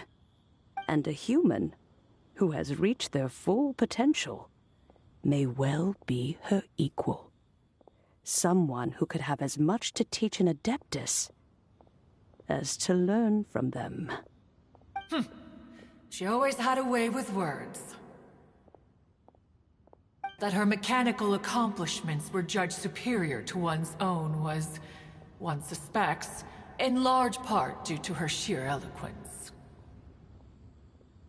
Speaking of mechanics, Cloud Retainer, do you still remember that potted plant mechanism? The one that the two of you gave me as a gift? Of course. Guizhong and one both put an immense amount of effort into that gift. It would be no overstatement to call it a testament to each of our individual technical genius. As Guizhong once said, it takes every blade of grass and every flower to make a homeland. When I see the sight of Liyue Harbor before us today, I am reminded of this. Madam Ping looks very emotional right now. Well, she's been through a lot in her time. Of all of us, it was Gui Zhong who was the fondest of these grand and exciting occasions. If she were still with us, I'm quite sure she would still be trying to best Cloud Retainer's finest works at every opportunity. Liyue Harbor is always filled with the sound of music at this time of the year. If she were here, one is certain that she would seek you out to discuss and debate the virtues of various melodies. Oh, yeah! Music! We've been dying to ask. What was the melody that you played back then? Oh, also, with you being such a music expert and all, why don't you join the concert as a performer? I can make arrangements right away. Oh, as much as I don't wish to dampen your enthusiasm, it's been a long time since I played this zither. My fingers don't have the dexterity they once did. They want you to play the bell. And whenever I play that tune, it always reminds me of her. I start wondering what she would think of the changes I have made to her melody. There was a period of time whenever I started strumming, it almost felt like she was back again. Sitting right there on the stone stool next to me, chatting away. Skybracer and Seagazer too, looking just like they did in the old days.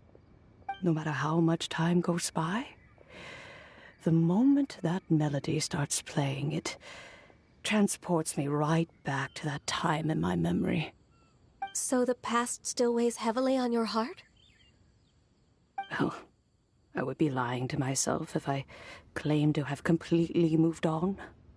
But that is not to say that grief doesn't get easier with time. Despite the sadness, I have found many things that bring me joy in life. It is simply the nature of the world in which we live that, even if one wished to mourn for an eternity, it would be a nigh impossible feat. Just look at this potted plant. Isn't it stunning? It takes an honest and open mind to confront and conquer grief. You have indeed made progress.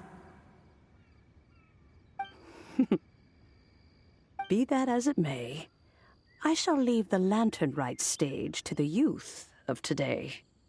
Well, if you're sure. Granny! Whoa, what's everyone doing here? Did something bad happen? Ah, and now we've spooked Yanfei. No, everyone's just here to give me their regards for the holiday.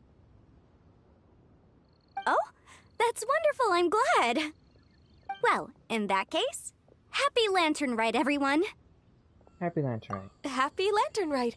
Oh, I just remembered that I have some, work to do at Yuehai Pavilion that I need to discuss with Yanfei.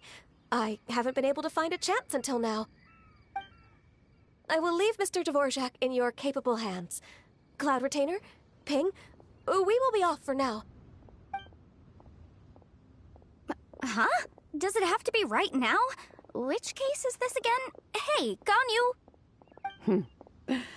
It seems Ganyu still has much to learn when it comes to the art of deception.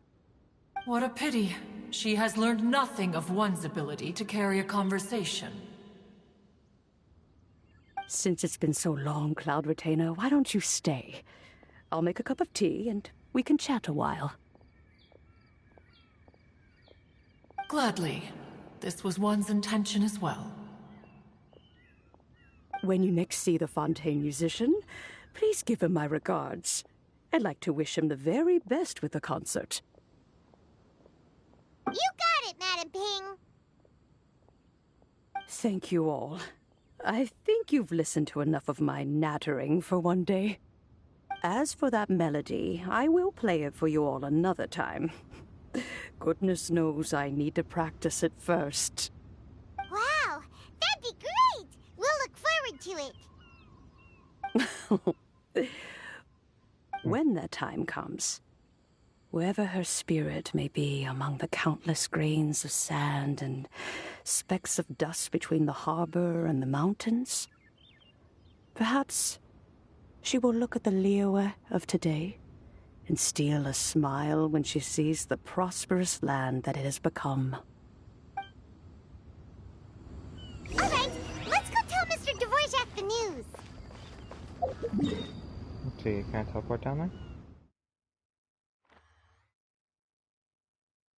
Yeah, I think it's there.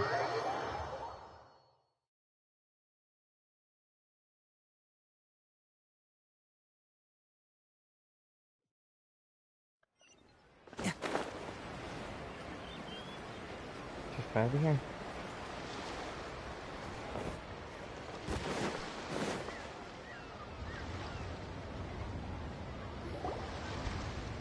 Mr. Dvorak!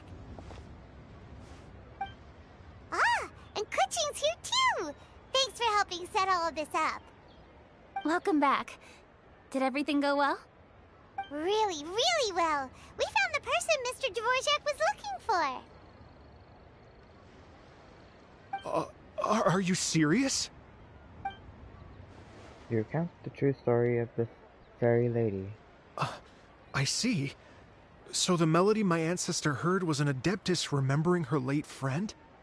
That certainly explains why it was such a powerful and poignant tune. Huh. That's a really interesting first reaction. Guess that comes with having a musical mind. I have to say, though, it's hard to believe that the fairy from the tale is now an elderly granny.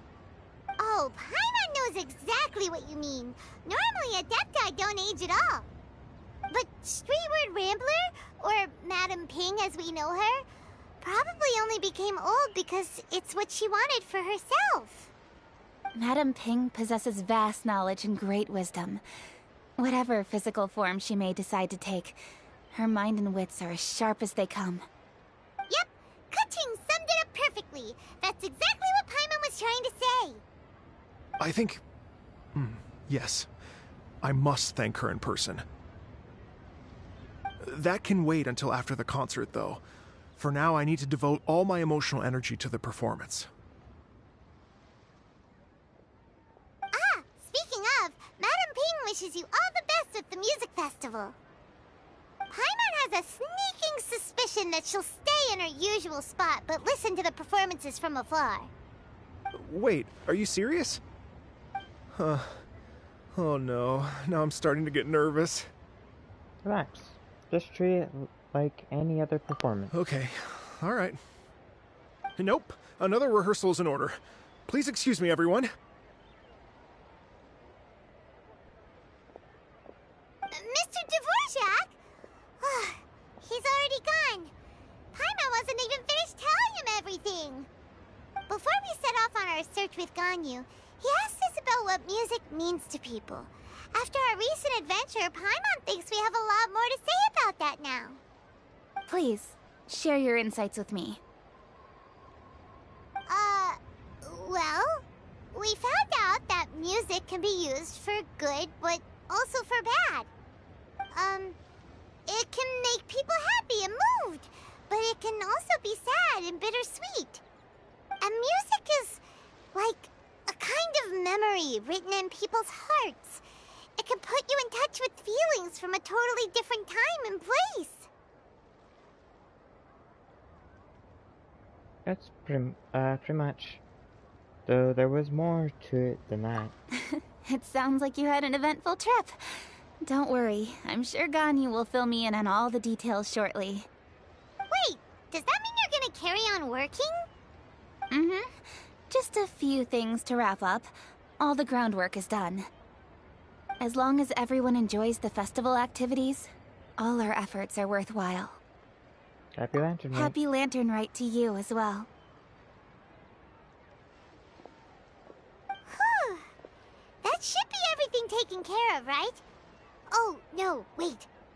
Paimon feels like she's forgetting something. What was it? Oh, it feels like it was a while ago. Shoot! Latent... Wait, no. Anyway,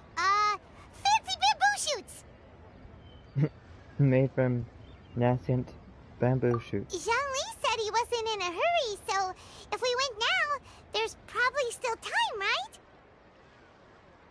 Anyway, even if we don't make it, it's not our fault. He could have totally picked them by himself.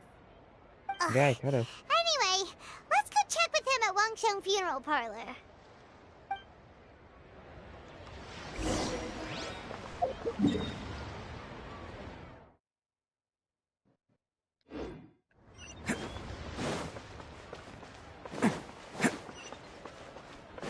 Can't catch me.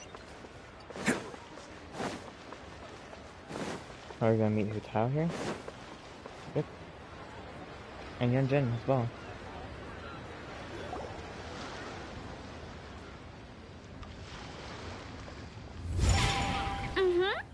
Da da da da da da da da da. Hmm? Da da da. Oh. All right, let's take a break here. Oh wow, look who it is! Are you here to hang out with everyone's favorite funeral director? So you're just casually practicing your rapping skills at the entrance to your funeral parlor? In broad daylight? Okay. You're, freaking me out a little. After everything we've been through, you don't see me for a hot minute, and you're back to being scared of your own shadow. We have all this open space, a clear view of the mountains behind and the sea in front. Not to mention we have several invisible audience members enthusiastically cheering us on. It's the perfect spot to rehearse. Invisible audience members? Gotta say, it took me a few days to get used to Director Who's way of talking. Xinyan was pretty spooked too when she first got here. Just like when she sees a frog, but a giant frog with sharp teeth. Come on, knock it off. What's wrong? I've never seen someone look so confused before. Well, don't worry, because Director Who's here to explain it all. There once was a Fontaine musician who went around town on a mission. He came door to door for his iridescence tour, looking for acts to audition. With my words, Xinyan's chorus, and Yunjin as our mentor, we'll take the stage by storm with flames roaring and the whole audience calling for more. Heck yeah. For sure! The whole dance floor will be yelling encore! Encore! Oh, now Paimon's rhyming along. But when you say flames roaring, are you sure this will be safe? No, don't you worry about that. I'm pretty experienced on the stage, and I've already informed the Yuhong of all the pyrotechnics we're planning on using. Huh. Guess we'll just have to trust Xinyan on this one. Have you seen Zhongli, Director Who? Oh, Zhongli. He took one of those fancy meal boxes and set off for the mountains. Said he wanted to pay a visit to some old friends. It's a real pity that he couldn't be around for this. As well as being a true connoisseur of traditional art forms, he's able to appreciate Xinyan's performances too. Yeah, that's right. Matter of fact, he was the one who first invited me to perform here. To tell the truth, though, I never thought I'd really find myself rehearsing here one day. Well, now you know. The Wangsheng Funeral Parlor is a great location. All of you are always welcome to come and hang out here, especially if you're in the mood to try something new. I can speak to that. Hu Tao is always full of fun surprises. And jump scares. Actually, Xinyan, I have some lyric ideas for your part. Do you want to go through them together? Oh, sure thing. I'm all ears. Oh, Traveler and Paimon, I believe Zhongli was heading to Mount Hulao, so make sure you're hiking up the right hill. When you see Zhongli, please pass on this message to him. It's up to him whether he wants to support us at the performance tonight, but I expect him to make time for the upcoming banquet we're planning. No excuses. You should join us too. It'll be a riot. If there's one thing I've learned from being a funeral director, it's how to throw a party.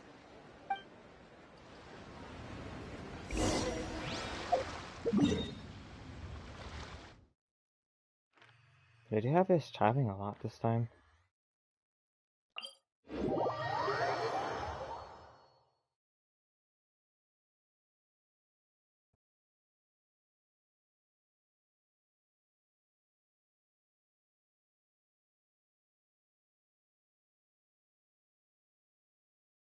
Although I think it's kind of normal for some puzzles they've made.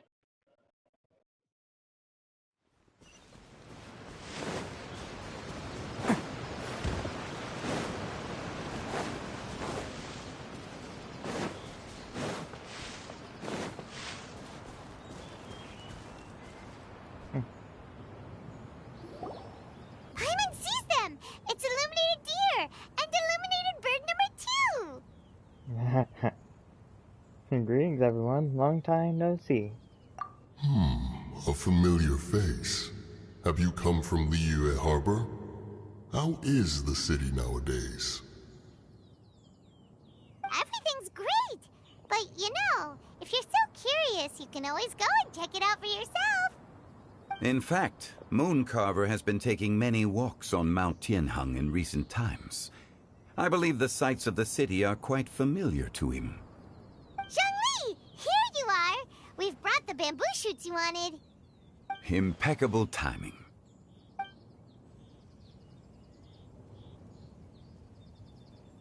Traditionally, bamboo shoot soup ought to be slow-cooked for many hours on low heat.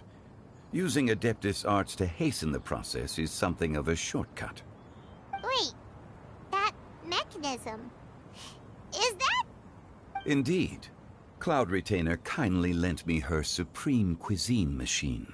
Can we not just call it a cooking machine? Actually, never mind. She seems to take a lot of pride in her mechanical gizmos, so it's probably best if Paimon doesn't go changing the name willy-nilly. I trust that you found the answers you were seeking during your recent journey? Yes. Excellent. The past should be remembered, but not overly dwelt upon. Our journey should be seen as a means to take on more from the world around us. When the bamboo shoot soup is ready, I must insist that you try some for yourself. Of course. Oh, Zhongli! Huta told us to tell you something.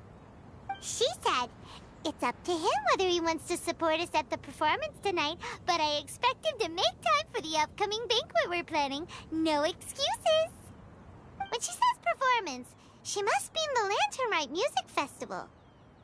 As for the banquet, she didn't tell us anything more about that, but she invited us to come as well. As you can see, I have a prior engagement with 2 Adepti friends of mine tonight. Please, give Director Hu my best wishes for the performance. As for the banquet, since the Director insists, far be it from a mere consultant like myself to refuse. Yay! Then we'll see you there? Absolutely. Rex Lapis, the bamboo shoot soup is ready. Thank you. I will examine it right away. The appearance is exquisite, and the aroma rich and intense. The craftsmanship of this machine is commendable indeed. Since you came all this way, you should not leave empty-handed. Please, take some soup. It tastes most exquisite while still warm.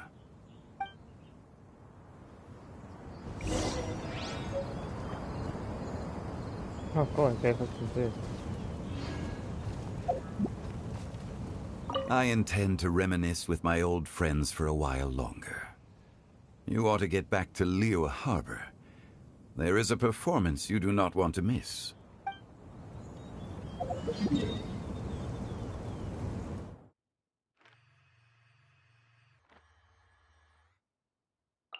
Okay. Go to Liyue Harbor.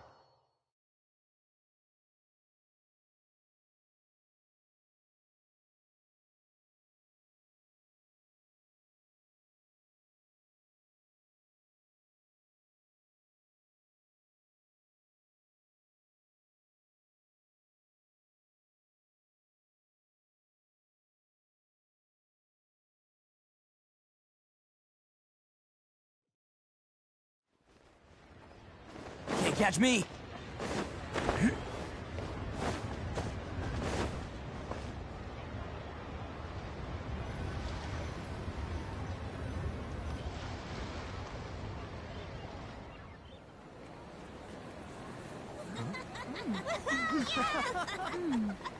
I'm honored to be here on the Iridescence Tour stage.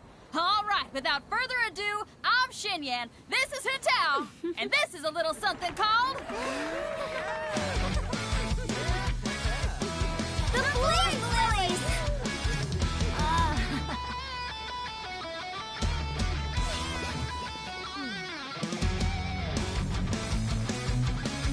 I'm up here blazing trails through the midnight sky, lighting up the world below. And when the crowds all hear my voice, they'll meet the spirit of rock and roll. Let's go! Hey, you butterfly, you too buzzing by, guiding your way to the afterlife, opening the path without a fright. Oh, I'll light the fire, watch it blaze across the universe. I'll spit my rhymes, watch your step, or you'll get burned. Hey, woo!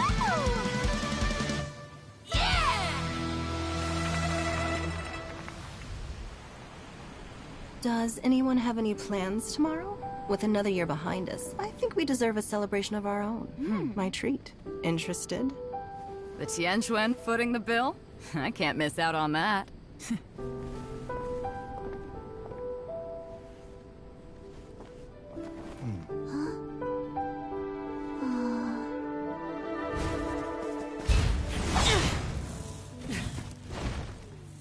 Just fighting.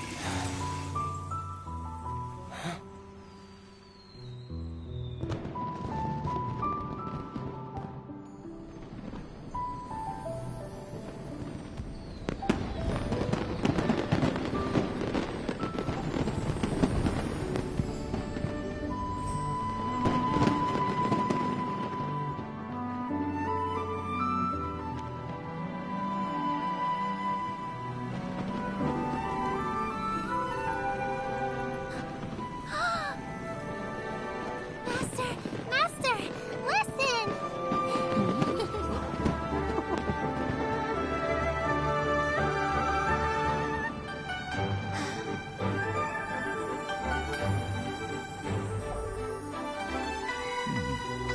May the year ahead be a blessed one. I believe it shall be.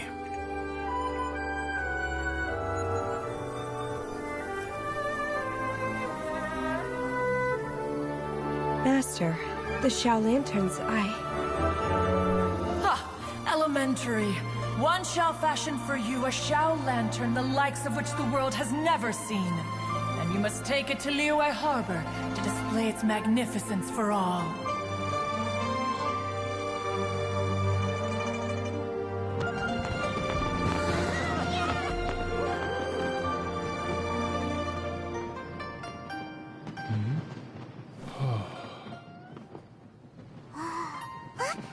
Listen! That must be Manaping!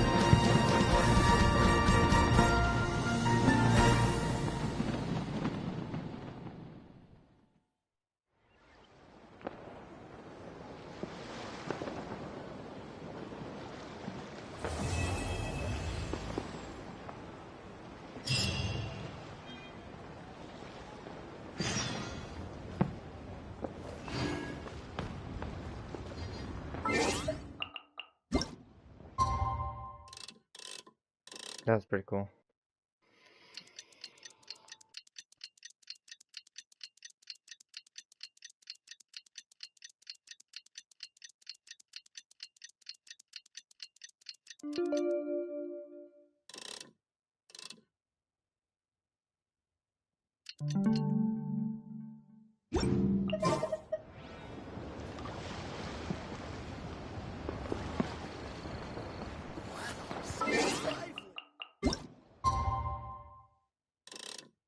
didn't make it that time.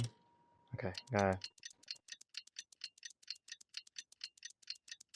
redo that.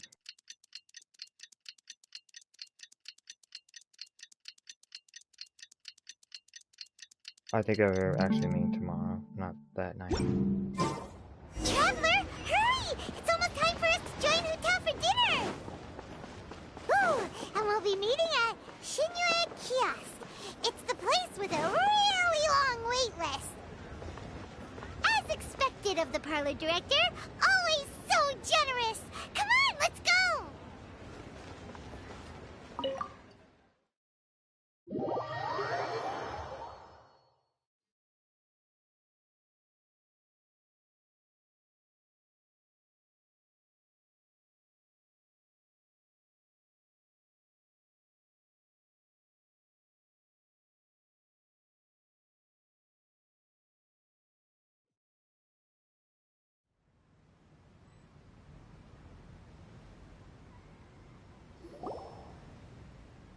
Oh, so that's how it is.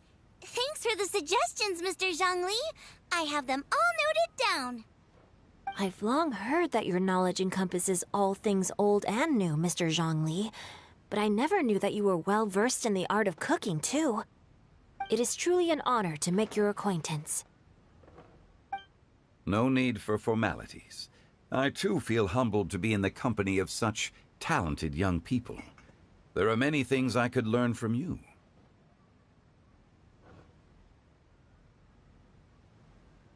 Oh, you flatter us. If it's possible, may I trouble you to provide a few words of guidance for my practices in exorcism? Exorcism? I can't say I'm an expert in the field, but if you don't mind, we could start by discussing... Whoa, there's so many people here. All we knew was that Hotel invited Zhongli over. Paimon never thought we'd be meeting so many old friends. Happy Lantern Rite, everyone! Happy Lantern Rite. Likewise. Please take a seat.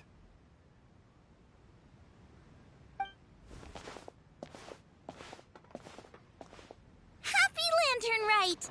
Are you having fun? I'm learning a lot. I've become musically cultured. Me too. I've seen Xinyan perform before, but this is the first time I've watched something like this. I heard that the audience loved it too, and she's been receiving quite a lot of performance invitations lately.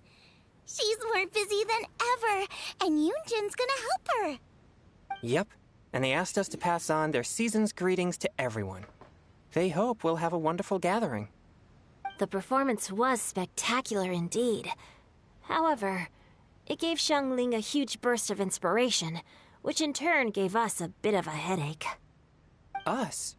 Did Xiangling ask you to try out her dishes too? That, my friend, is beside the point. Watching you eat was enough for me. Come to think of it, I probably shouldn't have burdened Chongyun with eating my share too. Hold on, Xiangling came up with a new recipe? Let Paimon try! See? Someone here knows how to encourage people. Thanks, Paimon. Oh, and I have to thank Mr. Zhongli, too. He gave me lots of useful pointers that really drove it home for me. Oh, so that's what you were talking about before we arrived. Yes. Since we'll be dining together, the topic of our conversation naturally revolved around cooking. Xiangling's ideas are truly unconventional. Her choices in both ingredients and spices are comparable to a melody dancing on the tongue. My suggestions were nothing more than the icing on the cake. Oh, the two of you always deliver. Now I'm getting embarrassed. Anyway, I'll get everyone to have a taste after I've adjusted the recipe based on Mr. Zhongli's advice. That sounds like it might become a little safer to eat. How about I sample the dishes next time? Speaking of eating, Paimon feels like we're missing someone. Oh, Huta was the one who invited us, but she's not here. And where's Guoba? I noticed that too. Where is Guoba? Oh, Guoba volunteered to help Dad at the restaurant. You know, lots of people come over to eat during Lantern Rite. Without Guoba helping out, I probably wouldn't have had the time to accept Hu Tao's invitation. As for Hu Tao... The director went to collect a guest. She asked me to stay here and host you for the time being. Seems like it's almost time. Huh? Hu Tao went to fetch someone in person? Oh, that must mean they are super important. Could it be... Kuching? Ningguang? Or Captain Beidou? She didn't clarify. And as her subordinate, I couldn't just pry into the details, could I? Suddenly, the door of the restaurant burst open. We're here! Oh, we're not late to the party, right? Right? Good thing the Conqueror of Demons and I are both as swift as the wind. And whoosh, we made it just in time. Didn't expect Zhao.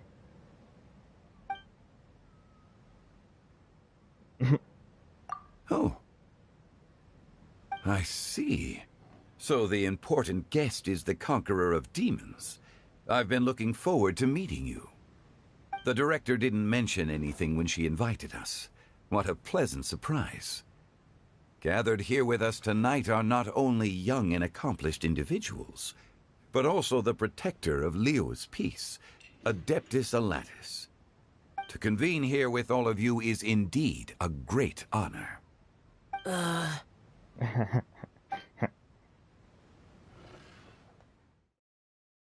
Few days ago at Wangshu Inn.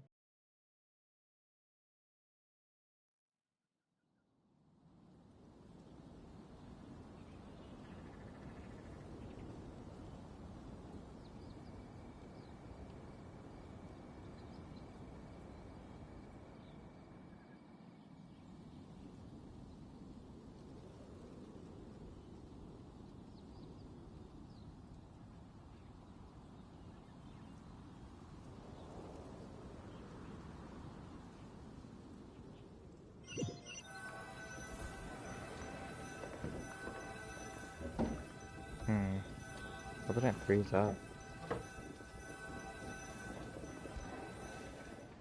It's almost Lantern Rite, yet you took all the trouble coming here. The director has a way of making it difficult to decline. Rex Lapis, may I ask what troubles you? The director asked me to buy sesame oil in preparation for the celebrations. Huh. Then why would you come all the way to Wangshu Inn? I had a pleasant chat with Chef Yanxiao and received some spices from him. And, see? Here's some matsutake and a portion of ham. What about the sesame oil? It's a shame. I couldn't find the kind the director was looking for.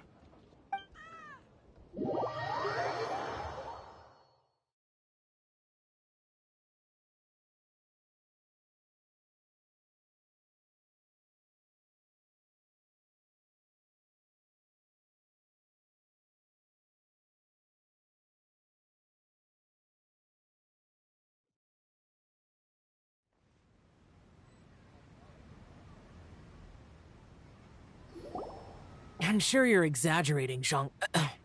Sir. There he goes again. Enough with the pleasantries. Go let our guests take a seat. Everyone here today is well known in their own field and has probably heard about one another to some extent. Some of us are even old acquaintances, so there's no need to be this formal.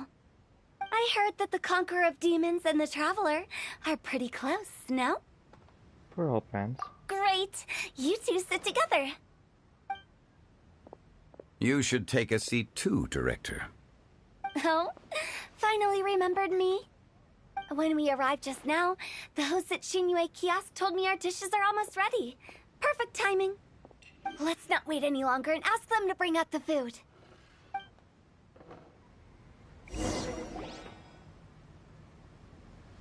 The delicious food. Paimon would have never guessed the person Hu Tao went to fetch was Xiao.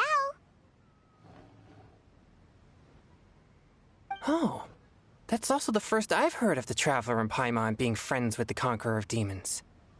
You know Xiao Chu? Knowing is a bit of an overstatement. I've always looked up to him. You might not know this, Paimon, but we exorcists have worked in close collaboration with the Conqueror of Demons for many generations, dispelling evil together, both in the open and from the shadows. Hard to imagine that thanks to Hu Tao, I've finally gotten the chance to meet him. Conqueror of Demons, I'm honored to make your acquaintance. Likewise. It is a great honor indeed to have a chance to meet the legendary Conqueror of Demons. Changyun has brought that name up quite a few times in the past. I remember you mentioning wanting him to understand the importance of exorcists. Ahem. We know each other too. He helped try my dishes during the Masterful Chef's cook-off. I didn't think we'd have the chance to meet again. Happy Lantern Rite. No anecdote, however, compares to meeting you in person. I'm Xingqiu, Shangling and Changyun's friend. The pleasure is all mine. Whoa. Everyone's getting all formal and polite all of a sudden. Paimon doesn't know what she should say anymore. Adeptus Xiao, mighty conqueror of demons, please accept Paimon's greetings too. Belated Happy Lantern Rite. Belated isn't the right word to use here. Paimon tried very hard to look for a fancy word, okay? Don't be too harsh on Paimon! There's no need to be so polite.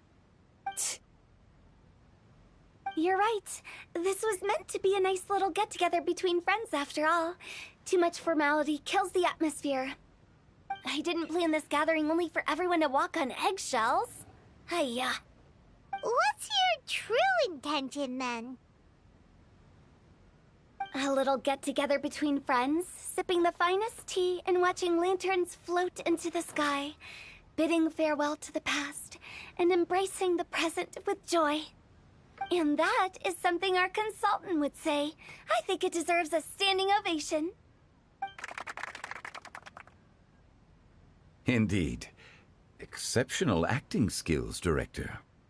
As for me, I'm just here to have fun and treat everyone to something good. We all worked really hard this year, whether traveling or guiding, cooking, helping with the family business, exorcising evil spirits, or conquering demons. And of course, our consultant, who's been helping out at the parlor every now and then. Everyone has done some pretty amazing things. As the one who brought everyone together, it goes without saying that I'm the one most deserving of praise. Huh? Sounds kind of self-important, but Paimon thinks it's pretty amazing that she managed to talk Xiao into coming. He rarely ever enters Liyue Harbor, after all. I'm curious about how she did it. It wasn't as complicated as you think.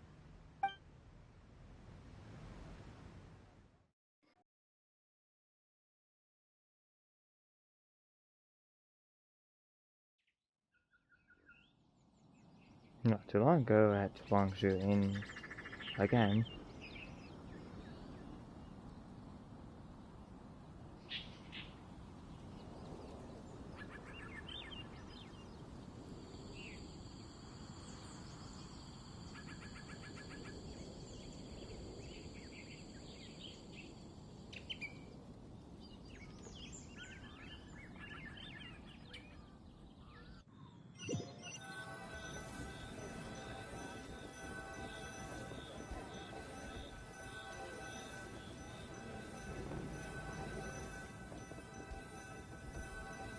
Okay, gotcha.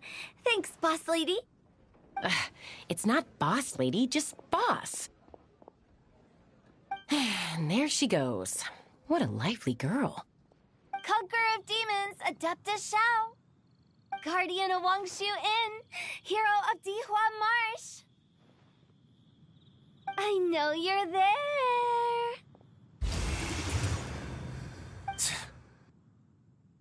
Quiet. Do not disturb the peace. Sorry, but you wouldn't show up if I didn't yell your name, would you? I know you. You're the 77th director of Wangsheng Funeral Parlor. Is there something you need?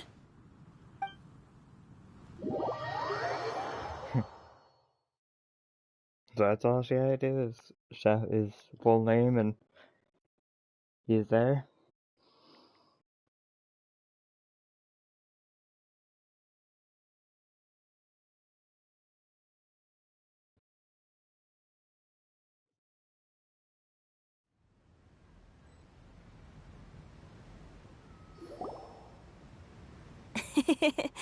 That does sound like one of Hu Tao's antics.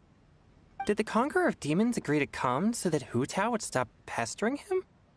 There might be other reasons. Smart guess. Huh? There's more to it? It gets pretty boring from here on. I talked about the funeral parlor's past relationships with the guardian yakshas. You know, just to be sociable. In the time of the Archon War, disputes were frequent, and disaster overtook the land. Humans couldn't escape from the torment of the plague, nor could they escape death. The Adepti vanquished the demons, the Millelith fought valiantly, and Wangsheng Funeral Parlor was responsible for purifying the diseased and sending off the spirits of the dead. That is how the border between life and death was maintained during the war. And it effectively prevented further incidents from happening. That's right. 1 point for the consultant. But despite our deep-rooted connection, it still took me quite a while to actually convince him. Was he worried about his karma? You know him pretty well, huh? This matter is out of my control, so I need to be cautious. True, but I've kept that in mind too. That's why everyone here today is in one way or another acquainted with elemental power. Besides, it'll only be for a short while as we dine together. There won't be any lasting consequences. But I didn't expect there to be so many people. There's no need to worry, Conqueror of Demons. We're not feeling anything unusual so far. Our young exorcist over here is protected by his pure yang energy, so he's probably the most resilient. That's not the same. And did you just toss your carrots into my bowl? Hey, don't look away. Huh? What? I'm siding with Chongyun. I saw that too. You're lucky Guoba isn't here today. He hates seeing people being picky with their food. If he'd seen that, he'd definitely make you eat all your carrots. Huh? Guoba would do that? Is he that uncompromising? But now that I think of it, Xianglin told me that Guoba used to be the stove god. It sounds like you've heard the rumors. You seem pretty quiet today. Is everything okay? Not used to being around so many people? I'm doing fine. Not long ago, before Lantern Rite, I met an old friend.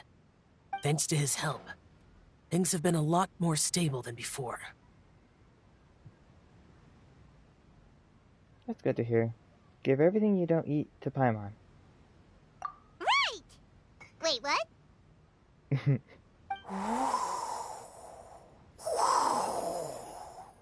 Huh? The wind?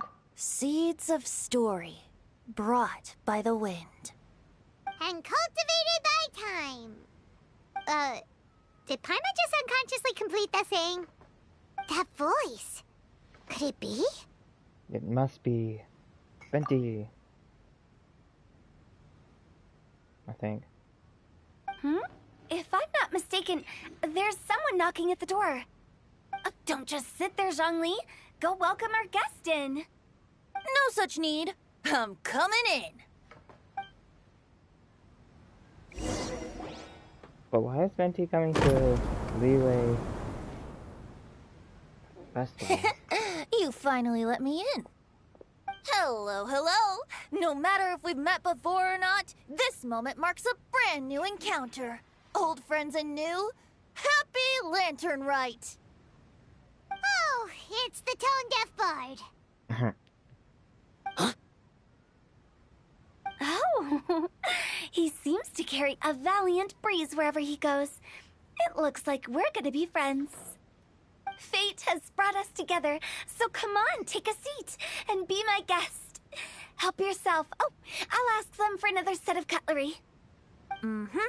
This young lady here is as bright as a fresh bouquet of flowers in the morning's rising sun. She no doubt is the one with the most authority here.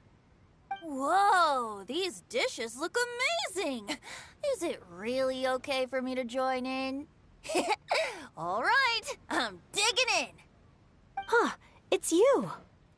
Oh, isn't this Genu? Genu? Oh no, he's gonna give Xingqiu's pen name away? Yep. Now that I've taken a closer look, you're a fan of Genu's works, aren't you? I met Xingqiu at a light novel convention. Ah, how I wish we'd met sooner. I never expected that there'd be another person in this world who could interpret Genu's new novel as thoroughly as I could. Venti, you're being too humble. Considering your poetic talent, your fundamentals are way more impressive.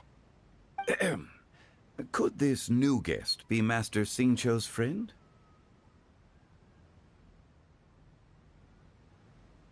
Looks like he's like Zhao knows him too. Yes.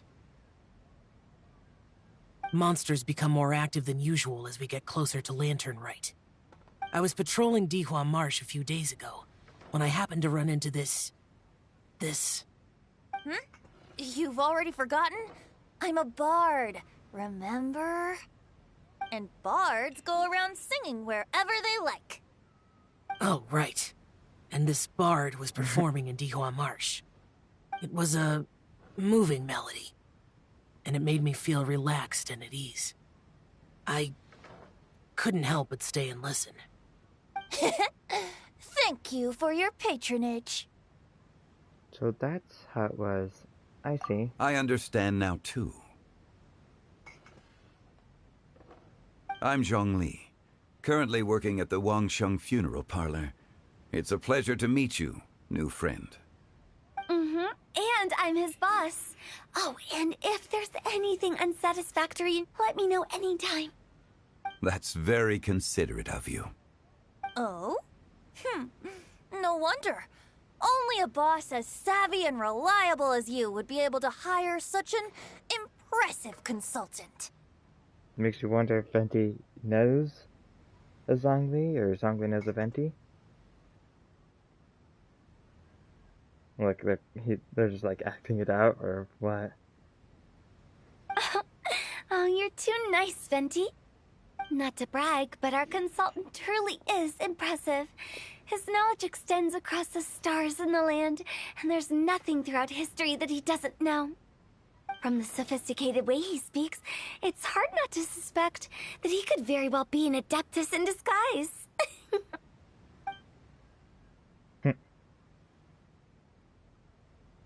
Shao, you're an adeptus. Do you think it might be possible? Sorry. I'm only good at conquering demons. I'm afraid I don't have much knowledge in that matter. Really? But Paimon thinks you're super knowledgeable. Paimon, play along. Huh? Oh! Right! Xiao's a warrior. He doesn't come to the city very often, so it's, pretty normal for him to not know anything. Yeah. This dinner basically is here to make everyone feel awkward and try and keep all their identities secret. Really? I've actually heard a few things about Mr. Zhongli before. The guests in the tavern talked about this refined and courteous man who, instead of having wine at Mondstadt's finest tavern, ordered a cup of hot tea with the most complex name. Now that you mention it, I seem to recall that there indeed is a musician like yourself in Mondstadt. I've heard that he's elegant and amiable, his works witty and vibrant. It's no overstatement to regard him as the best bard in Mondstadt. Now you're making me embarrassed. I would say that Mondstadt's poetry is a little run-of-the-mill sometimes. There's one I heard a while back that went, "The old house is renewed, welcoming the spring breeze, awakening old memories." The meaning's there, but the word choices are unimaginative, and there's a distinct lack of literary flair. I think so too. The composition needs a little jazzing up. If I were to give it a go, I'd make it an old melon on a vine, a new flower that grows fine. Oh, good one! It feels unique and has a nice ring to it. You have great taste, Venti. I was right about you. Let's shake hands. Of course, of course.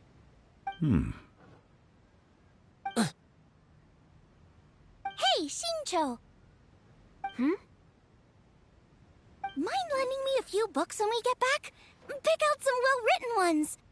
I don't know if it's my own lack of literary knowledge, but I couldn't tell the difference between those two. I don't think it's your fault. Changyun's right. It's not our fault. Paimon, watch and learn from Hu Tao and Venti. This will become handy in your ugly nicknames. For your ugly nicknames. Oh, you have a point. But speaking of, why is the tone-deaf bard here? Are you here to take part in Lantern Rite too? I heard that Liyue will be hosting a Lantern Rite music festival this year. As a musician myself, how could I possibly resist the temptation to come take a look? Or a listen. Getting to know other musical styles is essential to sparking inspiration, don't you think? But the music festival wasn't planned beforehand. As for the Fontaine friend who hosted the festival, I saw him near Stone Gate the other day. The Iridescence tour has finally been held successfully for once, so I had to congratulate him. Thank you. You must feel very grateful. Don't think anything of it. By the way, I was watching as you entered Shinyue Kiosk, but no one seemed to notice me. Should I say that it's because I'm an expert in hiding, or that a certain someone deliberately ignored the sound of the wind? Whenever Lantern Rite comes around, Liyue Harbor becomes bustling with activity. People are all busy watching the lanterns and strolling around the shops, and they might just go travel somewhere on a whim. It is rather difficult to predict another's whereabouts. Just have a funny idea if another Archon comes into the building. That would be kind of funny. The festival is in full swing and proceeding smoothly, and we're all gathered here with friends, new and old. This is no doubt a wonderful occasion worth celebrating. To come together with all of you at the beginning of the year, one can't help but be filled with joy. In a moment like this, I propose we raise a glass together. In my case, tea in lieu of wine.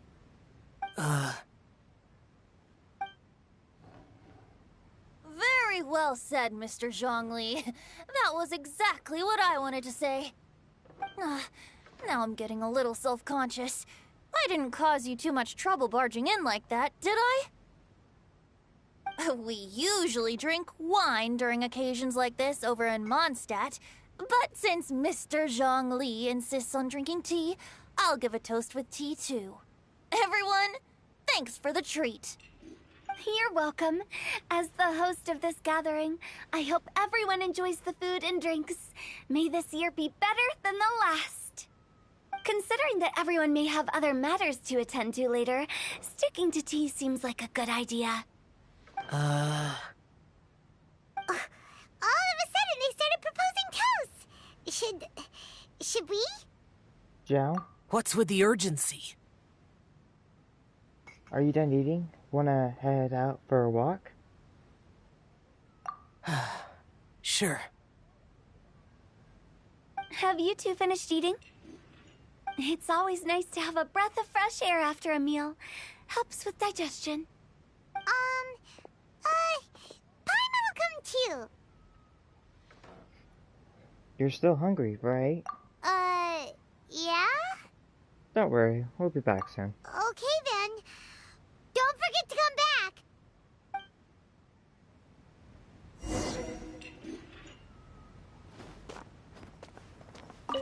It seems like our new friend is an expert in wine. I deserve no such praise. I only drink for fun. It's nothing compared to your expertise. I'm glad we're only having tea today. What if I got drunk and said something nonsensical? I'd surely become an object of ridicule to someone I've just met. No such thing. I wouldn't dare disrespect the director's guest.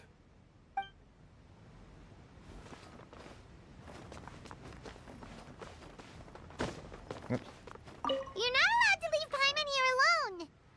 To be honest, Paimon's worried about saying the wrong thing.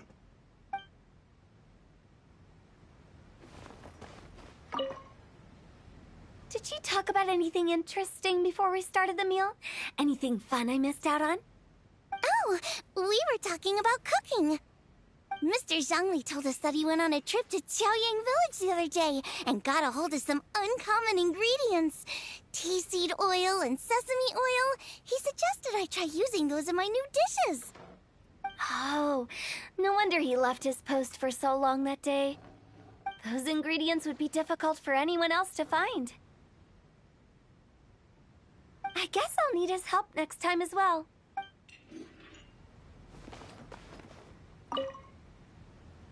About you and Venti. Could he be a partner in your family business? That's right. You know how my family is. A lot of business secrets can't just be divulged at the dinner table. Ah, just as I thought.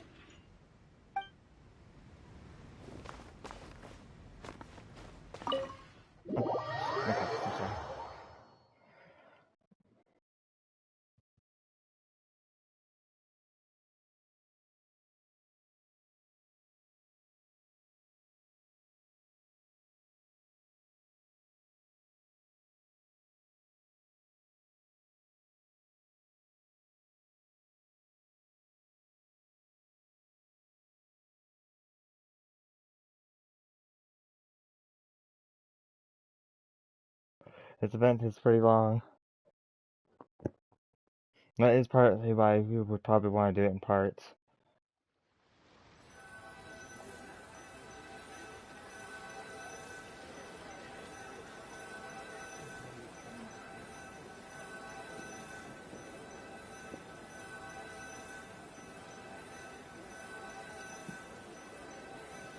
Yeah.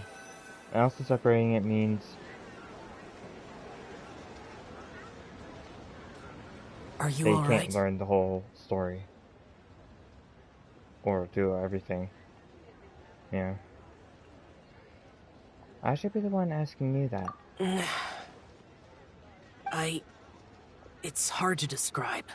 I'm familiar with gatherings like this. It's not that. There were those among the Adepti who loved gatherings and idle chit-chat. Sometimes they would call up a few others for a drink. Even I got dragged along to their gatherings many times. The Adepti all have their specialties, making most of them proud and arrogant. Everything they say is straight from the heart. It never gets too complicated.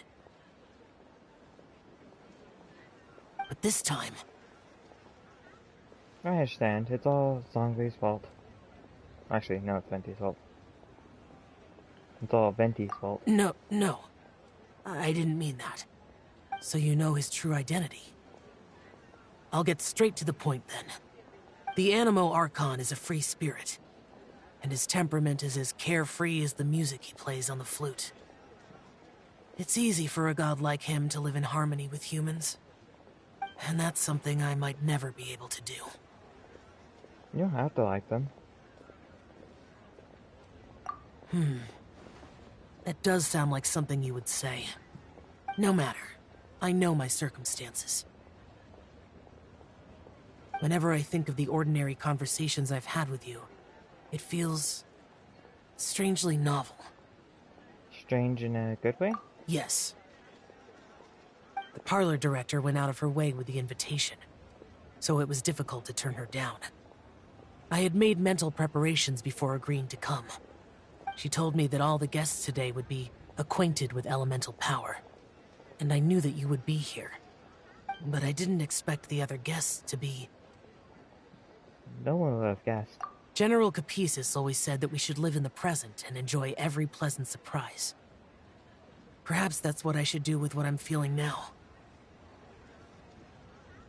But I think he meant designing clothes for those around him. The clothes were intricately designed, but inconvenient to wear. Brother Bosacius never tried to hide his distaste in front of him. Rex Lapis did like his designs and even collected quite a few. The outfit he wears now was also designed by General Capisis himself. I never saw him wear this during the war. I didn't expect him to start wearing it later. Oh, here you are. I'm not intruding, right? You're not. What is it? Hu Tao saw that everyone's done eating and asked the staff to bring out the desserts. Paimon got so anxious that you weren't back yet that she scarfed down her dessert without the usual slurping and munching. But not so anxious that she can't eat. Sounds like she'd be okay. To be honest, I was kind of worried too. You looked a little restless just now, and I thought you weren't used to the food here and was planning to head back to Wangshu Inn for something Yanxiao made. You're worrying too much. Zhao, don't pull any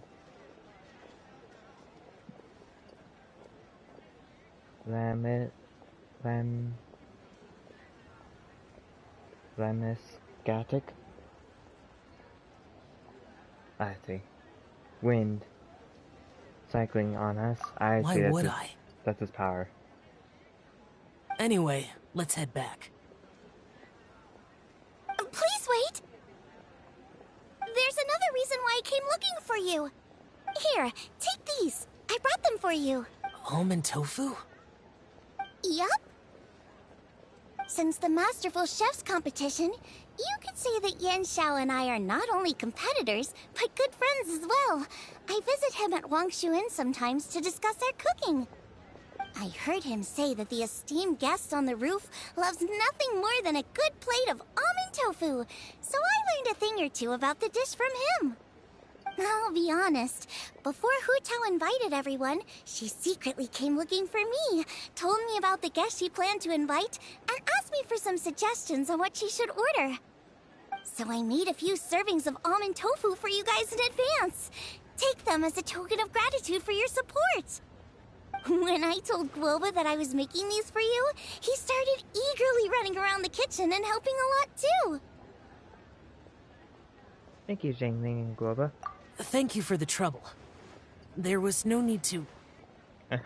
I'll take them. Thank you. And Guoba too. You're welcome. Oh, the almond tofu I made probably tastes and feels a little different from the type Yanxiao cooks. Please let me know if there's any improvements I should make. Okay. That's all.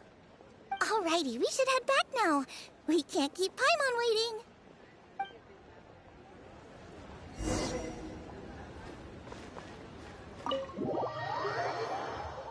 Can we just leave Paimon here?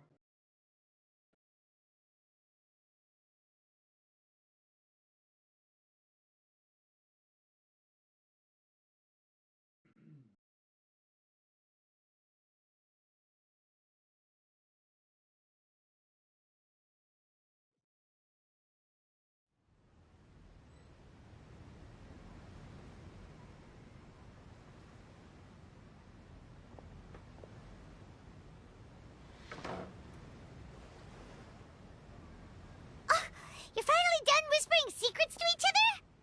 So much for promising Paimon you'll be back soon.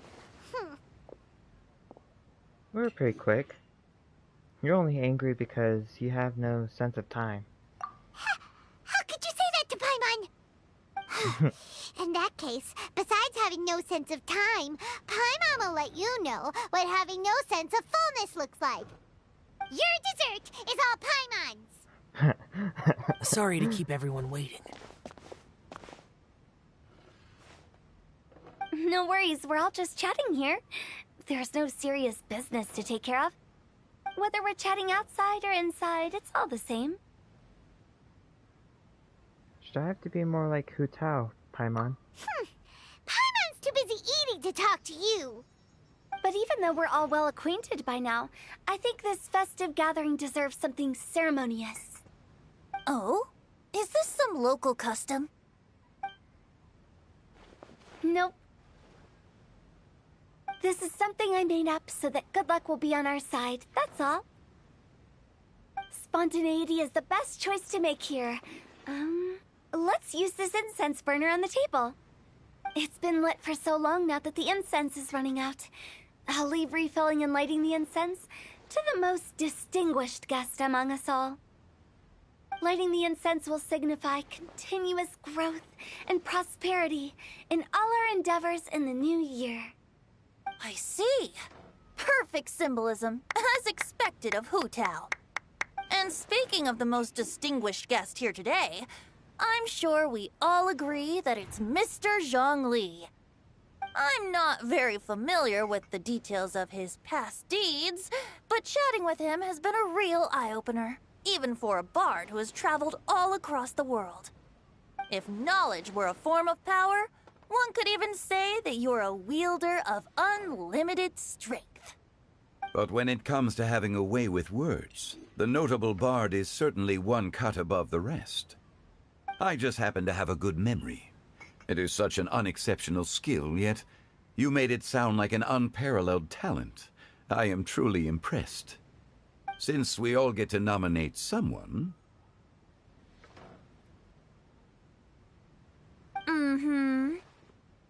I think it's only fair that we let the parlor director light the incense. Huh? That won't do. Don't flatter me just because I'm your boss. We are looking for the most distinguished guest here. As the host, I shouldn't be involved in this discussion at all. Now that we've enjoyed this table full of delicacies, how about we let our one and only chef here do the honors? Is this really the way this works? I didn't cook any of these dishes. It's not a big deal. Just look at her. Xiangling, the disciple of an adeptus, the stove god's best companion, the winner of the Masterful Chef's competition. The only heir of the famous One Mean restaurant. A good old friend of mine. There's no better choice. Why does Paimon feel like we're back at square one again? Please stop! You're making me embarrassed. If we're looking for a distinguished guest, surely the second son of the Feiyun Commerce Guild counts. It's one of the largest commerce guilds in Liyue Harbor. Huh? Don't get me involved in this. Oh, not a bad choice. With the Commerce Guild's young master lighting the incense, we're all sure to make a huge sum of mora in the new year. That's not how it works. Making a fortune is indeed a fine wish, but it's of lesser importance than good health and happiness. Which means we should choose Chongyun, the skilled exorcist who keeps everyone's home safe from evil spirits. He doesn't actually do that, though. From my understanding, he hasn't cleansed a single spirit. Huh? Now you're nominating me? I can't be the one when we have the Conqueror of Demons right here. Adeptus Xiao has the most seniority among everyone here today. We should... I refuse. I am most certainly not the most distinguished guest here. Is he gonna say it's Zhongli? You should all be able to make the right judgment based on your observations. Wait, don't... One person here is well acquainted with everyone else. Hmm?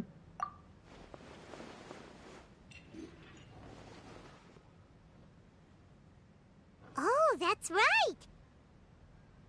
Even though you're always mocking Paimon, you're still pretty popular with other people. No, wait! Paimon said she wouldn't talk to you again. I'm not the only well-concentrated person here, though. Huh? Who else is there? You, of course. Huh? Huh? Does that mean Paimon's the most distinguished guest? Oh, well, that was unexpected! I agree. Paimon's just the one we need. Without a friend constantly by your side, a long journey would become dreadfully lonesome. But once you have someone there to brighten up the atmosphere, everything along the way will become lively and vibrant too. Ah. The traveler has traversed many nations and left behind a great deal of fascinating stories. But without Paimon, they would have become quite monotonous. Paimon plays an indispensable role in making your journey a happy and smooth one. You guys, Paimon's not used to being praised like that. Those were genuine compliments, right? Of course, you're the best traveler companion ever. Thank you. You made Paimon wait for a long time, but Paimon's not mad anymore. Don't take everything to heart, Paimon.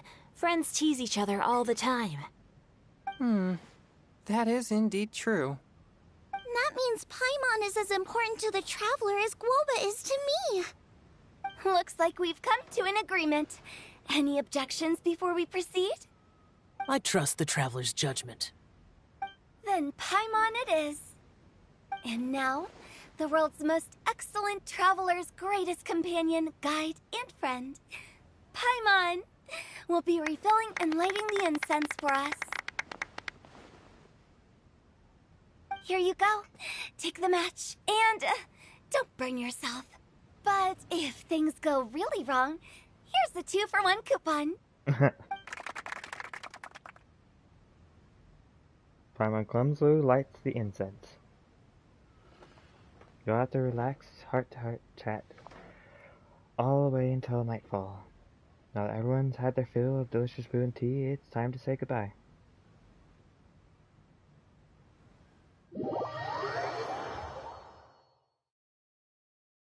They really did make that quite uncomfortable. I think they could have not done with this quest. Like after the festival's over, this quest wasn't a thing. Because it was really just uncomfortable having everyone try to keep secrets and all the praising and stuff.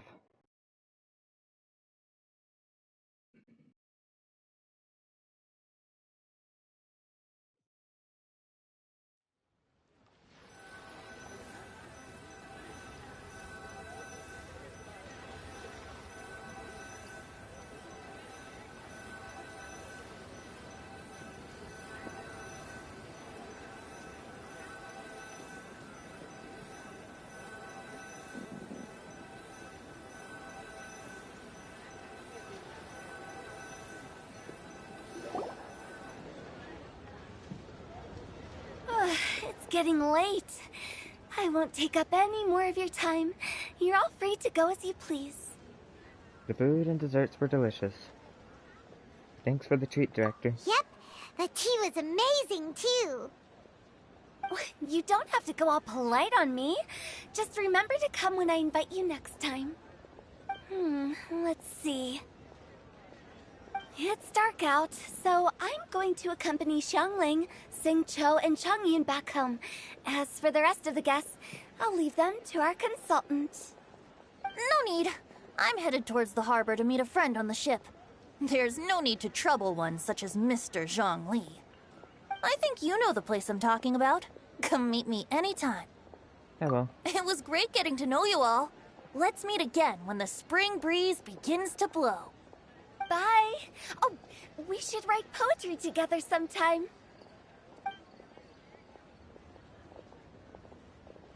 We'll catch you all later then. Don't forget to return to the parlor later. There's something I need you to do. Understood. See you later. Bye. Well then. Rex Lapis. Just Zhongli will do. I live as a mortal in Liyue Harbor now. I am just one among many who begin work at sunrise and retire to rest at sundown. If we were to consider status and seniority as Zhongli, I should be respectfully referring to you as Adeptus Shao. Heaven forbid. Adeptus Shao. Let's stop teasing him for now. I meant what I said. I heard that during the Lantern Rite Music Festival, you conferred with Streetward Rambler and Cloud Retainer. I take it as you've gained a lot more knowledge about the past? The same truth will sound different coming from different people. As more bear witness to a story, feelings and interpretations expand in variety too. I once had a pleasant chat about the past and present with a Sumeru scholar named Soraya, and learned a few things about her research topic. From the evidence she found and the conclusion she made, her area of research is already very close to the truth. But there are multiple sides to humans and gods alike. In the legends recorded by humans, some gods were depicted as arrogant and condescending, while others were kind and capable. But whether to me, Streetward Rambler, Cloud Retainer, or younger adepti such as Shao and Ganyu, those adepti and gods that may seem extraordinary to humans are something more akin to close companions. This was as true back then as it is right now. Just how Shao may seem unapproachable to most, but the Traveler has proved otherwise.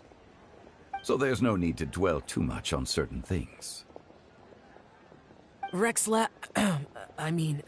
Zhongli, what you're saying is... It looks like you understood what I meant. Ah. The director asked me to accompany you on your return, but I don't think you'll need my protection. I'll be taking a walk around and admiring the night scenery. After that, it'll be time for me to go back and meet up with the director. Goodbye for now. Bye, Zhongli! Everyone's gone now. Paimon always feels a little empty inside when a lively celebration ends. But at least you always stay by Paimon's side. No. Paimon got it mixed up. Paimon, the best and most distinguished travel guide, will always stay by your side, Traveler. It's my honor. I'm afraid there will be a lot to ask of you in the future too, most distinguished Paimon. Good that you're aware of that. Shell, is there anything else you want to do? We could take you on a tour of Liyue Harbor. No need. I've stayed here for much longer than I had expected. The city lights are a fine sight, but it's time for me to leave. The events of today occurred so abruptly. I appreciate your kindness. The feeling's mutual. You don't have to thank me every time. Okay. I'll see you next time, then.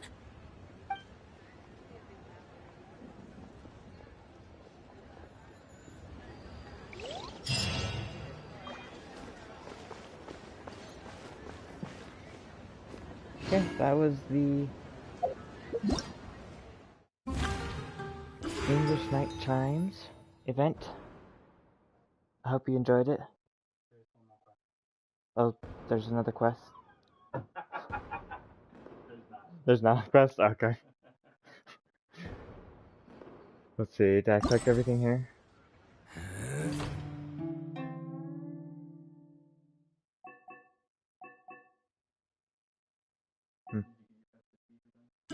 Yep.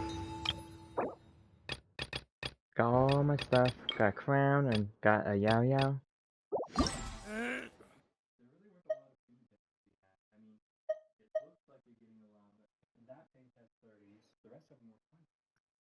Yeah, it's actually a lot. It was only probably like 2 or 3 wishes. I was gonna say they added up to about 1,000. Although there was, hold on, we didn't count in this too. They also gave us. Yeah, that's just them giving to us that you can't really combine them together. Yeah. I put 5 hours and 30 minutes or so in, and I could have probably done the same if I went and explored and done quests and stuff. 5 wishes for 5 hours. Not really a lot, is it? Oh well. I still enjoyed it. They did a lot better this time than one of the years. Nice. I hope you enjoyed it. Thank you for watching. Please leave a like and subscribe and leave a comment down below about what you think of the event and the minigames. I enjoyed most of the minigames. Let's see here, to recap. The first one was the speed one. They normally have this one for the festivals. That was alright. This one is probably my favorite. The paper puzzles. That was really cool.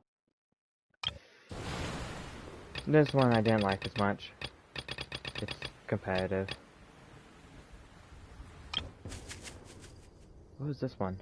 Oh right, the combat one. They normally have this one as well. Nice. I will see you next time.